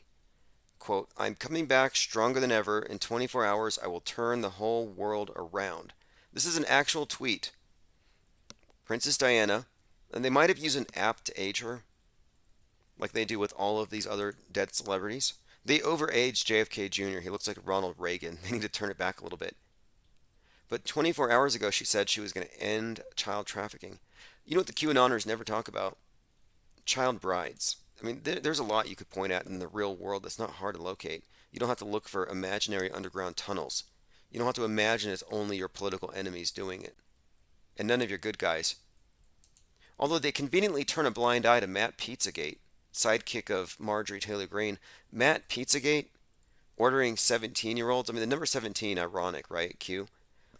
One of the number one Q pushers, Matt Pizzagate's ordering a 17-year-old piece of pizza on his Venmo and didn't know to make his Venmo private. And a lot of people don't. It's kind of interesting. You can like, oh, you're buying pot from that person? But basically, yeah, he was, and I don't know if that's true either. Who was his sidekick? You had Matt Pizzagates and some guy named Green, like oh, that's right. It was Greenberg. He's hanging out with Joel Greenberg. And the thing about, okay, so Joel Greenberg was a former tax collector, great guy, confidant of Matt Gaetz. And I believe it was Joel that was the one who was setting up it is pretty much human trafficking, having people drive out to go meet this guy somewhere. But I believe he was convicted or charged. Here it is. Now, this is a pop quiz. Pop quiz. How many criminal counts was Joel Greenberg indicted on? We're talking about theft, sex trafficking, cryptocurrency fraud, SBA loan fraud, and stalking. He pled guilty to these, but anyway, how many? If you're in the chat, it's a pop quiz. I'll give you a hint. Same number of rounds were fired from the gun of Frank James, the prophet of doom, in the subway. Same age that, this number is the age that the QAnon shaman was when he ran into strolled into the Capitol with a spear. If you answered 33, you're correct.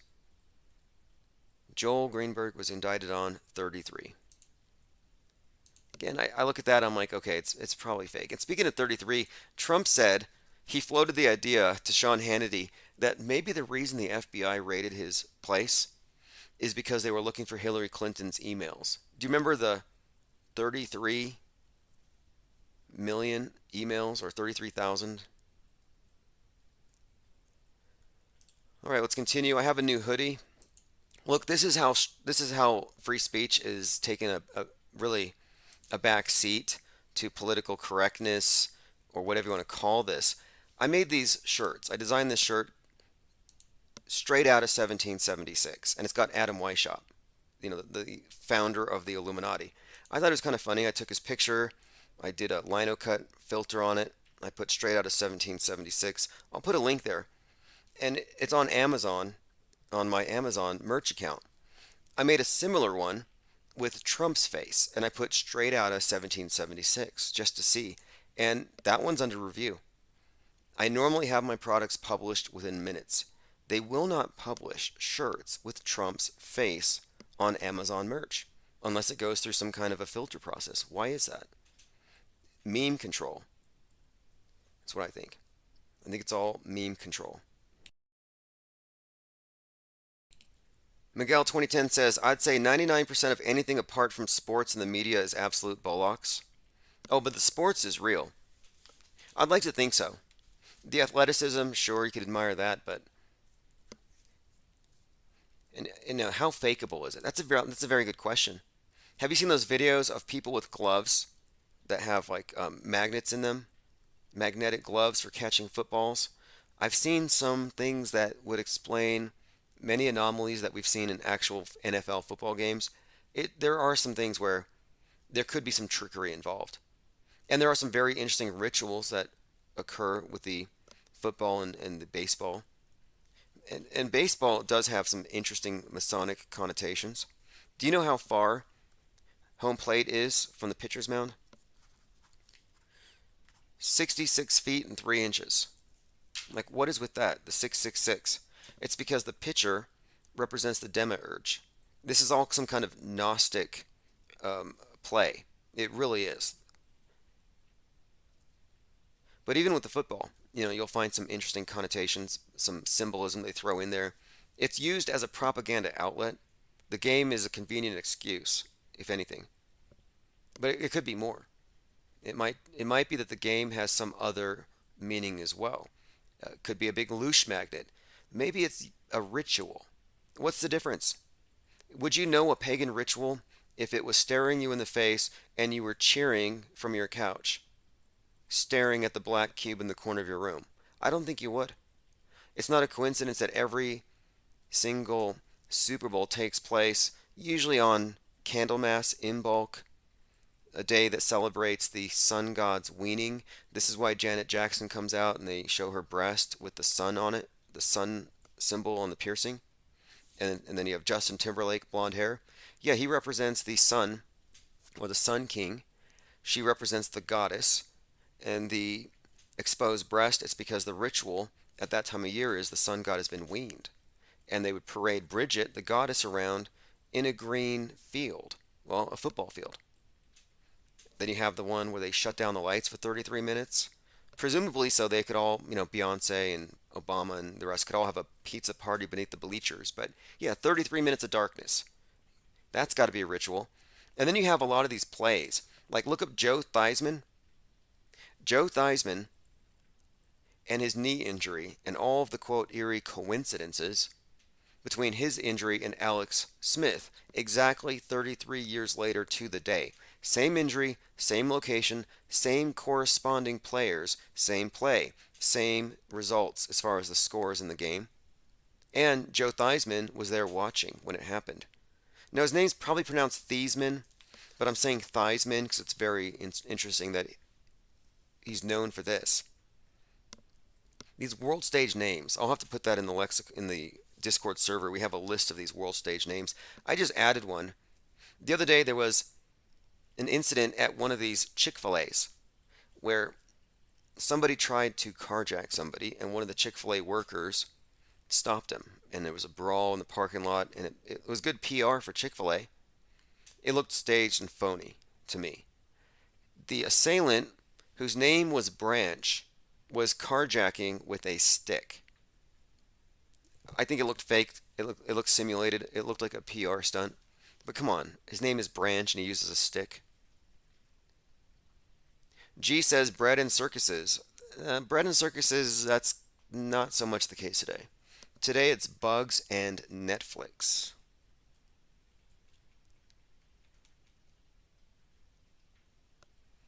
Jay Digg said he changed his name to sound like Theismann in college. It used to be Theismann.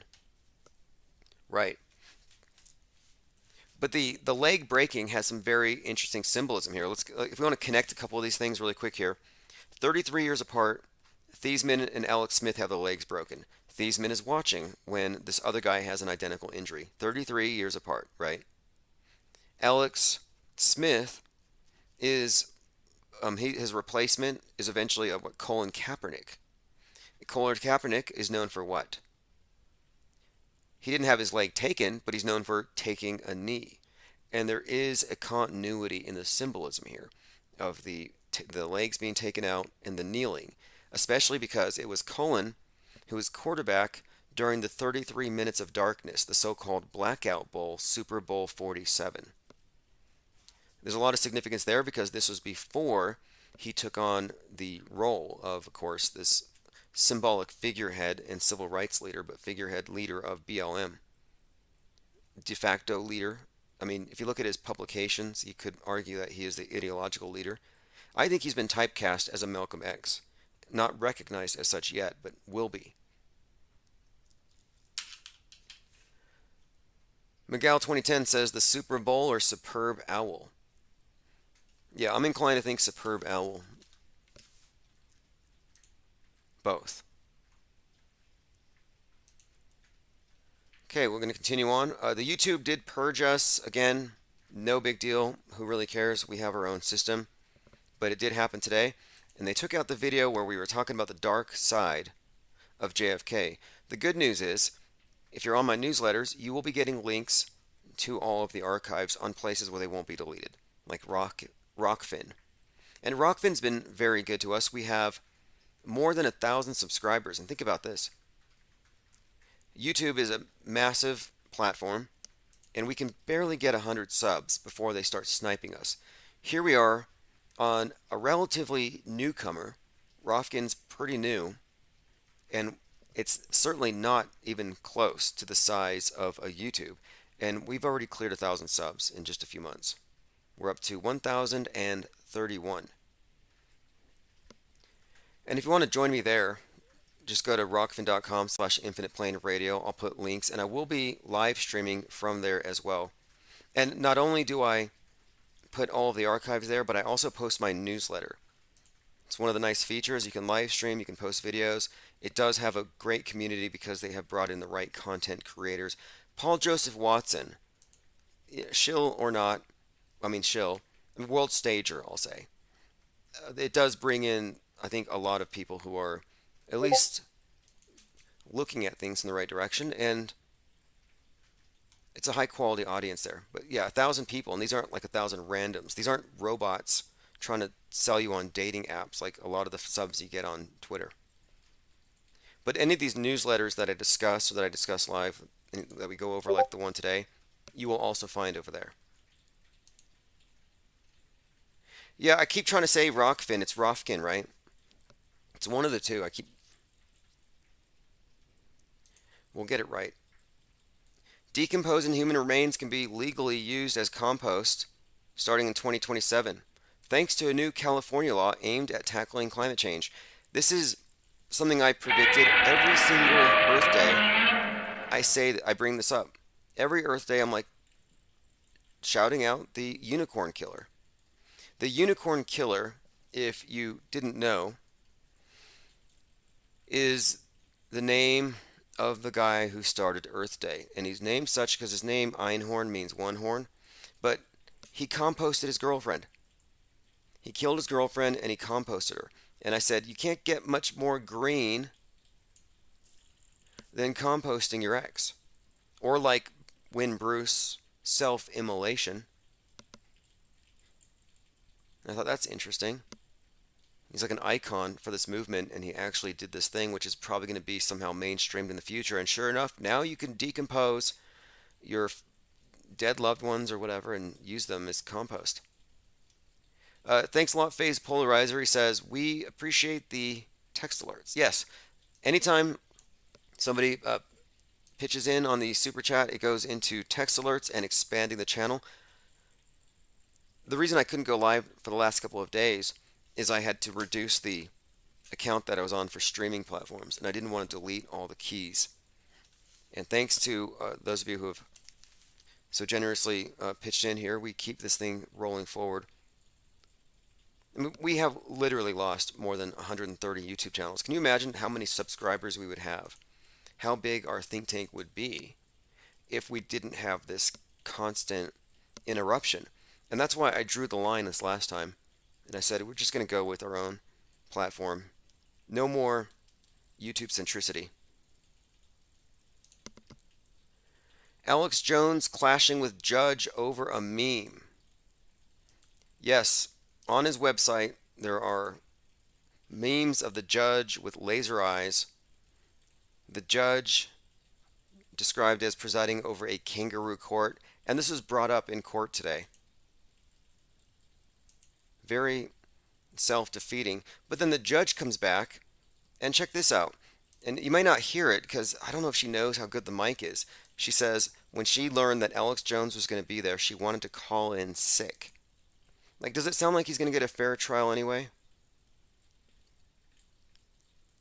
And play this short clip from his judge, who again was going to call in sick, and they laugh. And I think even his attorney was there also laughing. Presidential elections, political figures, politics. Okay? All right.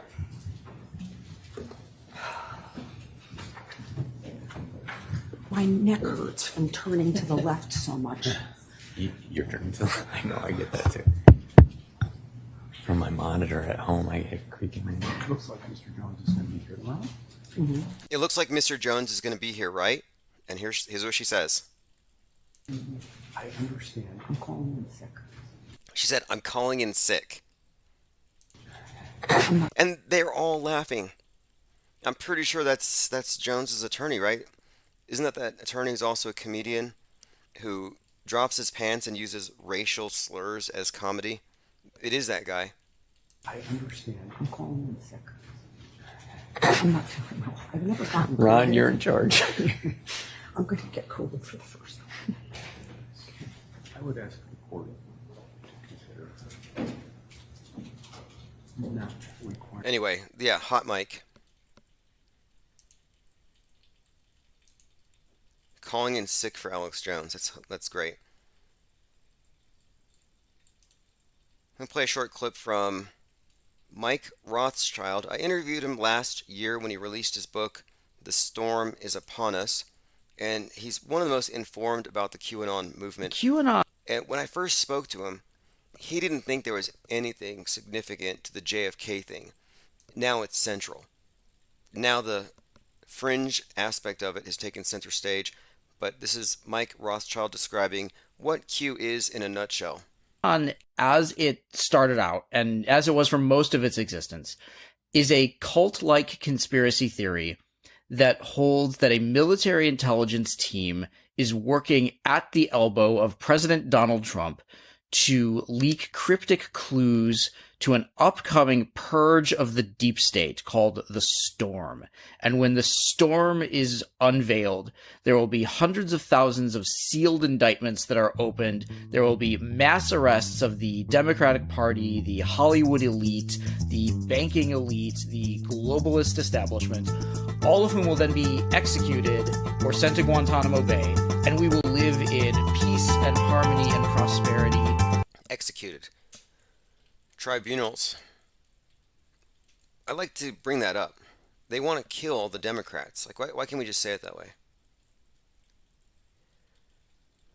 And they want to because they believe they deserve it. And why wouldn't you want to kill them if they are indeed what they're rumored to be? Of course, there's a big difference between a rumor and an established fact, and you can't put somebody into captivity, and you can't execute somebody based on a rumor. This is a pretty decent meme posted by Kid Rock. Saturn's ring is the second largest ring in the solar system. The largest, of course, is the Hollywood pedo ring.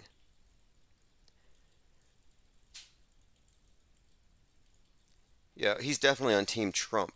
In fact, Trump opens up for Kid Rock concerts. He comes in on television and he says, "Let's make rock great again." It's kind of cringe. All right, continuing, let's go and get into this for just a moment. This is from interestingengineering.com. New Russian weapon. And again, last October, we were deconstructing Alec Baldwin's shooting of Helena Hutchins and Joel Souza at the Western movie set. And it's just about 45 minutes from here, right there in Santa Fe. It was the Rust movie set. And there were connections between Alec Baldwin and Helena Hutchins through the Tom Clancy Hunt for Red October. Hunt for Red October has to do with an undetectable nuclear submarine. And of course, the Western is key here because the theme of the West getting nuked. There's a number of connections here that we could get into, but mainly I wanted to point out here is that this theme of Hunt for Red October kind of surfaced at that time. New Russian weapon could flood U.S. coastal cities with nuclear tsunamis. Just like we were talking about the drills that were following Stranger Things, the 42-foot tsunamis in Seattle. New Russian weapon could flood U.S. coastal cities with nuclear tsunamis. Experts in weapons and Western officials have emphasized concerns regarding a specific, quote, super weapon of Russia's, the Poseidon 2M39 torpedo, undergoing rapid development. So we're talking about radioactive tsunamis. Again, I think this is the next excuse for lockdowns. Russia is building a military presence in the Arctic, and last week there were drills off the coast.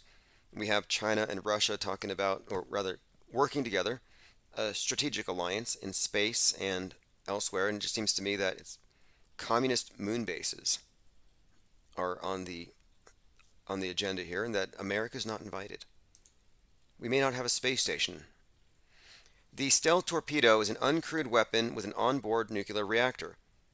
It aims to glide past coastal defenses, including the United States', along the sea floor. Russian officials claim it can deliver a warhead of several megatons, which can create radioactive waves capable of making large areas of a coastline deadly to human life for decades. Makes perfect sense.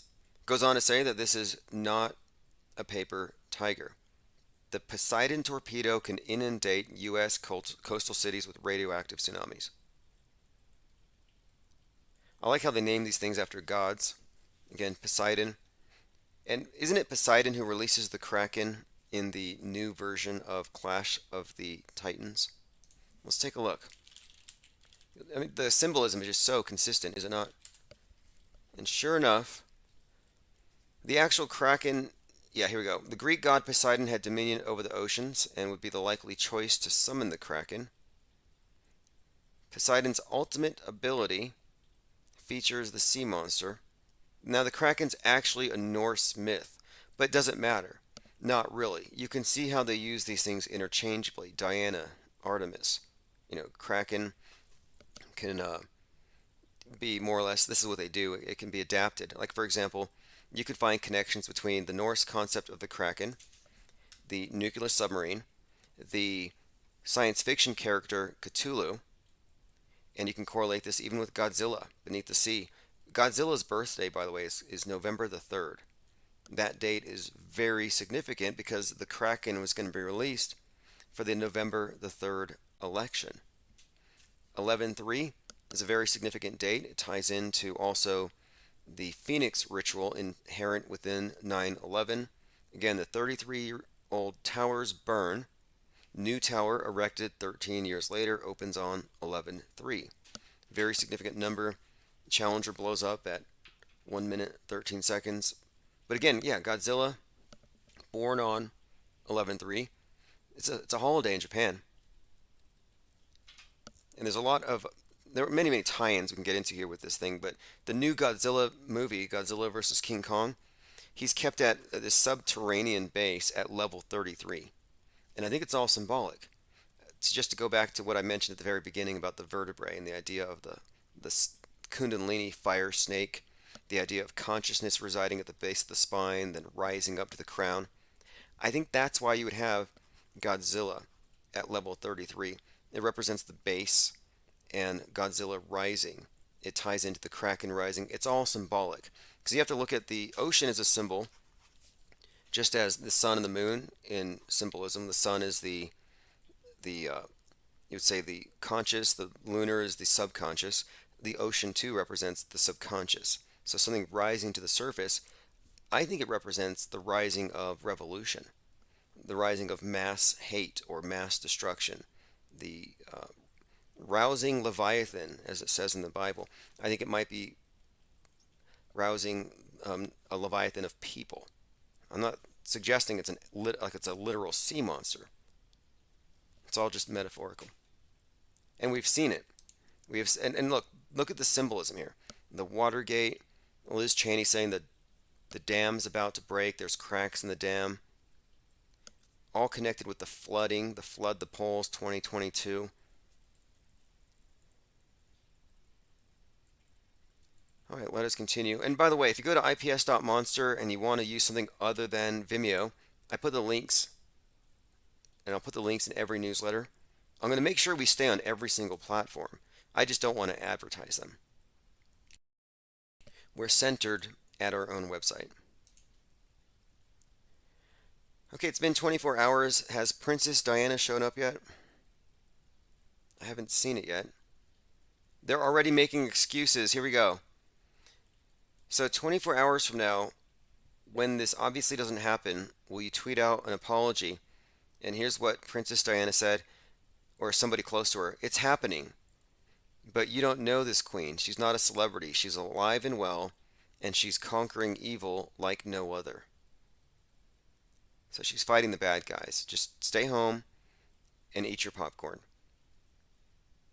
Even look in all caps here, replying to Q-Top. All caps, I will ready my popcorn. They have memes of deer eating popcorn. This is why I said the QAnoners aren't ready for a civil war. They spent the last 2 years treating everything like a movie for their entertainment, eating popcorn. You can't sit around eating popcorn for 2 years and not, just get up and go to combat.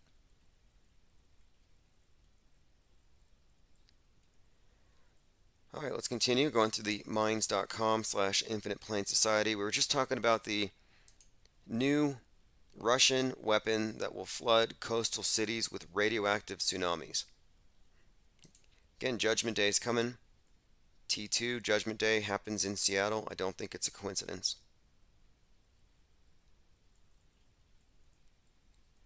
Now, I found something a few weeks ago, but I want to go back and revisit this.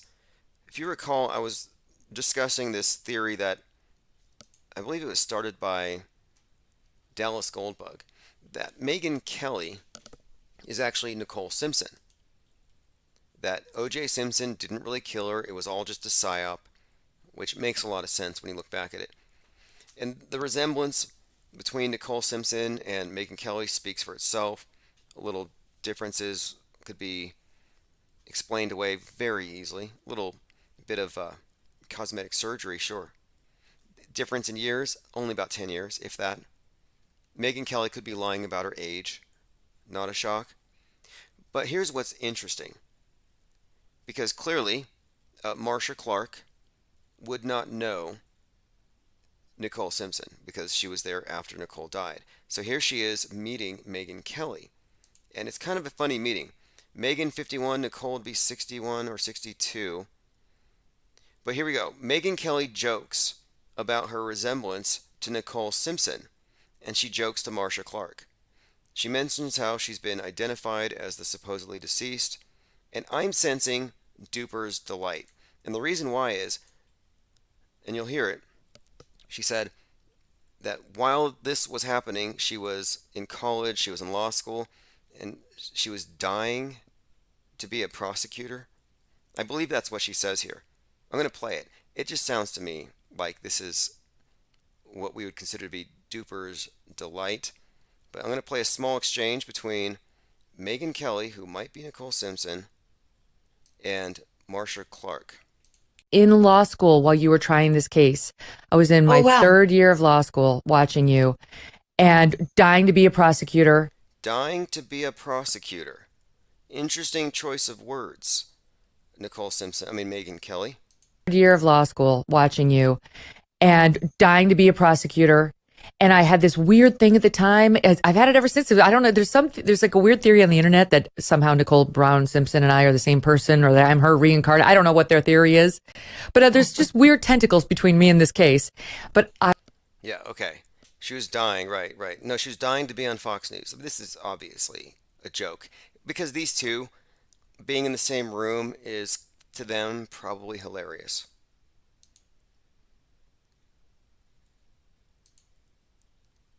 All right, had to get that clip out there. Just nothing debunked that for me yet. The resemblance is obvious. The story fits.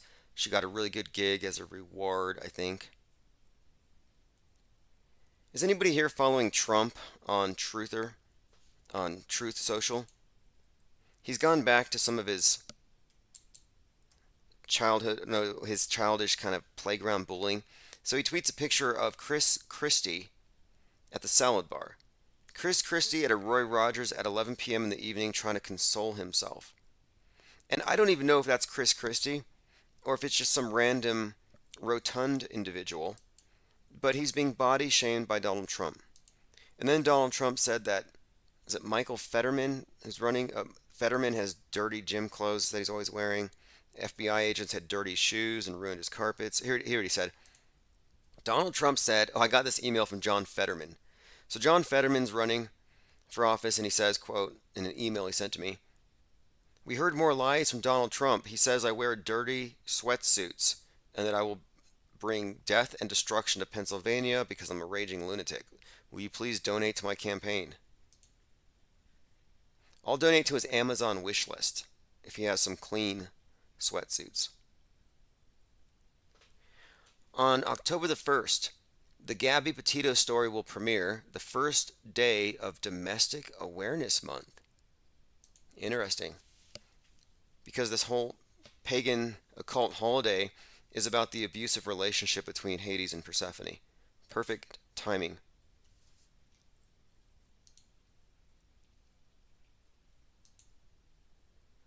Okay, here's a bit of, I would consider this to be some pretty heavy meta scripting. The twins from The Shining did a little selfie during the Queen's funeral at Tower Bridge. The significance here, Tower Bridge looks like it looks like twin towers with a bridge in between. So you have the twins from The Shining posing in front of that.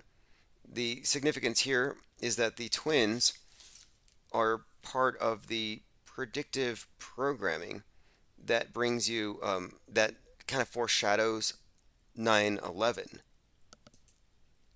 in Stanley, so Stanley Kubrick, we all know he's associated with Apollo 11, but that's only a part of it.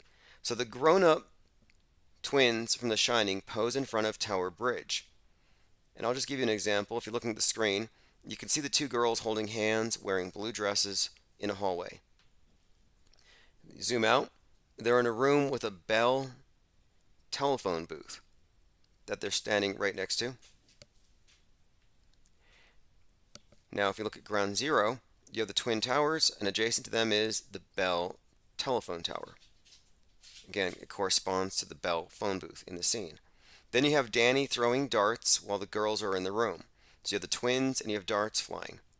Then you cut to the scene where Danny is on his tricycle and he's going down the hallway toward the twins.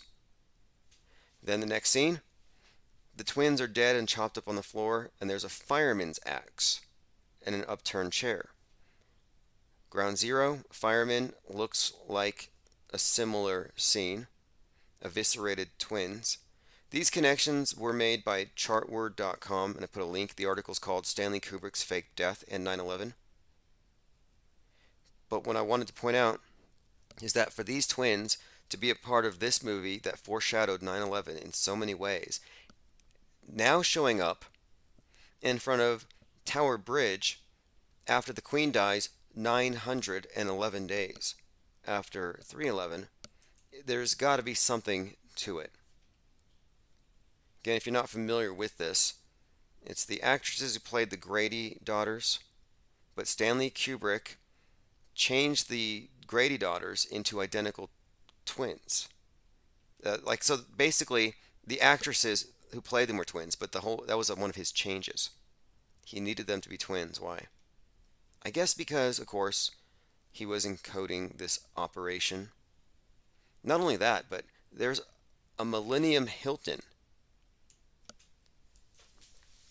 These terms are very significant, but the Hilton is styled to look like the 2001 monolith overlooking Ground Zero. Now that's not a coincidence either. Millennium has a lot of significance because it's all about the new age, like Millennium Falcon, Age of Horus. It's pretty well encoded here. And I want to show you something that you can't unsee. Take a look at the Hilton logo. And it's quite obvious that it's the Twin Towers with the flight path of the planes cutting them in half.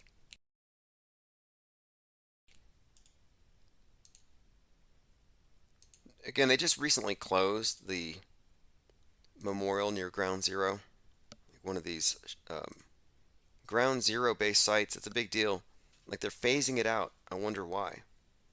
And I think Hilton right now is working on building space hotels. And speaking of space hotels, I don't think that anybody really believes it. Ask any of your Moony friends, the ones who believe that man went on the moon. Ask them, do you think that you might go to a space hotel? Their answer will be, not in my lifetime, maybe my kids, maybe my grandkids. They're going to push it 50 years in the future. There's not one person you know that literally believes that they might go to space. If you ask them, would you go to space? No, it's obviously it's fantasy. It's hard to get them to admit it sometimes, but you can. And if they won't admit it, you get to hold them to things that are impossible to believe. Like, please explain to me why all of the moon rocks are petrified wood. If that's your evidence, then you must therefore accept that the moon is made of wood. Gates and Portals, Marina Abramovich, the sound of all human knowledge, what we owe the future. Yeah, right now, as we speak, Marina Abramovich, spirit cooker for the elite, is opening portals. Equinox, portals, direct conduit to the underworld. There's something going on, Hellfire. Again, in Stranger Things, the kids that were in the film belong to the Hellfire Club, which is a reference to a secret society connected to Benjamin Franklin, which is also kind of interesting. We could delve into that. In fact, I'll put that in my notes. I'm finally getting a lot of things done, things that have been blocked. I don't know what it was, Mercury retrograde, but a lot of projects were just stalled. But they're happening anyway. We're not really falling behind. It's just I have my own schedule I try to keep up with. Okay, here we go. Gates and Portals, Marina Abramovich at Modern Art Oxford, beginning 924. Janus Ritual Witchcraft. So here we have it. Gates and Portals. This is happening in the next couple of days. This is an attempt to do something different. This is from her. Because in a normal exhibition, you're just a silent witness. At Modern Art Oxford, rather than just viewing artworks in front of you, you will be partaking in an experience that will be happening to you. I think this description could apply to everything in the mass media, that we are participating in it. It's not entertainment. It's meant to modify you. It's meant to change how you think, how you see the world, and it does. 2 years ago, everybody put on face diapers and stopped going to work because of what was on TV. It's not just art that you're viewing in front of you. It's an experience that happens to you. So Marina Abramovich opening portals, very consistent with everything else that's going on. I did look at the Queen's ritual, the goat. They were worshiping a goat. Very interesting. Someone pointed out the curious resemblances between these various celebrities. I might go through some of those later. I don't think that Steve Carell looks like Alice Cooper. And I don't think that Alice Cooper looks like Jill Biden. And I don't think that Alice Cooper looks like Steve Carell, or that Steve Carell looks like Jill Biden. I mean, look, there's a very interesting trick that the mind plays on you. When you have two pictures that are side by side, and someone says it's the same, if you suspend disbelief, your imagination fills in the blank and it seamlessly animates them together. That's how animation works. You're looking at disparate images, one after another in sequence. You know it's fake, cartoons aren't real, but you suspend disbelief and they're brought to life in your mind. The connections are forged. This drawing becomes that drawing. And I believe that that mechanism for connecting things or seeing things in a sequence is activated when you see faces that are very close, adjacent to one another.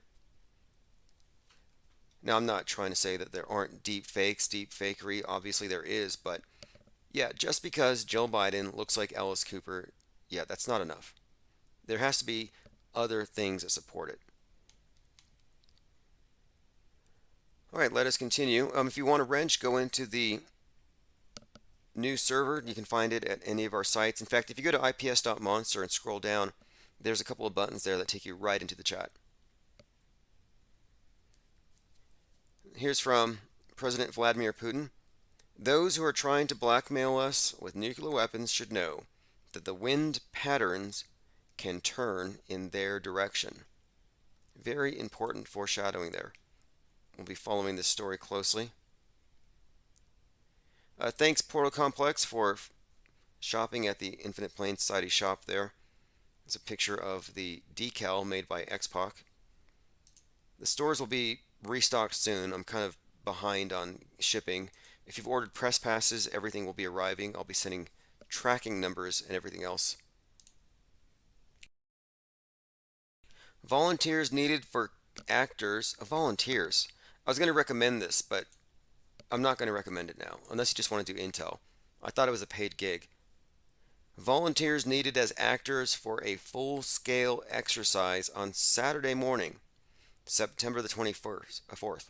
So this Saturday, the 24th, if you want to participate in a mass casualty, you want to go play dead? They need 50 volunteers, and this is going to be in Kansas. We need 50 volunteers to act as persons injured from a natural disaster. Victims will be given injury cards, and first responders will triage and sort the victims for response training. Some role players are also needed to play victims at each of the Jefferson County long-term care facilities. Okay, you have to sign up. There's an email there, but again, all ages welcome over the age of 10. They also need nursing home victims. I imagine on Saturday then, the next Timothy McVeigh is going to blow up something and it might hit a nursing home. Do you recall the phrase CSAY, or the word CSAY? I invented it. It's part of the AutoHoax lexicon. At AutoHoaxology 101, we have that course, and I was putting out all these phrases that we use, the words that we use to describe what we're seeing on the world stage and how people respond to it. Everybody knows what hearsay is. It's not valid evidence, just passing on a rumor. Well, CSAY is what I call it when a person looks at a screen and says, I saw it on a screen, therefore I believe it and I will pass it on as first-hand knowledge. CSAY is not admissible. You're like, man landed on the moon, I saw it myself. No, you saw the screen. Well, that phrase, rather that word CSAY, has been stolen. Homeland Security, they tweeted today, September 25th is CSAY Day. Take the time to save the suspicious activity reporting numbers for wherever you live or work or spend your time. And by doing so, you can be prepared to keep your community safe when you see something suspicious. Recognize the signs of terrorism and terrorism-related suspicious activity, such as surveillance, eliciting information. They have a camera and somebody talking to your neighbors and taking note of the scenery with your camera. Very suspicious. Again, CSAY is an IPS term. It's the visual equivalent of hearsay, referring to people who trust the television as source, and the DHS has stolen it. I'll have to send them a cease and desist at the DHS Gov. What do you think? Should we get legal on them?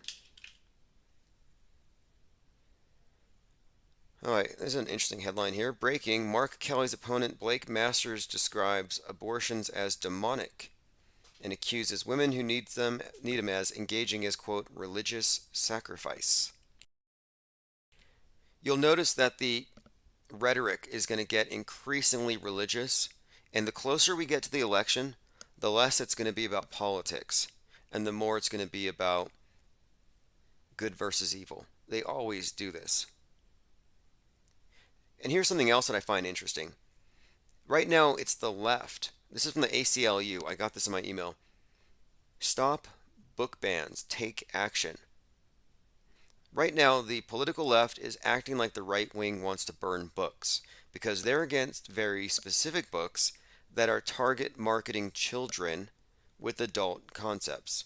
It's as simple as that. They're trying to sell or target their messaging to children. Now, this is not an argument for burning these books, but they're saying, let's keep these books out of the under 18 section or something like that. That's all that they're describing. But I think it's very ironic that the ACLU is acting like the right is somehow a threat to books when it is definitely solely on the left that their agenda is to delete everything they don't like, cancel everything, digital book burning. They brag about it. YouTube CEO bragged about how many billions of comments they deleted. They feel good about it. So I think it's ironic that they would say, oh, we're worried about them burning books. Yeah, okay, so they're going to burn some trash not meant for kids. Who cares? You're deleting you're deleting culture. Organic, spontaneous, human culture.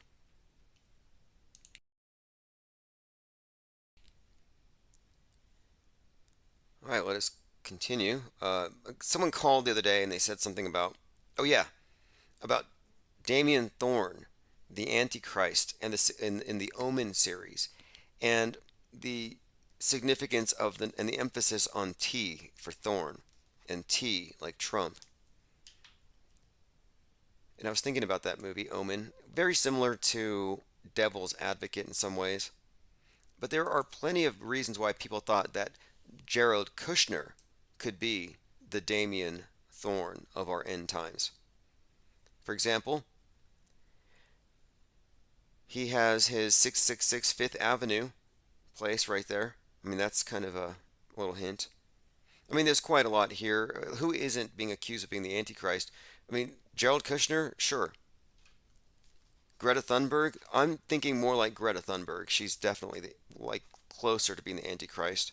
Although you have this self-styled prophet who's out there saying Biden's the Antichrist, but really evidence points toward Trump if you really get down to it. There's more world stage scripting to suggest that Trump is the Antichrist.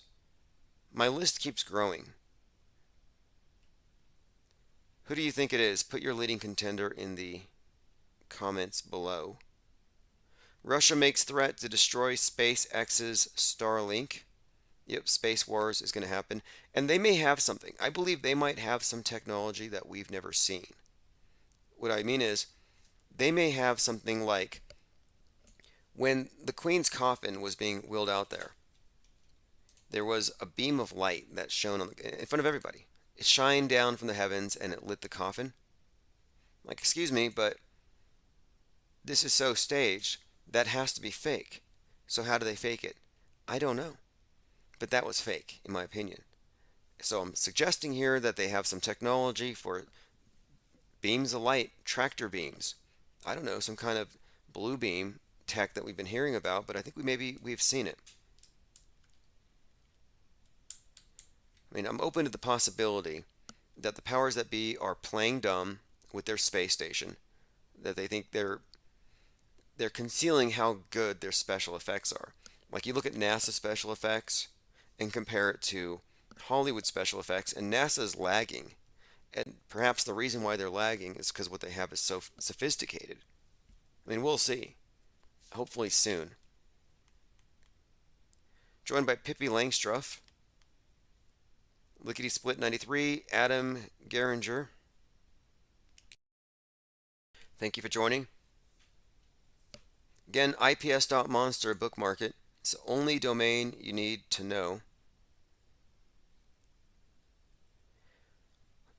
We've been talking about the where we go one, we go all. Everybody's pointing this out. Jimmy Kimmel's making fun of it, how they're all putting one finger up. I think this is very significant. I can't understate it. I think the where we go one, we go all, the QAnon song, the fact that he's embracing it now, it's not an act of desperation. It's not pandering to his base. It's because it's time. The calm before the storm was the 1,776 days from the day he uttered that phrase, 10/5/2017, through 8/16/2022. After that period, it's pretty obvious that the calm is over. This is the storm. That night, that was a declaration that the quote storm, at least for the QAnoners, has begun. This is the storyline just being advanced. Lickety Split says, obviously the Antichrist is AI. Well, the term Antichrist, whatever you think about it, it's being used right now. Like, for example, there's this Russian intellectual who's talking about the need for there to be an army. We're talking about Alexander Dugin. Everyone needs to rise up and fight the Antichrist of the West. Mobilization of the whole of Russia to fight the anti-Christian Western world. Now, this was from 16 September. So a week ago, Alexander Dugin, Putin's brain, it was his daughter that was blown up in the car, that he was calling for the mobilization of Russia to fight the Antichrist Western world. And a couple of days ago, Putin calls up 300,000. This is just a few excerpts, a translation from his latest piece. It begins World War III, ideological frontline, mobilization, our allies, the spiritual factor. Here he goes. He's talking about how the modern West has abolished the family, community, honor, and institutions and have replaced it with virtual reality, extreme individualism, universal surveillance, totalitarian cancel culture, and a post-truth society. Open Satanism, outright racism. Only the West supports this.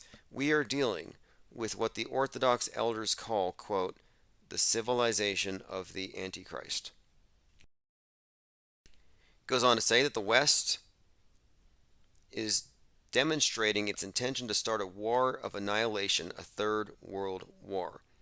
We must all gather our deepest national potential to repel the attack by all means. Thoughts, military power, economy, culture, art, internal mobilization of all state structures and each of us. Again, this is a very interesting bit of writing. Definitely coincides with everything that we see. It's following the same pattern that we were expecting. I'm not surprised by any of that. And the framing of it as the Antichrist West, that's the interesting part to me.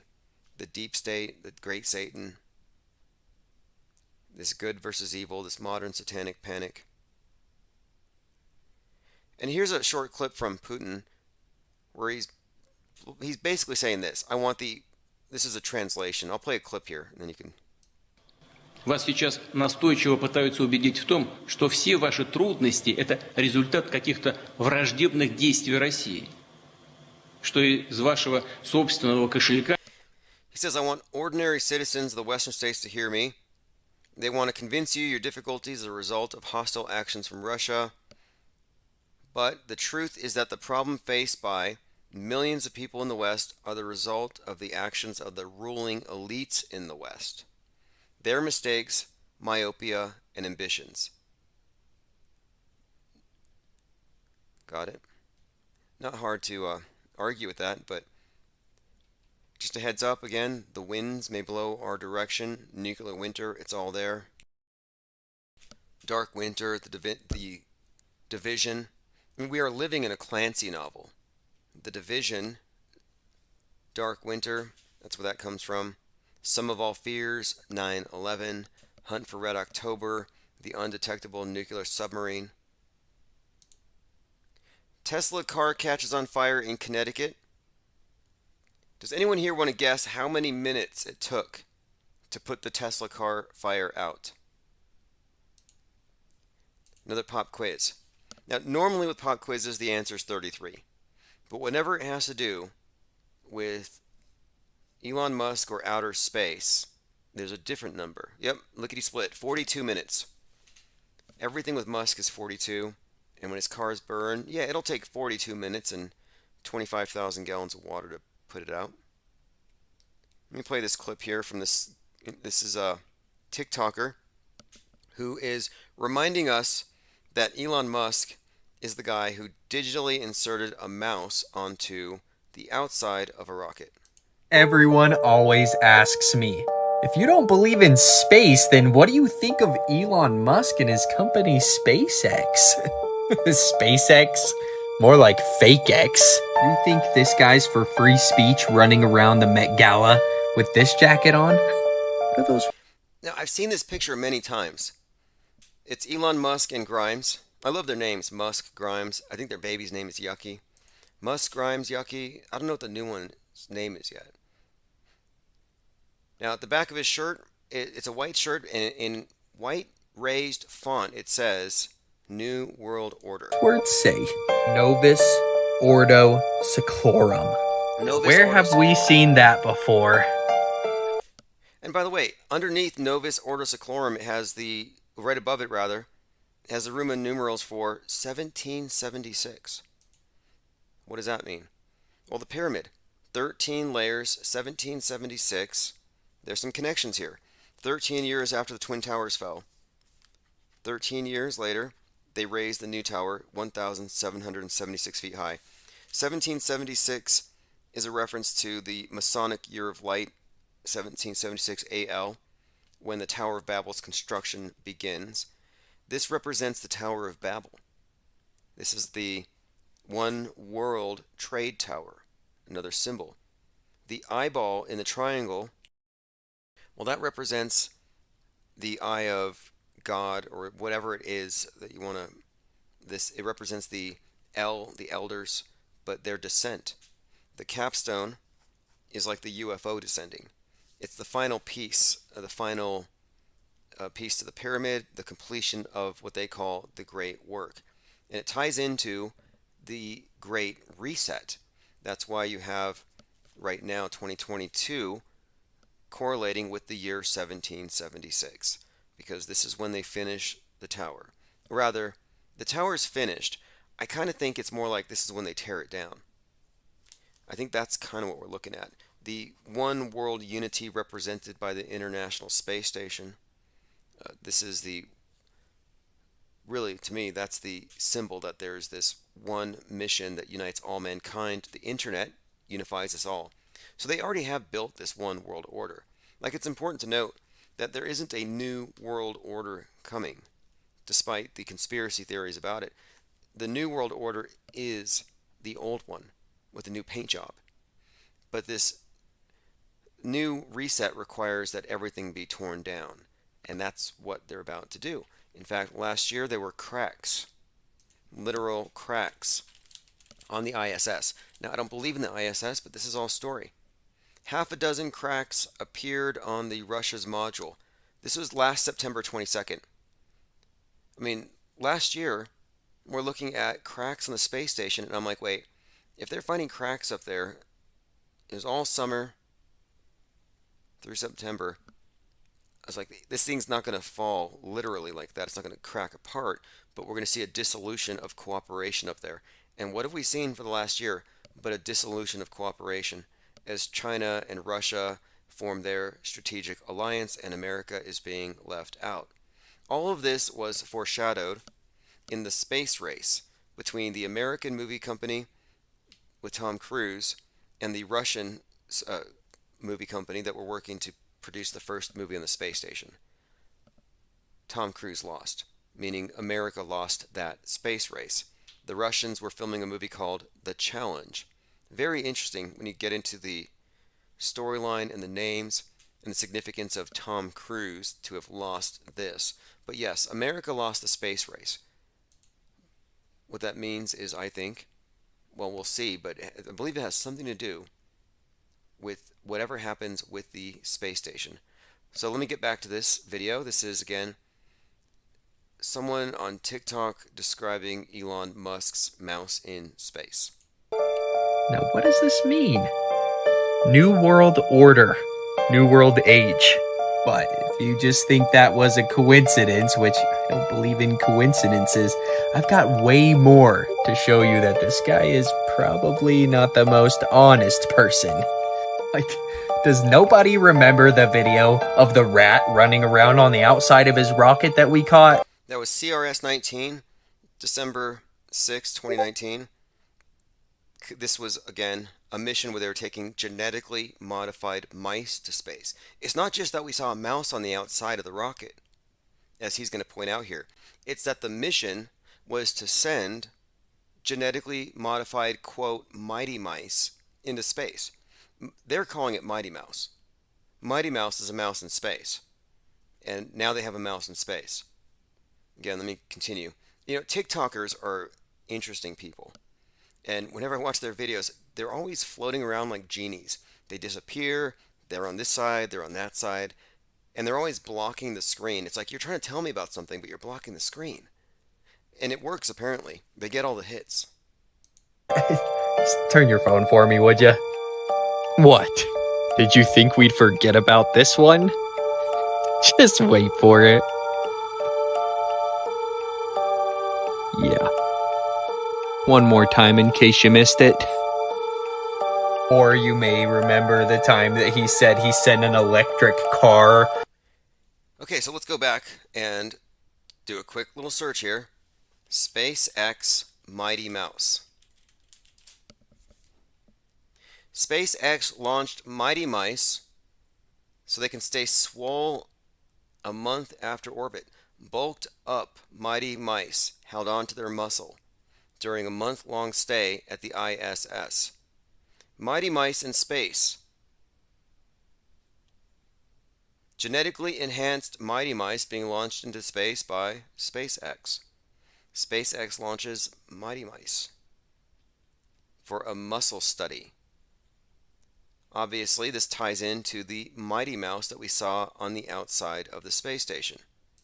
Again, this is something that we saw, and this was very revealing. Because there are people who will see it, and they can't see it. Like, how many fingers am I holding up? It's like 5 fingers, right? NASA says, I'm holding up 4. But you're seeing their whole, you're seeing 5, and then like it's pretty much, it's not what you see. It's what we tell you that we're seeing. If I'm holding up 3 fingers and I say it's 2, you're going to have to say 2. And most people just go with it. They're told, no, that is ice. That is space ice. It's not a mouse. And people will say, look, you're crazy. It's obviously space ice. But their eyes are seeing the same thing that my eyes are seeing. I'm seeing a mouse. I'm seeing something that looks like a mouse. It moves like a mouse. But it can't be a mouse, can it? And this is, again, where it gets very revealing. Will a person reach the right conclusion, or will they double down and not see what's in front of their face? And this is the cognitive dissonance. When a person chooses to see what they're told to see rather than what they see, that's when their mind has been broken. That's the 1984 thing. That's what the final result of the torture of Winston Smith brought. It didn't matter how many fingers that the Inquisitor was holding up. What mattered was his answer comported with what he was told. He stopped thinking for himself. His frame of reference was no longer his own 5 senses. It was what Big Brother said through the screen. And that's where a lot of people are at. And even if you're going to say, okay, I'm recognizing the mouse-like shape, but it's got to be ice. Okay, well then you should be super impressed. If you believe in outer space and rockets in space, and you see a video that shows you space ice forming at Mach 8 into the shape of a mouse and walking like a mouse, if that doesn't amaze you, then you're a boring person with no imagination and nothing can impress you, because that's just the most amazing thing, considering the bizarre coincidence, of course, of it being a mission with mighty mice on board.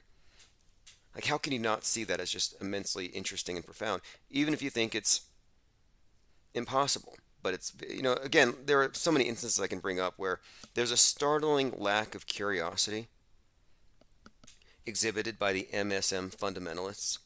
Like, they don't even care. They want to just agree with what's on the screen. They don't care about these anomalies. last time we spoke, I was describing the mission where they're getting vaxxed on the space station. And the mission is called Celestial Immunity. And during this mission, a piece of space junk punctures the arm of the space station right above its elbow. So you're telling me that the space station got vaxxed while they're doing celestial immunity? What's the significance there?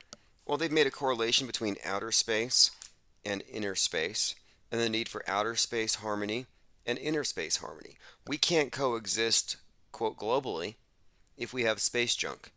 We can't coexist globally if we have unvaxxed. There has to be some unity. The inner space outer space correlation has been made repeatedly. The first UFO crash was in Corona Field, Roswell. The Corona connection, the idea of the virus as alien, has been brought up to us in many different forms. In fact, when Putin released the Sputnik 5 vaccine for COVID in 2020, there was a movie that came out of Russia at the same time called Sputnik. And it was about a virus that is the alien, and that when it infects you, you are now a carrier of an extraterrestrial. It resides in your esophagus, and at night it crawls out and it scares people and it drinks their fear. Great movie. But my point is, this is a theme that was put out there in that whole summer. The idea that the people who are unvaxxed being, threats to, the whole world. Think about an alien invader. Alien invaders that fit in, yet they are, secretly working to destroy everything. Here's an article from August 2020. This is the same month that Putin's vaccine came out. This is the same month that the movie Sputnik came out. The Aliens Among Us: How Viruses Shape the World. The aliens aren't the virus. The aliens are the carriers. You're the invaders. And if you look at the magazine cover, and this is from The Economist, it looks like a scene from outer space. It looks like planets and moons and rockets and satellites. But no, it's AIDS, bacteria, monkeypox, and blood cells and COVID. Inner space. You see how inner space looks just like outer space? And this is going along with the theme of the correlation I'm pointing out between inner space and outer space, with the celestial immunity, with space junk correlating to the vaccine, and this problem of space junk being everybody's problem, the problem of the unvaxxed. Again, this is all just story. Heaven, for the modern religion, is outer space. It's a fictional place. It's used for them to build a utopian vision that we can all agree upon. But this is a very interesting spin on everything. It's just this idea that aliens could be an internal thing. And I think this is pretty much all we're going to get. I don't think we're going to see men, little green men in suits. We're not going to see anything out of Hollywood. In fact, I'm reminded of Colony on Netflix. This is when I first started noticing predictive programming for 311. Colony, Season 3, Episode 11. It's about obviously, because it's on TV, it's about a post-climate change utopian society. But they have to rebuild after an alien invasion. But you never see the aliens. They never show their faces. They just take over the government and everybody obeys. In the movie, there's a group of people resisting the alien invasion, and they're called Operation Phoenix. Season 3, Episode 11, 311, they say Seattle's going to be ground zero for the reboot of civilization. So after the alien invasion, they want to reboot civilization, starting in Seattle. Seattle's the blueprint for everything else. And this is all very interesting, considering that it was Seattle that was ground zero for the pandemic on 3/11. All right, let's continue to move forward. That was the Economist cover. Look, the Economist covers are all like that. You have to look at the Economist cover from 2017. Sharp Power, the new shape of Chinese influence. It's from 2017. It has a COVID ball painted like a globe, and only China's section is red. the inference is that it's all going to be red, at which point it would look like a real COVID.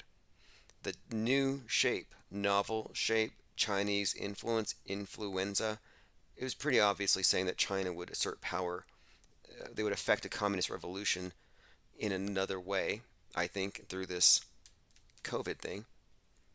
In fact, let's look at that cover. When I first saw a COVID pellet, what do you call a COVID ball, a COVID cootie, my first thought was, if I saw a globe in space covered in nuclear detonations, ground zeros everywhere, it would look exactly like this. Gray clouds, nuclear winter, mushroom clouds covering it. That's what the COVID looks like.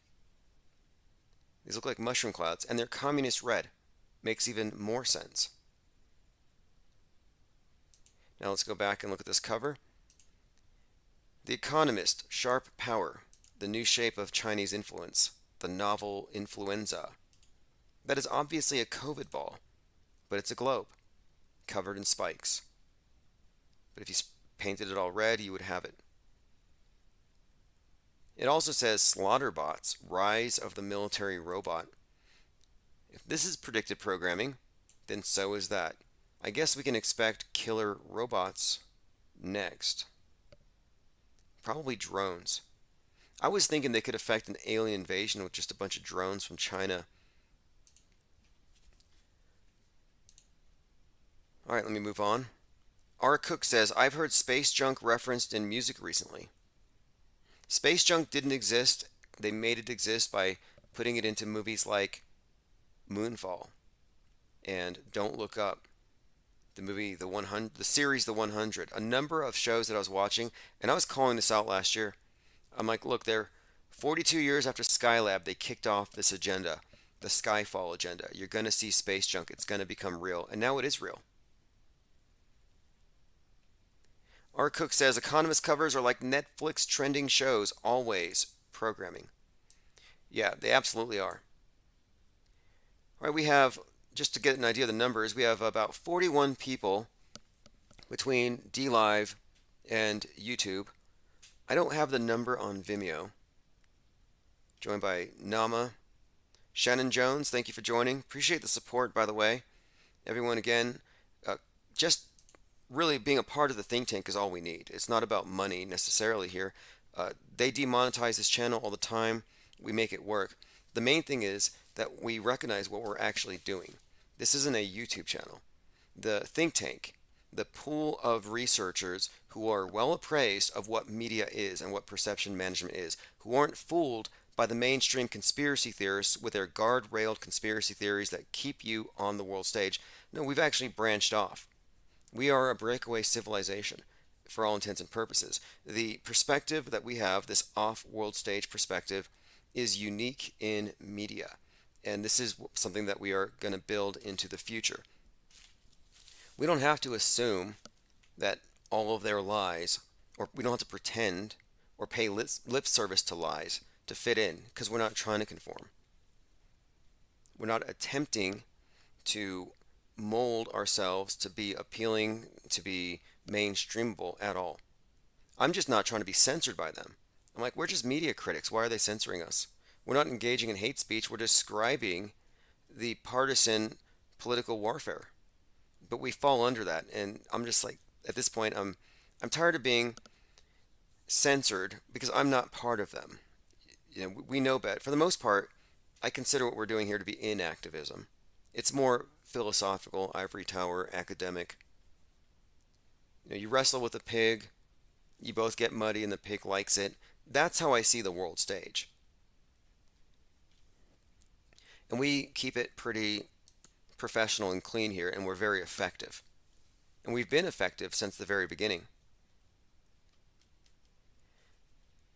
In addition to the 40 or so people between these three platforms and those of you hanging out at the Vimeo, we have 33 people listening on the 24/7 audio stream. Let me do a quick glance at the headlines. So we discussed the twins from The Shining all grown up. We discussed Nick Fuentes and the right wing, white nationalist storyline that's going out there. Again, it's all Psywar, but that is the story. Judge jokes about calling in sick over Alex Jones. We've been talking about the nuclear winter, Chicago purge. Oh yes, Chicago's purge. That's going to be something. They're going to ratchet up the intensity over there in 2023. You can do murder, arson, threaten public officials, and you don't have to worry about bail money. Extinction Rebellion gluing themselves to chairs. Yeah, sure. Look, these people who are part of the green agenda are hypocrites unless they get themselves arrested and they find some way to stop traveling around. Because as long as they're driving around, they're part of the problem. The only non-hypocritical environmentalists are the ones who are already locking down to save the planet. And you don't see many of them. Most of them are eco-hypocrites. You've got eco-hypocrites, you've got climate criminals. Those are the rich ones, like the Kardashians.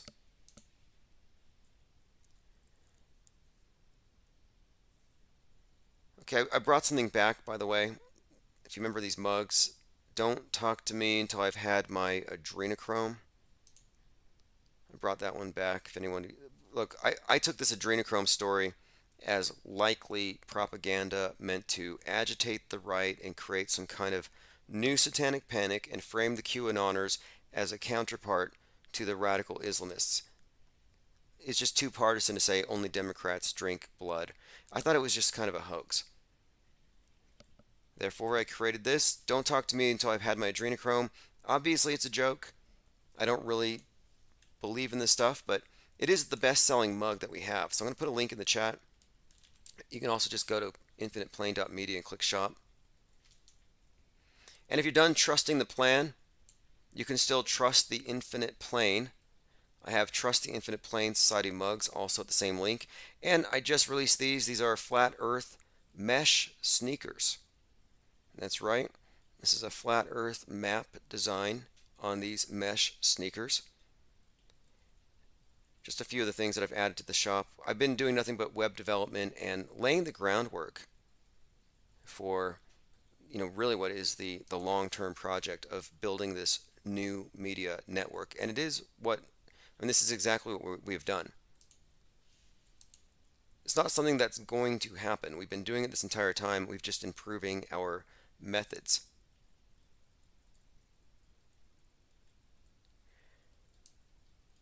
Last year, we were predicting the sky would fall, most likely in the form of space junk. Okay, that's right, Philippines. Right now in the Philippines, they're waiting for Chinese space junk to land in some populated areas. And people will believe it. They've spent enough time immersed in mass media deception, video games, in virtual reality, that they will believe it. Les Luther, here's a tweet here. Russia is mobilizing 300,000 reserve troops, allegedly. It sounds like a lot, but 250,000 NPCs went to London and stood in queue to walk past a potentially empty coffin. Yeah, I think you're right about that. I mean, 300,000 sounds kind of hoaxy, but look how many people they got to line up for that. Here's some more hopium. This is from September the 21st. The truth will always reveal itself. Nothing will be hidden. Everything will be revealed. This is from a Telegram account, Princess Diana Q. If you think it's a coincidence that of all days the next queen will be going live, you're sadly mistaken. Nothing is how it looks. Everything is a lie created by them, soon to be demolished. And this is a reference to Princess Diana and her revelation, which was supposed to be today. So she's late. Here we have Darth Schwab from the WEF, World Economic Forum 666. Again, if you look at their logo, that line goes through 3 O's. Yeah, it makes 3 6s. And O is also the 15th letter. 1 plus 5 is 6. However you look at it, there's 666. They want to have implants in your hand. 666 is the number of world government. It's the number of their their beast system. Let me go and play this clip though. This is Darth Schwab at the World Economic Forum. Advancing very fast. But can you imagine that in 10 years when we are sitting here, we have an implant in our brains, and I can immediately feel, because you all will have implants, and we measure your brain waves, and I can immediately tell you how the people react, or I can feel how the people react to your answers. Is it imaginable? I think that is imaginable. I think I think, you know, you can imagine that. You can imagine, well, you're going to be sort of transplanted into, you know, the... I think they're going to be sadly disappointed. Like, if you had an implant in this guy and you're, like, reading his thoughts, it's like silence. I think I heard crickets right there. And you can read people without the need for implants. They can read you anyway. I happen to treat my iPhone like it's a surveillance device. I just assume I'm being watched. Let me play this clip here. This is Bill Hicks / Alex Jones. Kind of a mashup. You got me, okay? Okay. Are you happy now? This is just really hard for me to do. You bastards. Yes, I am so Bill Hicks. It's hard to give up. To be more accurate, you didn't get it all, did you? You didn't get the full conspiracy. I played the character, Bill Hicks, for 15 years with my accomplice, Kevin Booth. And we fooled you all. The master actor, the master genius. And then I decided to bring forward an even more incredible persona, that of Alex Jones. But here's where the rest of the story comes in. For 20 years, I've been Alex Jones, since we staged my death in the early 1990s. The truth is that Bill Hicks himself never existed, and now I'm going to reveal my true identity. Bill Hicks never existed. Interesting way of looking at it. I don't think Benicio del Toro existed either. I think it's Brad Pitt in a mask. More hopium. Get ready for your popcorn in 24 hours. The People's Queen. Alive, healthy, and well, I'm coming back stronger than ever to turn the world around. Again, it's been more than 24 hours, just pointing it out. Anybody who said that in 24 hours Princess Diana was going to save us, well, now what are you going to say? Now what? So much space fakery going around. Good to see. I think the issue is people just haven't looked. That's probably mostly the case. If you have any experience with video editing, you can't look at the ISS and say it's real without being a liar. You know, at that point, you're lying to yourself. And next time you look at the space station, look at the lighting during the spacewalks and try to convince yourself that you're not looking at water, light underwater, an underwater staged a replica, an underwater stage, because the light diffuses underwater differently. The way that the Earth, or the way that outside of the space station looks from inside with a still camera, is vastly different from how it looks when they're using cameras, when they're videotaping them moving around. And the reason why is that the lighting looks very different, and it's because they are underwater. I'm going to play this clip. This is the Shining twins. Come play with us on Cameo forever and ever. So they're on Cameo, right there with Corey Feldman and Roger Stone. You can hire them to say something. Again, the twins were posing at the Tower Bridge, which has twins, and they were used in a Kubrick film, which foreshadows 9/11. I'll play it one more time. And ever.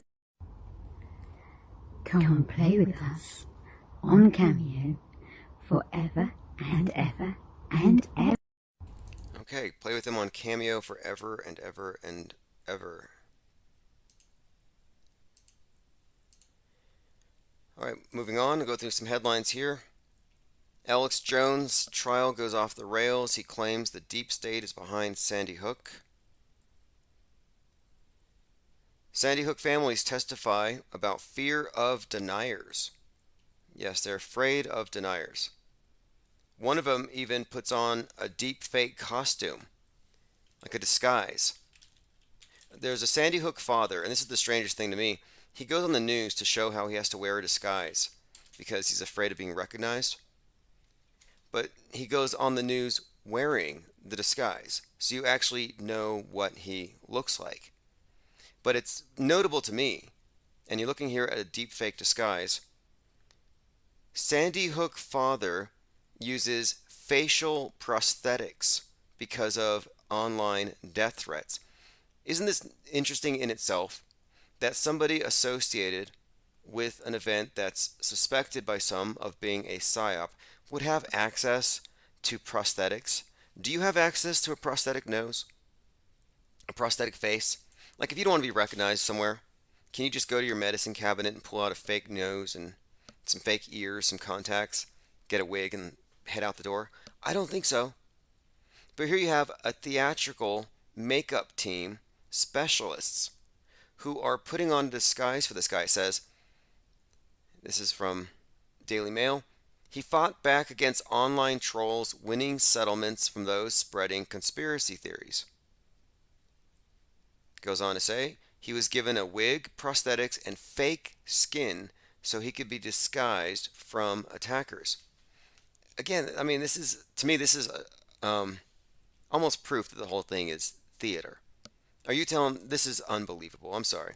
And then moreover, if true, if you were going to put on a rubber face so you look like somebody else because you don't want to be recognized, would you wear that disguise on TV? It's like, okay, that's your disguise.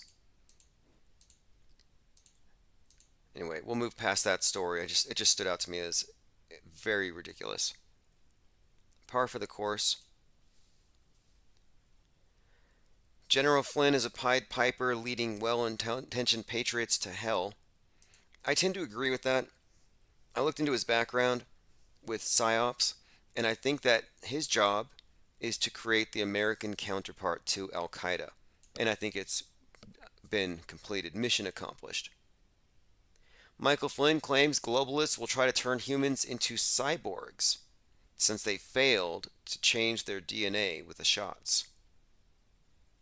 He was talking about how robot arms are cool, but not when you have robot parts on the inside.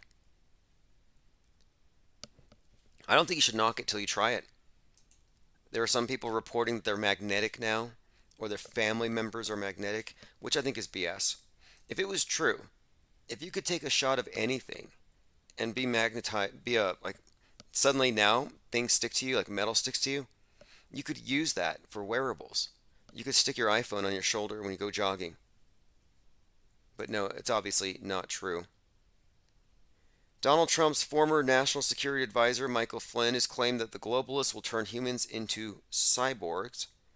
Retired three-star general has become a leading figure to the QAnon.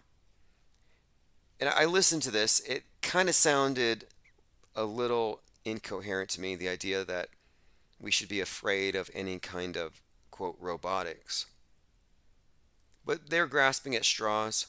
They're grasping at clots. Has come into the news quite a bit because of all this COVID stuff and the responses. But all of these global organizations, the United Nations is another one. All these global organizations, they think they see themselves, and those that are sort of even above them, they see themselves as, this is how we can rule the world. This is how we can control societies. This is how we can control humanity. So let's introduce something called COVID, and they did it for a couple of reasons. Again, this is General Flynn, top tier QAnoner, major QAnon pusher. Some suspect he is Q. He's definitely part of the operation. Maybe we would be better off, but so there's a lot. I mean, there's a lot of things here going on. But yes, these are globalist organizations. These are world organizations. And when you start to look at, who is directing them and who is leading them, there are real people behind that. And okay, that's where he sounds somewhat sane. But then he gets into the robots and the robot parts where it gets to be almost science fiction like fears. And it's been said that if you pay him $350 and you get into his inner circle, he'll tell you about how the EMPs from the Chinese nukes are going to cause the heads of the vaxxed to explode. He said, wear your raincoat on that day because heads are going to explode. QAnon videos are getting millions of views on TikTok. Yep, TikTok's banning QAnon hashtags. They're banning hashtags. How weak is that? There's finally a plan to clean up all that space junk. Yeah, F the whales. Nobody cares about whales. Nobody cares about the ocean. They don't care, like they used to care that the ocean levels are going to rise. They don't care that the ocean levels did rise in 2021 from all the PPE. Nope, all they care about now is the hypothetical environment of low Earth orbit and the supposed junk that's up there that you can't even see. YouTube channel streaming the Alex Jones trial was disabled. Oh, they disabled the chat. Yeah, they don't want you talking or criticizing it. Look, they don't want anonymous people chatting. They don't want your letters. They don't want your words on the screen. Unbelievable. Alex Jones is being allowed to make his second trial on air a circus too. Yeah, I'm pretty sure that he pitched some supplements and some cryptocurrency while he was there at the stand. QAnon thinks something big is coming because of a Simpsons episode. You know, they can mock us. Vice can mock us for pointing at the Simpsons and predicting the future. But when it's predictive programming, and it's consistently reflected in what follows, then all we're doing is reading a script. Now, we don't think something big is happening because of a Simpsons episode. We think something big is happening because it's a PSYOP entertainment complex, and they foreshadow everything. This is by David Gilbert. According to QAnon, September 24th is going to get wild. Well, you had this German lawmaker who was talking about the Ukraine invasion. And he said, everybody's going to remember where they are on September 24th. He meant February. It was a gaffe. Context reveals it to be a gaffe. He misspoke. Yet, many people ran with it and said he was warning us about September the 24th. Not true. Yet, there is a lot of predictive programming. There are many different shows that do seem to suggest that something's going to happen on that day. I don't know necessarily. I'm more convinced that the 23rd. Evan Almighty, September 23rd, midday exactly, big flood. Genesis 6:14, God told Noah to build a flood. That's part of the story. He keeps seeing the 6:14 and he decides to build an ark. So I'm leaning more towards the 23rd. This is from Raw Story. Trump is afraid of being indicted and he has an army. Reporter debates when the next January 6th will happen. Liz Cheney, Trump is making a direct, incredible threat of violence against America. Is Trump preparing his people for a second coup? Fascinating. And one of the greatest developments lately is this one here. Australia to treat climate change denial as mental disorder. Yeah, let's not treat the people who are gluing themselves to paintings and laying in the roads, playing dead. Let's not treat them as having some kind of a mental disorder. The ones who think that we're in the end times, that there's 1,000 days left. No, they're perfectly fine. And then treat it as a mental disorder. I'm sorry, but like, that to me is a misuse. It's a misuse of psychiatry. You know, you don't label opinions as this is weaponized psychiatry. It's actually very inhumane. It's actually gaslighting, psychopathologizing, labeling somebody as mentally sick because you don't like their opinions. Yeah, that's not exactly what psychiatry is for. Trump the Christ, Son of Man. I haven't listened to this, but this is from Blog Talk Radio. Apparently, at the Ohio rally, someone was passing around flyers. They think it was sponsored by Trump, that were describing Donald Trump as, quote, the Son of Man. Here we go. This is from Jerry Williams and Paula Alexander discuss. Trump had flyers passed out at his rallies that said, "The Son of Man, the Christ." Then the music of QAnon went on as he preached. Fascinating. I'd like to see a copy of it. If anybody has seen any flyers showing that Trump is somehow... Hey everyone, I'm Megyn Kelly. Welcome to the Megyn Kelly Show. Sorry, Nicole Simpson. She keeps popping up in my feed now.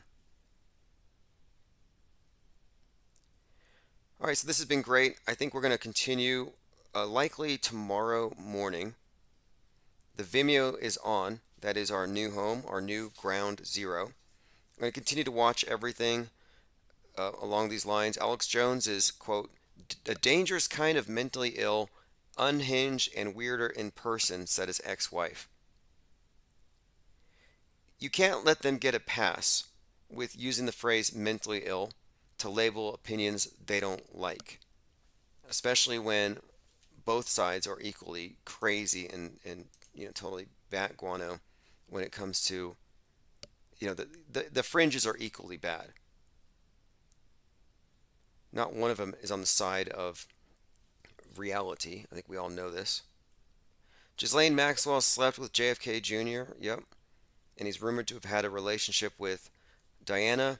And I'm sorry for those of you who are waiting for Princess Diana, who said this yesterday, that she spent 25 years of her life hiding. She'll be back tomorrow. Yep, she didn't show up.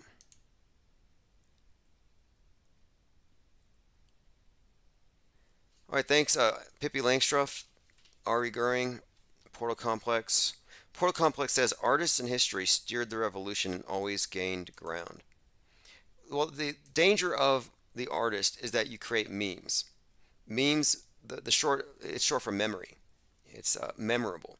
If something's memorable, if it can be transmitted, if it can be spread, you have an infodemic. If it's a meme they don't want.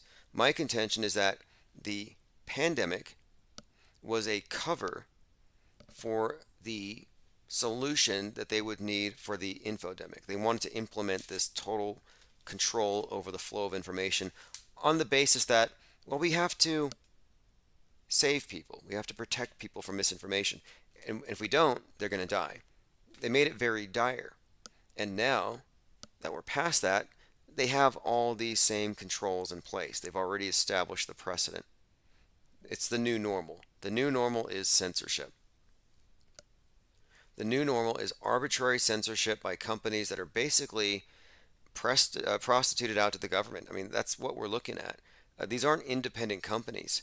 If they're being used as a proxy for the government to enforce thought control, and that's what we have seen.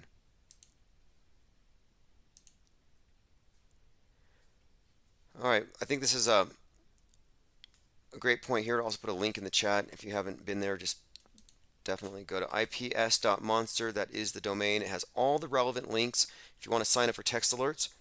And thanks again for everyone who has been chatting here and signing in over at Vimeo. Again, Vimeo is easy. You just go over to ips.monster. You don't need to join anything. Just sign in with a moniker. And these chats are persistent. I'm watching all of them. And we will be expanding back onto Rofkin and other platforms here very, very soon. Okay, we're going to be watching the equinox. I'm expecting Judgment Day, nukes, nuclear fallout, nuclear winter, some kind of fireworks, possible Project Bluebeam on the West Coast or Seattle. I don't think it's the 24th. I think it's the 23rd. Just a heads up. Anyway, here is Pope Elon. Have a great night. It's going to stick on the 24/7. So if you want to stick around for the 24/7 live stream, it's going to replay from the last few days. If we're born on Earth, why not die on Mars? Seems like maybe it'd be kind of exciting. But so I think, given the choice of dying on Earth or dying on Mars, I'd say, yeah, sure, I'll die on Mars.